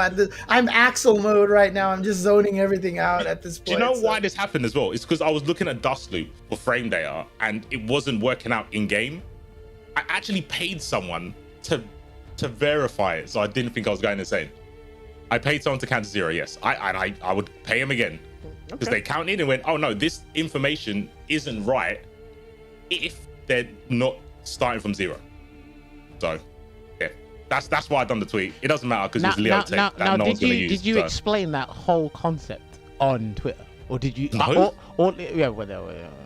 No, because you can do it in like 2 or 3 tweets. But you just said, can we start? You said, can we just count from 0? Yeah, why should we not? Is James all right? That was the clickbait title. What the? What? I don't know.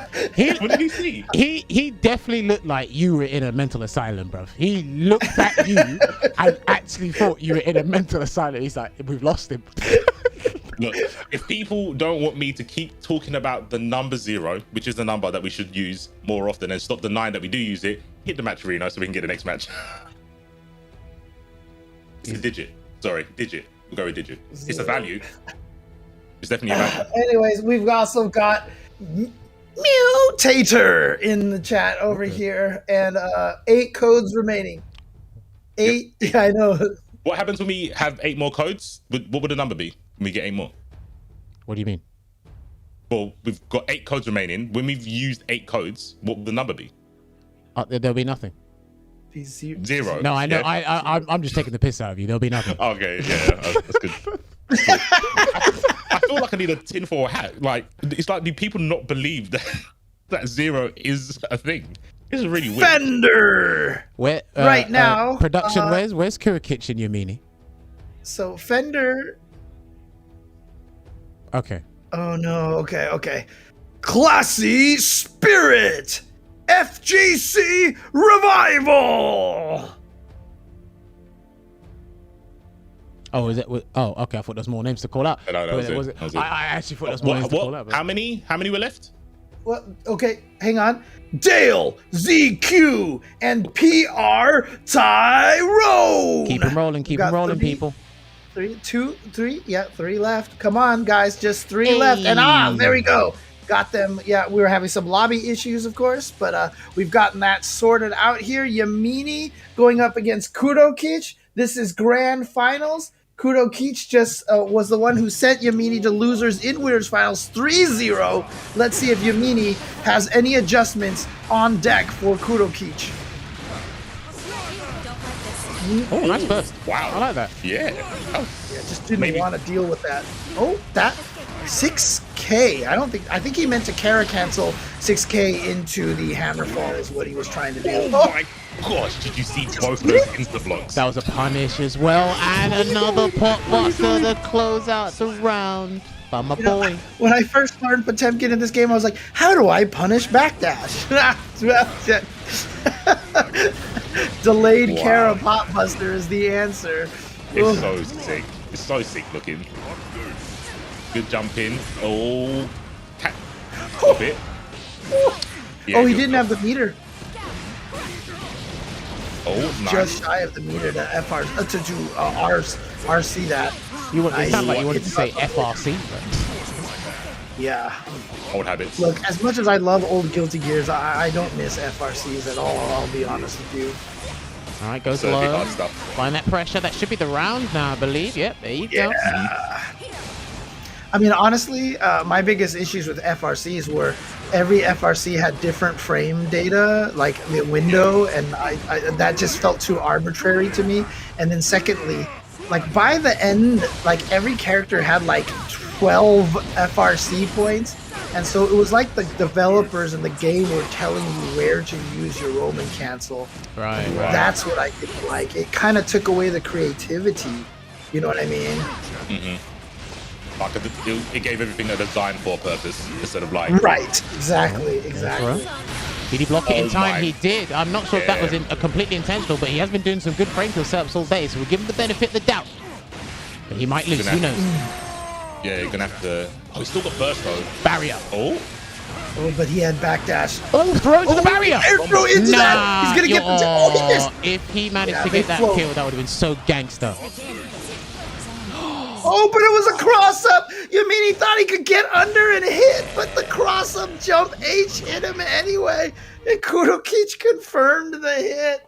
I was about to say Yammini was gonna get on the board one game, but not happening. Didn't they nerf that move to not cross up as much, James? Do you know what's crazy? No. It's actually a pretty bad cross up in the first place. Okay. Do you know what's crazy? Yeah. I'm sorry to interrupt, but like the way No. C4 was sitting, I thought he was still trying to believe if it was 0-1 we count from. PR Tyrone, Cat Boy God, Jonathan Tene, and Harbinger Prime. We have now our prize pool, thanks to that $1.11 donation from C4. We're Duel 1. Damn. He Look, hit you and with the you know what? feels. Ironically, because of that direct donation that C4 himself put in, our prize pool is at 111.11. Well done. Thank you very much. I feel like Xehanort in Kingdom Hearts. It was all cool to play. All part of the plan, baby. So yeah, speaking of numbers, it is 1-0, not 1-1, because we use 0 as a digit, and hopefully Yammini is going to keep how it like many that. Ps Going to try and is reach there the bracket. All of them, all the Ps. Jolly Green Giant. Come on, baby. Oh, and then What a read. And he waited. Do you know he actually waited? Yeah, that's the punishment, the delay, and that's a pure read. And again, he had that setup where he would actually whiff the entire hammerfall, but that time he did do the break, and I think it was just to make sure he was all ready to go. Gets the tackle. He was pressuring with a bunch of mega fists before, but he's mixing it up back to mid-screen, but he gets pushed back into the corner by the swords. All right, hard knockdown. What's it going to be? You're going to do something sensational. Wake up, even though it's not your turn. Dirty block. What? Where are you going? Yep. Buster. That's not dead, right? No, still alive. What's it going to be?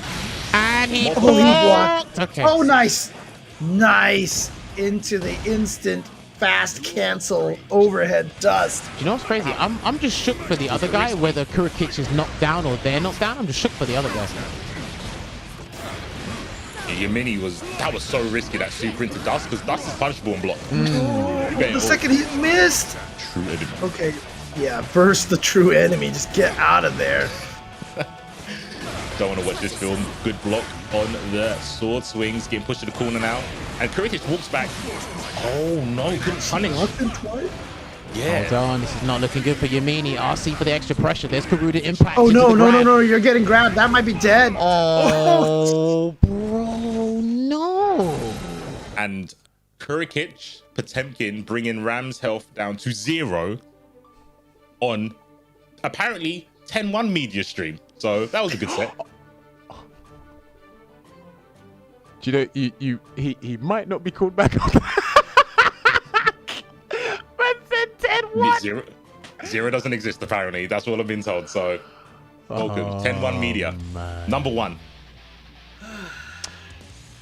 It's right, James. I'm back.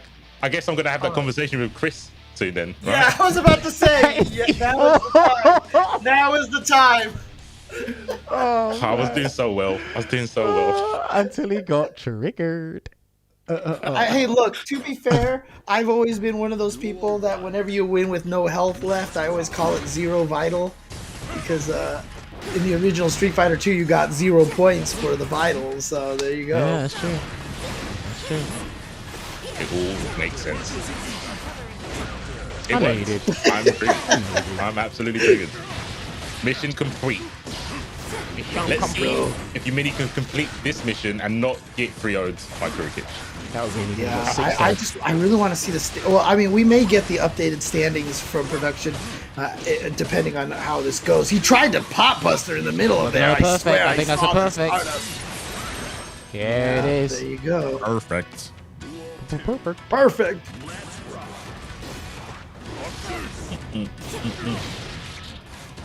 Alright, looking good here for Yammini, looking to turn this around. Again, got to start from somewhere. Gets the counter hit, but too far to get the wreckers. Yo, I mean, the way that Yammini is winning right now versus Kurokich really reminds me of what, C4 talks about his strategy with Leo. Just poke away with these far attacks, and that's it.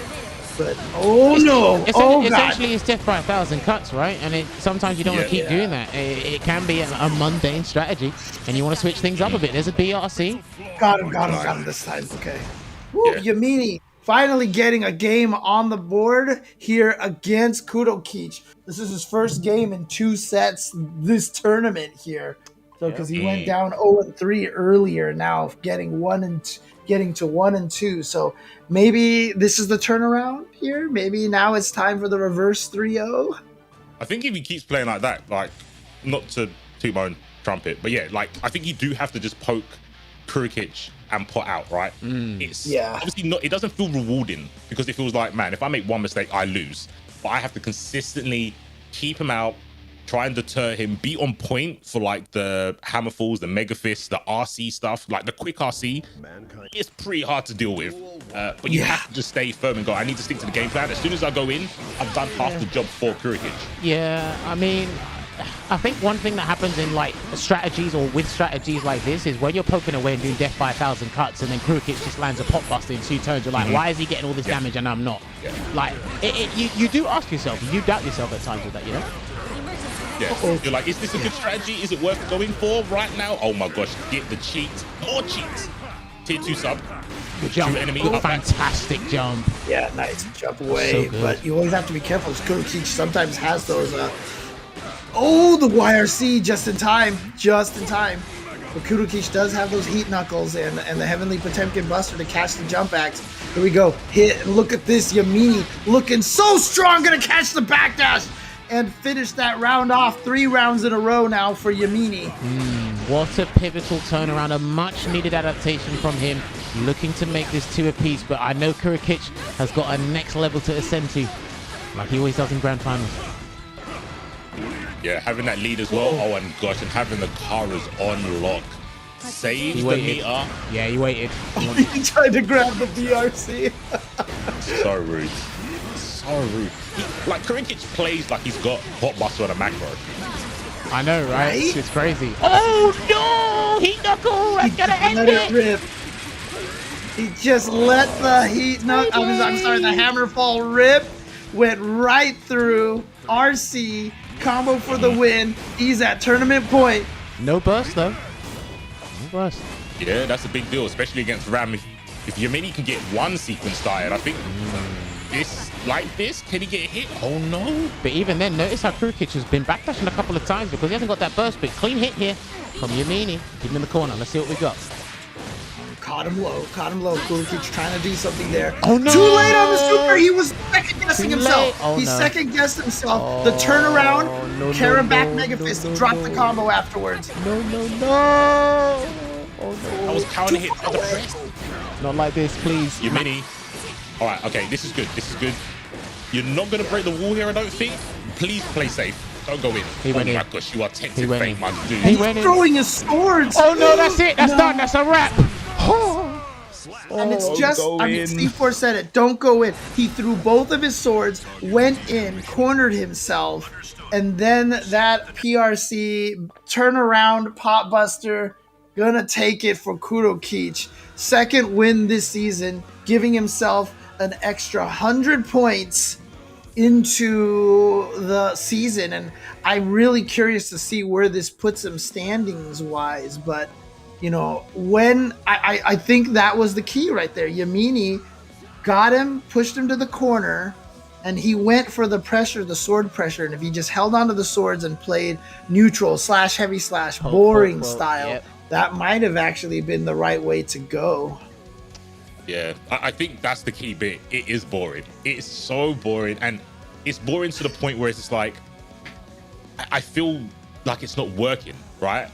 But you have to think, as long as he's not coming in on me, it's working. Especially because we saw the hammer fall through the swords, the sword throw. Remember earlier when Kurokich tried to do it, Yammini blocked it, which means you get a punish. So you kind of want you want Kurokich to take risks that are punishable, and he does it a lot. But because you're so on edge, a lot of people don't get to punish it. Like forward mega fist is unsafe. You can punish that. Hammer fall is unsafe. Stuff like that, and you kind of. It's hard. It's obviously we're just back, or I'm backseat gaming. Backseat gaming. But, yeah. I mean, look, think about it, right? It's a thing where he doing fast slash into far heavy slash, right? The 2 hitting combo. It's like you got to do like 5 or 6 of those, as opposed to one pop buster.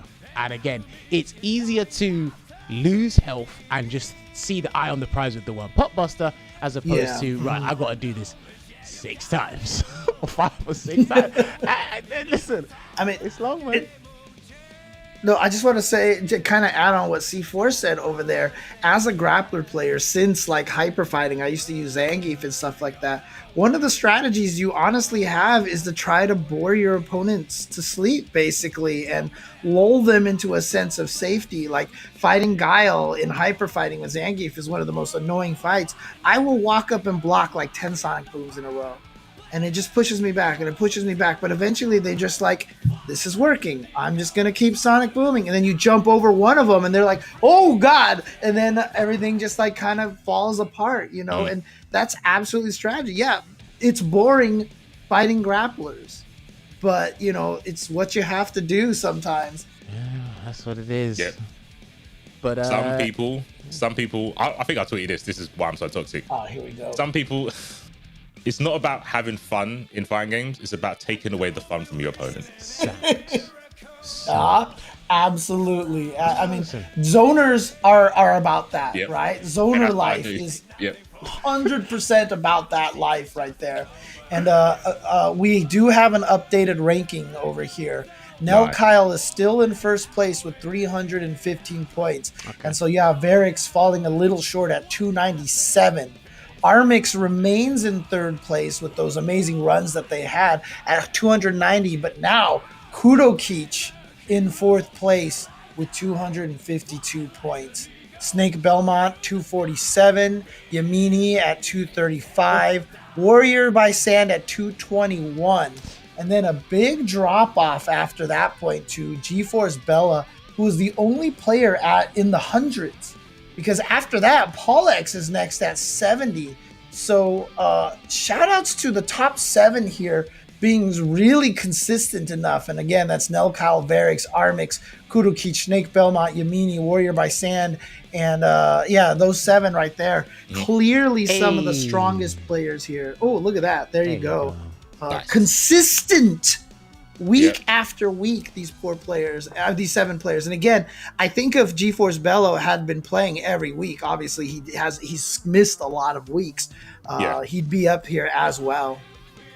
Yeah, that's, man, just like you said, that top 7 next week, that could all change because they're so close to points. Like even Nelk to Warrior by Sand. If Warrior by Sand wins, that's 100 points. Nelk's going to have to not get knocked out early. So it's all to play for. Maybe Polex and heapski could overtake Bella, but they're gonna have to bring out like an insane performance to get into top because that's what it is, right? It's top 8 that gets put through. Yes. So heapski and Polex, maybe Angel Venusi could beat Bella, but it's gonna be rough. Yeah, you basically have to have it so Bella maybe doesn't enter or somehow loses really early, but then they have to kind of win the tournament. Yeah, basically, like maybe second place might be enough, but I mean, second place is 70 points, right? Yeah, second place is 70 points. Polex would go up to 140. That's still not enough. He'd be 1 shy. So it's win or nothing for them. For Polex, heapski, and Engel Mitteruzzi. It's a tight call. It is a tight call indeed. But you know what? All the contribution codes have been claimed, but you can still make that direct contribution for that great grand final set there. A great top 8 all around. Donate to these players. They will be receiving their prize money later on this week or next week, I believe. But again, fantastic gameplay. Also, shout outs to the top contributors. 10-0. I can't even see that on my screen. Provolicious, thank you. And Nkush. And then is that Nkush? Okay. So it's super tiny on my screen, so I can't see it. Apologies for butchering second and third's name there. But again, it's been great. We couldn't complete the bounties today, but these are still up for grabs, and you'll see them probably being completed on TCC channel for ICFC North America later on tonight. If you are going to be up watching that from Europe, or if you're in the American region and you're watching that now, this will be on later on this evening. But But of course, shout out to our headset sponsor Astro as well for providing these bounties as well, or the prizes for these bounties. And again, if you want a chance to win any of these Astro game products, then make sure you follow Astro at AstroTR there. And do not forget as well, is also our Hitbox sponsor. Shouts to these guys again for making such an amazing peripheral. You can check out more if you're considering picking up a Hitbox or just want to look at their other products as well. Head on over to hitboxarcade.com/ICFCG. Make sure you take control of your own tournament, I suppose. And yeah, that was pretty fantastic. Kurokich wins again when I'm here. I'm just saying. Good luck. I was here week 4, and I'm here in week 8. I know I was here week 6, but I was here week 8. But he's won again, and that's again. I love watching this guy. There's a couple of guys I like watching in the ICFC, the regulars, man, because these guys always put on the show, and it's fantastic to watch. Wow. I know how you feel, Jam. Every time I commentate an East Coast Soul Calibur event, like a player named Noah wins, like every time. You just sit there. It's like, is it me? Yeah, it's just we're these good luck charms, man. What can we say? Sometimes, man. In a time where I'm deliberately trying to do the commentator's curse, I have to help one person achieve victory. Production, I've seen exactly what you did to C4's name there. That was a bit fantastic. You should look at your name, C4. I don't know if you noticed anything. That was clever. I didn't notice that. Appreciate. Seen it. You got me. But yeah, you know what? We had an amazing time. Shouts to all the players that participated in today, and obviously once again, congratulations to Kurokich for winning week 8 of this. ICFC for Strive this week. Make sure you follow us on our social media outlets. They're all down there.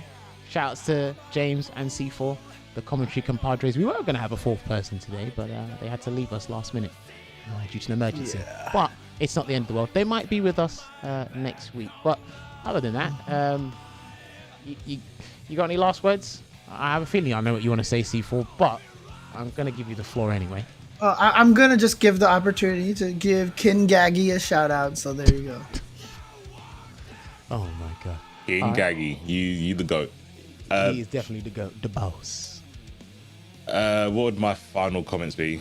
Follow Jammers on Twitter. Could be. Anyway. Okay. He saved you all a little bit of grief after all the argument we had tonight. But yeah. Actually. Oh, okay. Look up what a trip guard is. Yeah. All right, I'll give you that. I'm telling you right now, the way that he's ending this, C4 gives 0 Fs right now. So nicely done. So. I can't win. I can't be James, man. He's just too good. He's mentally exhausted, especially when James around. Always keeps you on your toes. Anyway, do not forget, ICFC North America Week 8 will be on Tasty Steve's channel, twitch.tv/Tasty Steve. And until then, we got to love you and leave you because we got lives to go to and homes to attend. Well, these two are already in the house. I'm not, but I'll be going home in a minute. But yeah, we'll see you guys next week for some more Strive. We'll take care.